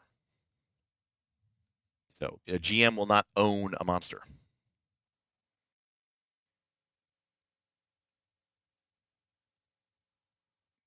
Hey, Forvar, thank you. Greetings, appreciation from the EU. €25. Thank you very, very, very much. Appreciate you. Thank you for that generous donation. And yeah, it's EU time over there already. Daylight savings time here in America today. Well, tonight, but all right. We'll get the clock screwed up real early.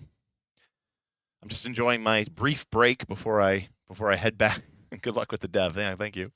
Well, the good news is the bad news is I'm unemployed, but the good news is I'm unemployed. So I do have a lot of time on my hands, in theory. So that's the good news and the bad news. Now, of course, I should be using my time to work on, you know, I should be using my time to work on something that will make me a lot of money. I should be using my time to work on Pirates of Shadowtide or, you know, some 5e supplement, you know, or something or whatever. And I will, but yeah. I mean, let's not get ahead of ourselves here. You mean like Foundry development? Oh, I thought you meant like paying me for my weird Wilderfeast mega game hack. I was like, what are you talking about? No. Will GMs be able to make new monsters, then share them with everyone? Sort of. We always talk about like how do GMs impact the world, and that's something that's really important. But one of the key takeaways, Sims, is when we look at an area, and we're going to kind of expand this concept a bit. But when you take a look at a region or an area, they have communities. And communities mean communities of people, but they also mean communities of monsters, species. So when a GM makes quote unquote a new monster, that is not something that is just taken lightly, you know, because monsters as individuals is not really what this game deals with. Monsters represent a species or a group of people. Now, individual monsters within that species can become frenzied. When a monster becomes frenzied, the frenzy will progress, and the monster becomes erratic, insatiably hungry, you know, like being possessed by, you know, being bit by a zombie, basically. You know, they become wild and crazy, and not only are they, you know, completely destructive, but they can also spread the frenzy. So it's a lot like a zombie kind of spectrum. So to a certain extent, the GMs will be able to you know, help in the development of that.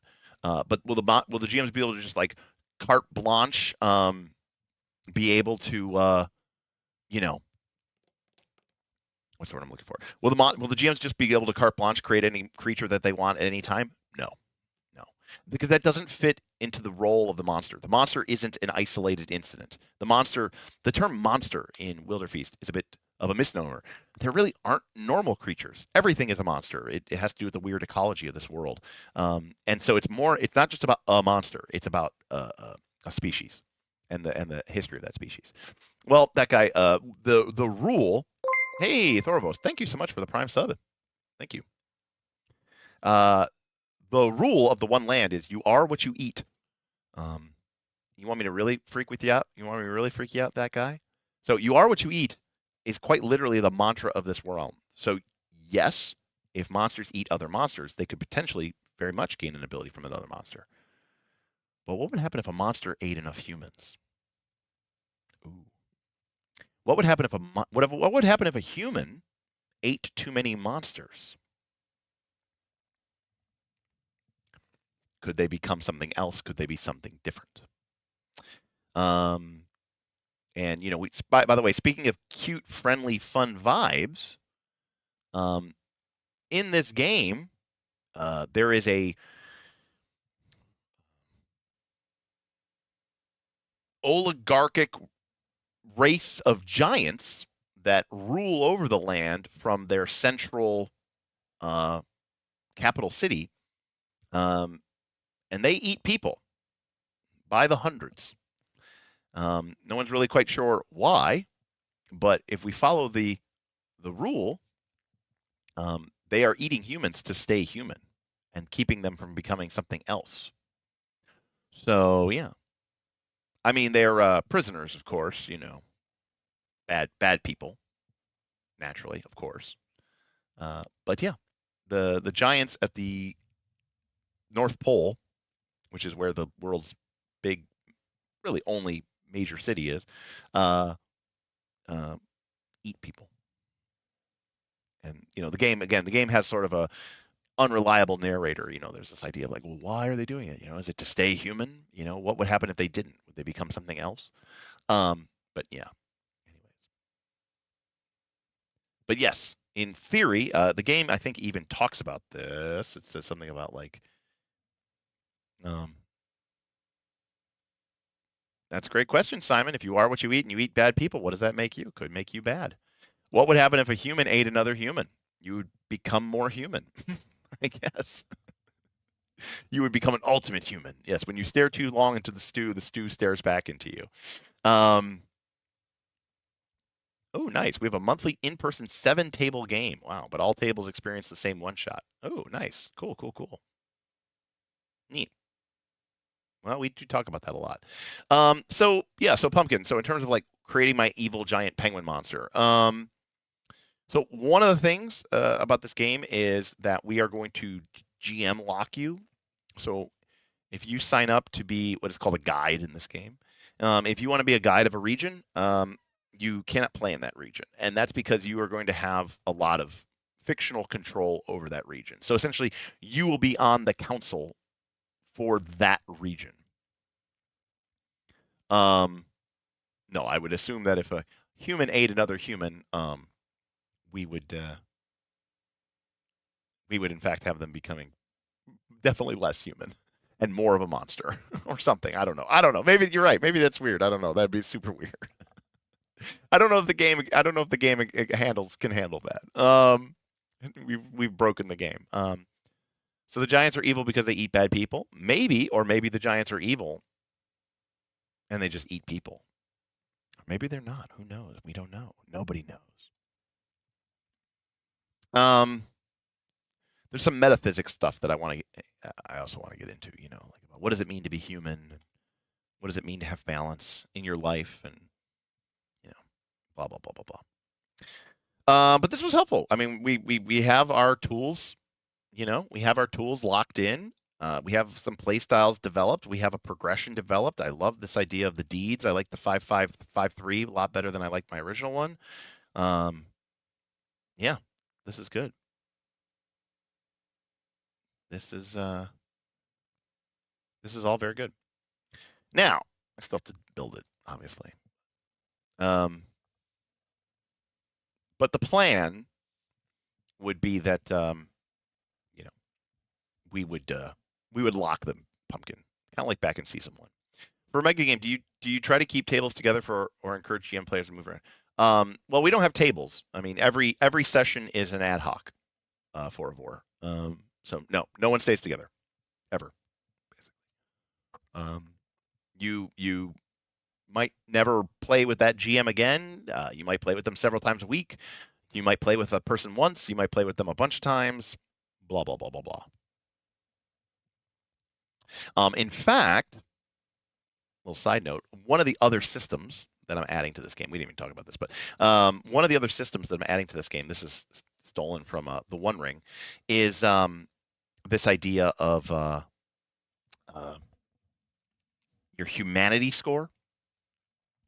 And your humanity score is basically like, how much are you in touch with your human side? How much are you in touch with your with your own humanity and your connection to people and to the communities that you are serving. And so humanity is a resource, but there's this so it's humanity, and then you have this max humanity. It's like hit points. So what determines your max hit points? Well, it'll probably start like at 10 or something. One of the things that we talked about of how to increase max humanity is we are going to track how many people different people that you play with in the game. Now, this track will vary greatly depending on, how many people are in the game. But let's say after you played with 8 distinct people, your max humanity might go up by 1. And then after you play with an additional, 12, or maybe not, once you've played with 15 distinct people, it goes up by another +1. And then after you've played with, whatever, 24, you get up by +1. So basically this would encourage you to try to play with as many different players in the game as you can, because the more people that you get to go but it's meta, right? I want you as a member of the Knights of Last Call community to play with the fellow members of your community, and I want to reward you for being part of a community, both in character, but also out of character, right? So I'm trying to build community build within the game. I don't actually care about this game. What I like the game for is its ability to bring people together and build community, because that's what really matters to me, as Derek. So yeah.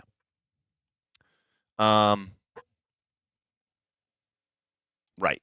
The NA crew, the EU crew, the Australia crew. How do I convince my friends that love Lord of the Rings to play Tor with me, though? I don't know if they love Lord of the Rings. Isn't that seems like that's an easy way to do.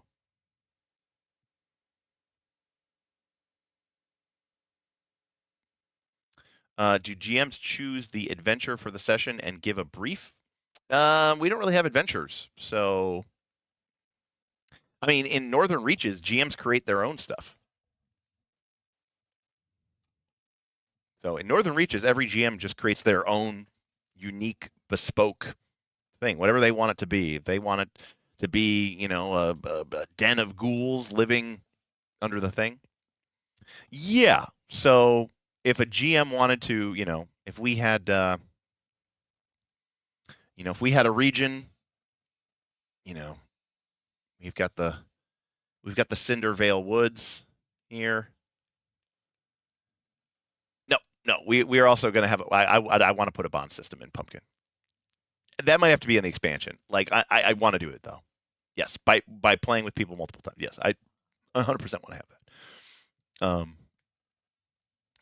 that. Cinder Vale Woods, and again, that's a region, and it is comprised of different they're called areas, and they're basically connected to each other in kind of a point crawl methodology.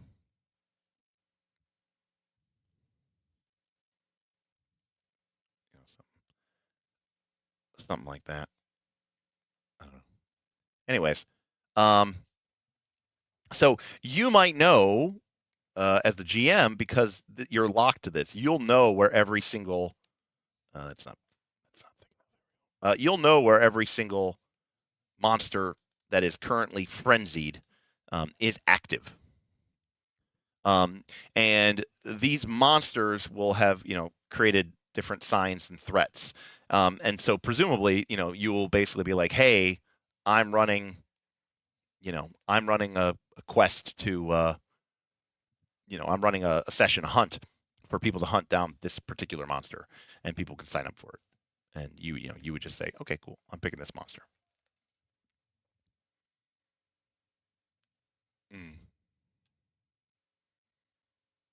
Well, GMs don't get to host people, so that's also it. So.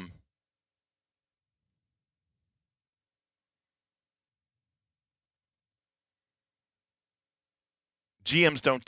They just create a game, and they have their slots, and people sign up for their slots. If a GM is exclusively running games for the same group of people all the time, well, that's kind of defeats the purpose of a mega game. In fact, I remember Boothby was originally running Northern Reaches, and I kind of basically said, hey, you're just running the same adventure for the same people over and over again like it's a normal campaign, and that's not really what we do here. And he said, oh, well, I don't want GM then. I said, okay, that's cool. I think my friend is afraid of playing in an existing IP. It's a common problem. People do have a problem with playing in existing IPs. I get it. I understand it.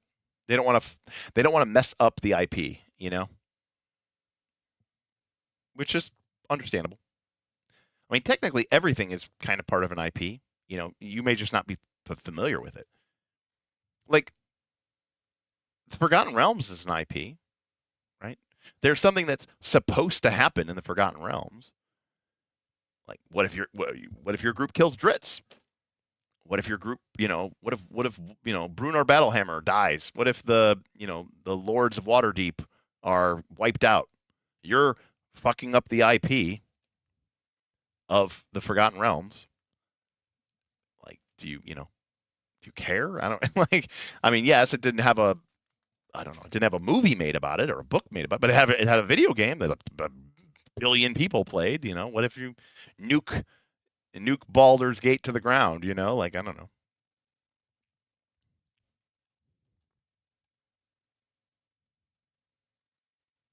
So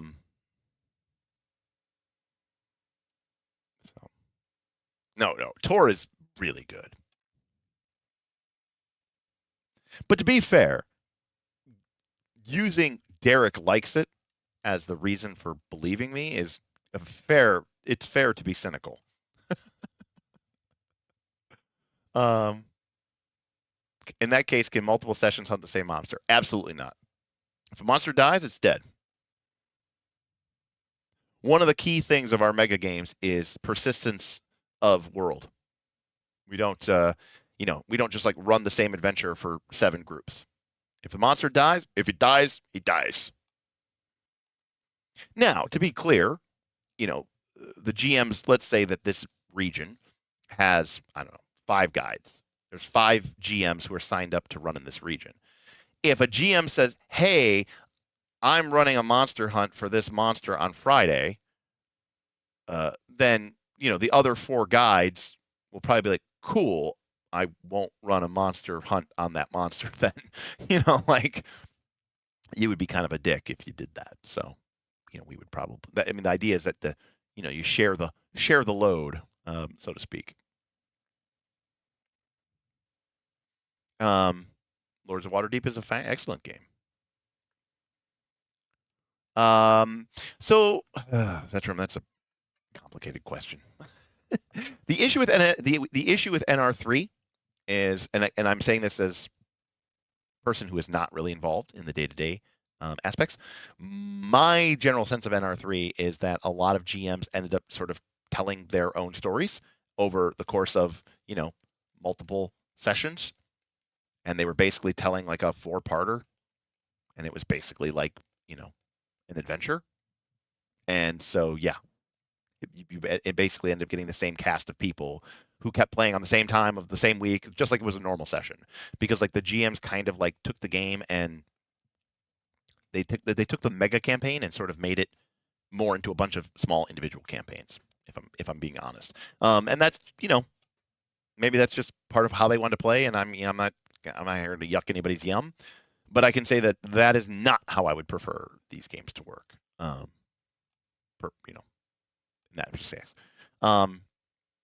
So if a monster is just a member of a species, does that mean that the same hunt can come up again and again? Yeah. So there's sort of a system in the game already that will kind of have to modify a little bit. But one of the ideas is that the frenzy is a disease. It's a curse virus, and it spreads. Now, at any one time, so there's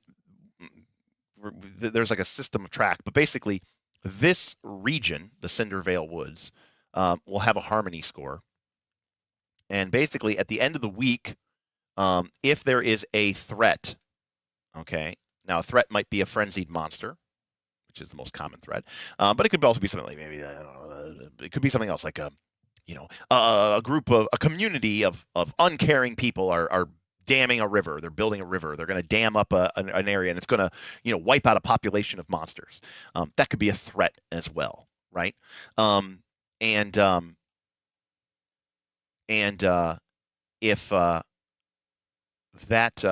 those threats are still around at the end of the week, those threats will potentially hurt and damage the harmony, right? You remember our harmony track?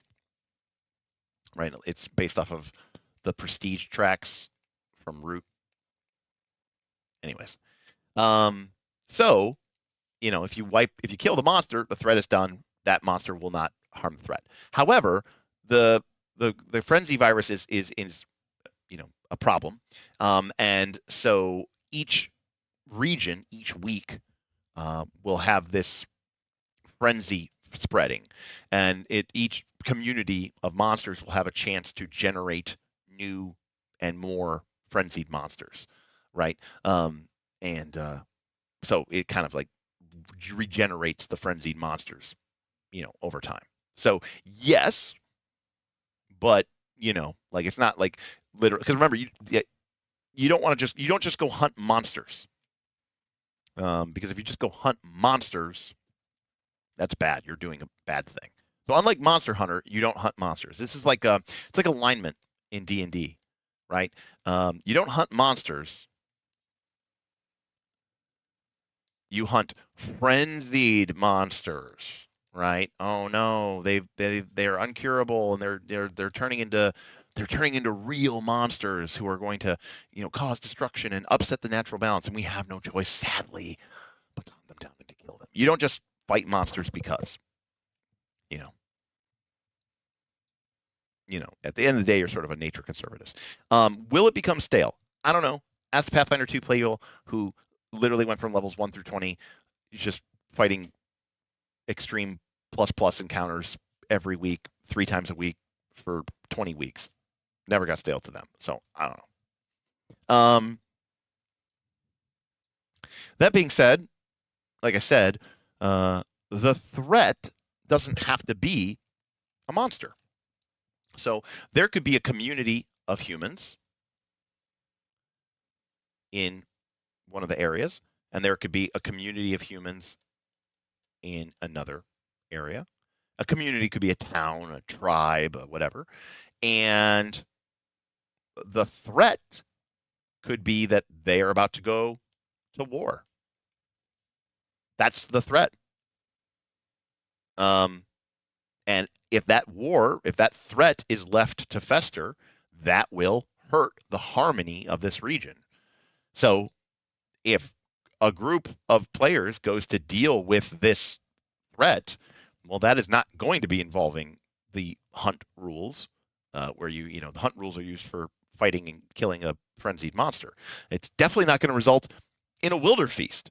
So, one of the things that, and I actually talked at long length with Strat and Darth Gorlock about this, and they were both very adamant about it, and I felt very good about it after a conversation with them, which is that I don't want to just always reward the players, right? Sometimes you are going to maybe go in and mediate between 2 rival communities.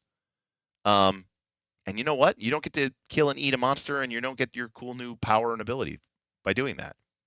But it's about the meta. It's about the bigger goal of, helping out the harmony of a region and dealing with threats to the harmony. And yeah, there's going to be a pressure from like a min-max perspective, right? To just to hunt monsters, kill monsters, eat monsters. And I like that because, if a group or of players only ignores all the other threats and just so that they can go hunt, kill, eat monsters, the region will collapse, So, yeah, I mean, GMs are this is where the GMs really have a lot of freedom, because there's going to be different communities within a region, and we could have all sorts of issues. It could be everything from, crop failure to, like I said, a group of humans about to go to war. So again, the right, like, yes, I like that. Not everything worth doing has a reward. That's exactly the idea, Pumpkin. That's exactly right. And correct. I mean, yes, that is true. But also, I'm also content in saying, like, hey, community of players, you have all lost this game, right? You are all losers. You have failed. The game has collapsed. But we've talked about this, about how absolutely, if a region collapses, that probably would be something that generates frenzy monsters. Because even the game is a little bit vague in the lore about like what causes frenzy monsters, and some people believe that the frenzy is spread by arc steel, and your characters carry around big arc steel weapons, and it's this weird like mutagenic metal. So it's almost like techno-organic, and it's called a curse virus. So it's like a magical virus. I don't know. Anyways, point is, there's some cool world building options there. So it's not just about this. So for example, for all of like the peace people, not peace people, but like if you don't want to go hunt monsters, like you could have a session that involves your wilders traveling into the Cindervale Woods and meeting with, the folks from Oaktown and, the tribal people of of the Mahati caves, and you end up doing a lot of social checks and role playing, and a lot of FBT and trying to find. It's more like a Star Trek: The Next Generation episode, right? And your characters are Captain Picard and Data, and you're trying to figure out why are they, what's the source of their tension, and can we solve it, and whatever. And if you do that, great, that threat is removed and the harmony increases, and you are doing as much to build harmony as someone killing a monster, but you won't get the Wilderfeast, obviously. So that's it.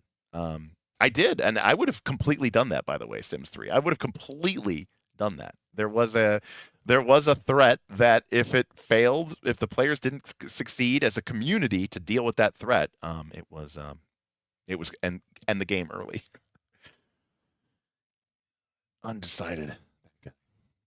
If I'm being honest with you, undecided. I don't know.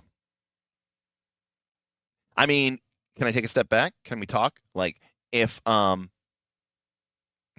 if I had my druthers, and I don't, because there's, I'm only one man, and time's an issue, and money's an issue. I would love to have, like, gardening system. I would love to have like a farm system where you like raise monsters and like chocobo race them, and like I would love to to have gardening lets you create new environments and create recipes, and I would love to have this whole like Farmville downtime system, right, where you're doing all of this stuff. But I don't know if I have the mental capacity to figure that all out. Not to mention, this is exactly the type of stuff that we traditionally do, and people get really frustrated with it because the only way to do it is to track, this like on Google Sheets or through the Discord bot, and it's not really elegant or good. I mean, look, yes, there are some people to whom some people want, yeah, I think you could. Sometimes it's fun to watch the world burn. So to take another example of that, Vin. So one of the again, this is taken from the One Ring, but your character has this humanity score, and you also have this monstrosity score, and as you acquire more and more monstrous mutations, your monstrosity score goes up. Well, if your monstrosity score gets too high and overpowers your humanity, you begin to risk your character literally losing your character, because you become a monster. Now, on the way out, you're going to be really powerful because you're going to have like a ton of monstrous mutations. But somebody might be like, you know what? I think that's awesome. And then like my PC gets retired, but becomes like a new apex level kaiju monster. Or maybe I birth a whole new species of monster because of my PC, which I drove into the ground. Like, I'm okay with that. Like, that's a fine story arc for me. I think that's cool. I think that's fine too. Well, we're not going to build it to be played as a mega game. Full stop. However, Smith's idea was, he's like, how we should really beta test this game? He's like, we should make this game and then run a mega game of it, and then we'll get like, 40, 50 people playing it. And I was like, that's a pretty good idea. To be clear, Smith is exploring the space. I mean, again, knowing Smith, we'll like talk about it once or twice, and then I'll like travel for a few weeks, as I'm about to do, and then I'll come home and he'll be like, here's 150 pages, and I'll be like, okay. But remember, Smith is a lion. He is not a unicorn. I cannot stress this enough. Smith is not a unicorn. He is a lion. Maybe sometimes he's a phoenix. Maybe. But he is a lion. He's definitely not a crab.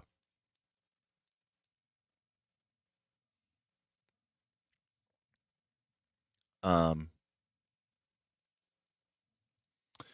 don't we see Smith around here anymore? The long story short of it is, in 20, I gotta get my times right here.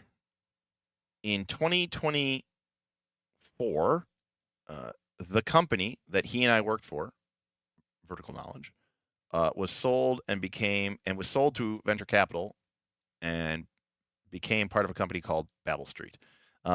During that time, leading up to it, 2023, Smith was very busy facilitating the sale of that company. Once the company acquired us, he became exceptionally busy because they let go of a ton of people that were established at VK, and Smith had all those projects dropped onto his plate.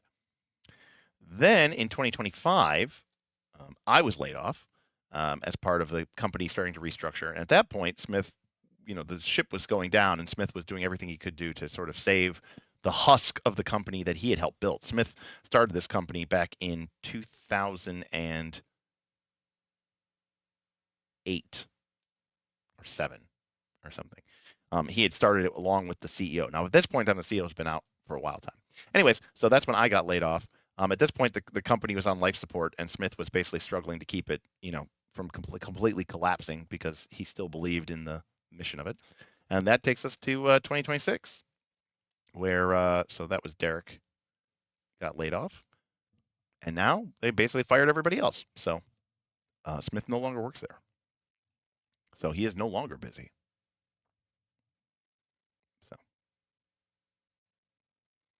So yep. At least for the time being, until he has to get a new job. You would love to be that PC that became Boss Monster. That's the spirit, buddy. We need Brickcraft. Well, that has the issue. If I could be completely honest with you, FL4G. So here's the issue with Brickborn, Brick both. One is my ass would get sued. I know I would get sued. 2. Lego would come after me somehow, or Minecraft would come. Somehow I'd be the one person in all of this that got sued. So I would get sued. Second, and this is me being more business minded. Okay. I have approximately 16,000 subscribers. Now, clearly, not all of them watch my videos. Okay. Of that 16,000 subscribers, I have about 2,000 members of my Patreon. Of those 2,000 members of my Patreon, 600 are paying members. Okay? This is my core audience. As a whole, my audience hates 5e. I don't hate 5e. They hate 5e. Most of my audience, remember, I didn't really even play 5e. Most of my audience played 5e, or they started their game, or maybe they started to learn how to play in 5e, or that was the only thing they played. They found us, Night's Last Call, and we were this oasis in a desert of 5e content. And while I try to defend the game, and I don't think it's like the best game ever, but I think it's fine. Most people in my community hate 5e. Obviously, everybody else loves it outside of that. Here's the problem. If I make a game, my greatest chance of sales, okay, is going to come from this group and this group and this group, okay? So if I make a game that I'm hopefully my existing community will buy into, that I should probably not make it 5e, because I don't. Now, some people would buy it just because they're like, "Hey, Derek, I want to support you," and that's cool. I really respect that. But realistically, if I actually want to, convert these people into a Kickstarter or backer kit or whatever, or to a customer, I would want to make something that's not 5e, because I would do that. And then obviously I lose out on the wider market, but it's kind of like the devil you know versus the devil you don't know. Was it off the backs of the PF2E guide? That's how I found that channel. So to put it another way, we are at 16,000 subscribers. When we mostly stopped caring, when we basically stopped talking about Pathfinder 2nd Edition, we were at about 6,000 subs, 7,000 subs. So the majority of people who have become a subscriber to my channel now joined after we stopped talking about Pathfinder 2nd Edition so much.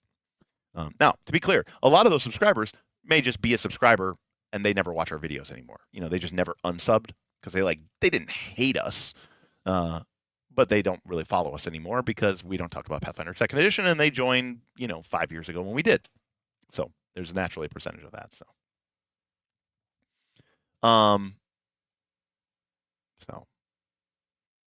yeah, oh well, that's fine. You don't hate it. You have a natural distaste for it. Again, I don't. I don't. Pumpkin's like, I don't hate 5e. I hate Pathfinder 2nd Edition, right? So, which is probably one of the reasons why I would not do 5e, and I probably honestly would not do PF2.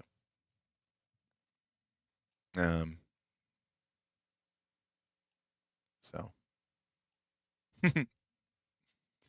Well, and then that's very nice of you to say, and honestly, that kind of also makes me nervous because that's puts a lot of pressure on me because I'm like, oh man, like people are gonna buy this game, I want to make it good, but I don't know what calculations and percentages are, but if I could get because again, this is 600 of this 1,200, so there's 600 people here, there's 1,400 people here, that's 2,000, there's 14,000 people here. So, if I could get 50% of these people and 10% of these people and 1% of these people,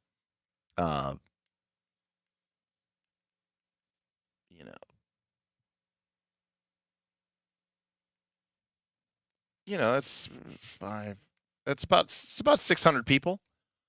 That's pretty good to me. I mean, that's not nothing, right?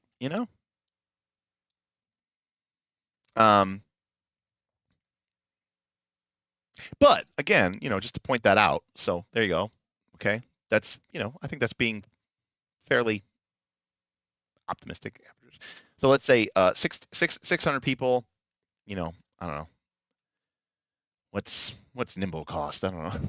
What do games cost these days? Let's just make it super simple, just to make it easy, right? I'm gonna just put $100. I'm just putting $100. Probably wouldn't be that. Okay, that's $60K. Minus fees, minus art, minus printing and shipping. Split between two people.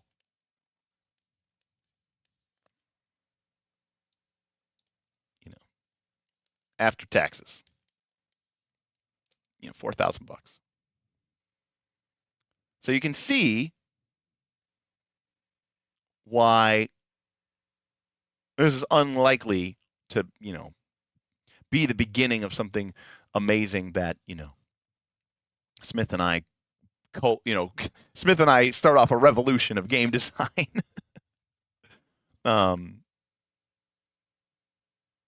Yeah. So again, that's now, of course, you never know. Randomly, you could end up with pumpkin spice, or you could randomly end up. Well, no. This is assuming I didn't do Brickbound, and I didn't do 5e. If I just do if I do something that's not 5e, I'm realistically only going to get these people. Realistically, I'm going to get people that already know me, that are already part of my base, part of my Patreon, whatever. I'm not going to, maybe, if I'm being very, very, very, optimistic, maybe I get 400 strangers, that just come in if we manage to get some messaging out there or whatever. And suddenly that, it goes to 100K. And again, maybe 90K, 70K, 35K, split two ways, and now let's just call it 17K after taxes. Let's just call it 11K. So making $5,000, $7,000 from making a game. That's pretty cool, you know. And you know, maybe 1,000 people have my game. That's awesome. That's great. That's awesome. But I don't know what your annual paycheck is, but I'm willing to bet it is greater than $11,000 or greater than $4,000. You know. Yes. Add 20 for the people who love Pirates of Darkwater. So. Yeah, money's tight. That guy. I mean, look, I money's tight for me. I mean, I'm barely getting by with this channel, you know.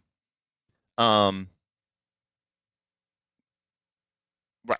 So, and you know, and by the way, that's for me. You know, Smith's got a family of 5, so in a big house. So yeah, I mean, it's not. We're gonna do it because Smith and I have dreamed about this forever. You know, since we were teenagers. But we're also, you know, jaded and wise, so we understand that realistically, you know, we'll do it, and it will. You know, hopefully we won't lose money, and we can at least say we did it. You know, but is it gonna change things? No. So no Sims. But that's just the point. Is that like the thing is like the game development has to be the side hustle. You know that you can't do it and not do it. But the realistic situation is that for someone like Smith, having a full-time job and 3 kids and a wife and and his responsibilities and other things like that, right. So that's why you make it 5e compatible. They win and so do you. Right. But I'm saying I think making it 5e compatible is a mistake because I think that would alienate my most devoted audience members. So, which is why we split the difference and we went with Shadow Dark because it's not 5e, but it's also not the One Ring or fucking Wilderfeast or something like that. It's Shadow Dark, which quite frankly is crushing it. It's in the top 10. Its sales are through the roof. I mean, Kelsey is a multi-millionaire, and she did 2 projects. On top of the sales that she makes, a lot of people make their Kickstarter and they make that money and then they never make the money again because they made the money during the Kickstarter. Kelsey sells thousands and thousands and thousands of copies of Shadow Dark every single month that have nothing to do with the Kickstarter. She's just selling it in stores, selling it to people, selling it direct through Arcane Library. So, yeah.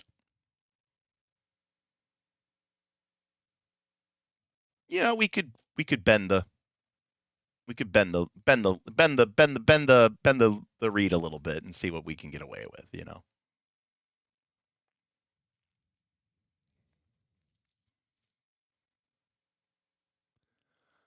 Yeah, but you see, even Derek Hart, though, Nightheart as we officially call it, but that's the kind of thing that unfortunately is a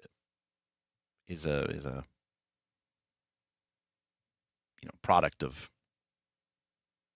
that's a Derek project. That's not something that's actually going to be popular. If I really wanted to tap into the Daggerheart market and do a really good job of it, I would make a bestiary.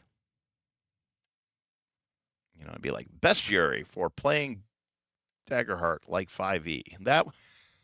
That's the most, that's the bestiary for Daggerheart like 5e. That's the most. That would be the most successful Daggerheart product I could make. Or you know what? I make a supplement, and it would be called Dungeons and Daggers, a 5e Daggerheart conversion kit, and I would be like, add initiative back to Daggerheart.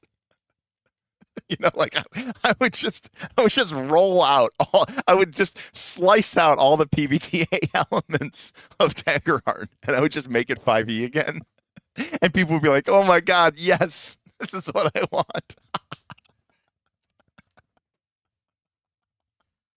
Which is why I'm not doing it, Sims 3 Snowflake. Exactly, Simon. You nailed it, right? They want, adventures. They want monsters. They want, whatever. Look at him. He's so excited. See, and the fact that he's excited, that's why I'm not going to do it. Oh, correct. Yeah, I couldn't even.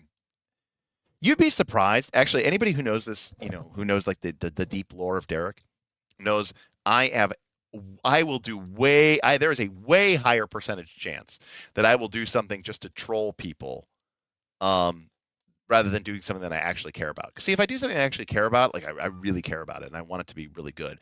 But if I'm doing something just to like troll people, like,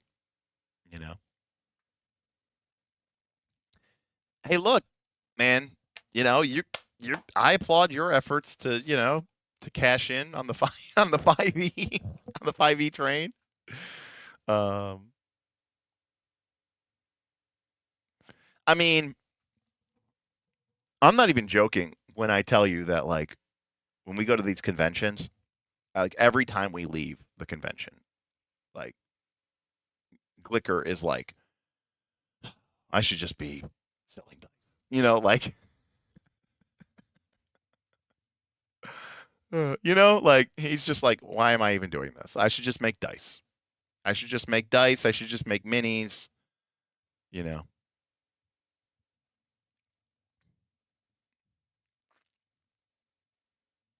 like, it would be way easier. Everyone would just buy them all. It's just crazy. We met a woman.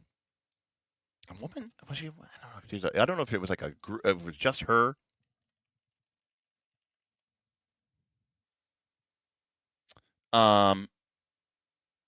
She sells dice. She has a limited set. She says they sell out instantaneously. They are $150 per die. Not dice. Per die. So to buy a complete set, you get it discounted. It's only like $1,000. It's wild. She makes like, 150 per die. Yep. Yeah, we met her. Oh, we met her at Gamma. That's nice living.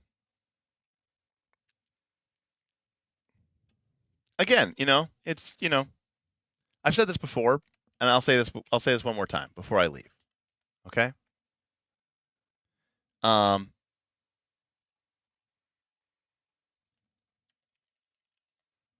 don't know what they're made of. The last thing I'll say here is you all know Jipeku. You've seen their maps, even if you haven't bought them. Jipeku makes these, hand-drawn battle maps. It's 2 people. It's I think it's a husband and wife team. I think they're from the EU. Okay. And they draw these maps and they publish them. And they have a Patreon.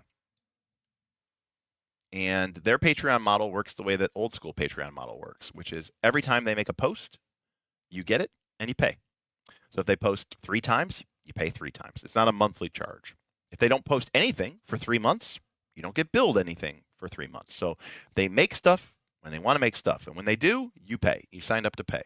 And in this case, you get the new map pack.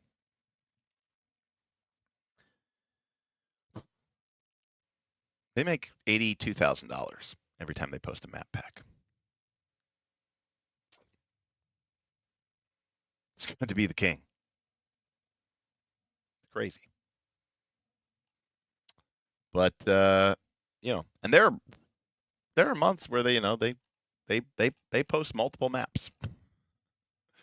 So I've done the market. I've done the margin. I mean, they've had 320K months. And, they draw their map, and the people are happy. Like, if you publish 4 maps in a month, people aren't mad. They're excited.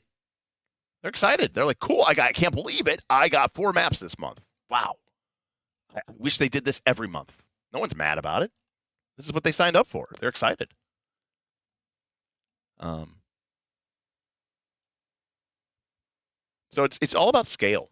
It's all about, can you find your audience? Can you connect with your audience? Is there a way that you can find the people who, you want to connect with? Evan from Nimble, he's right now he's got, I don't even know what it is, 2,000, 3,000 or something like that. Backers, 4,343 backers. When I was doing my math for my proposed game, I said, maybe if we're lucky, we can get to $100, or 1,000 backers, and I thought that was probably an insane thing.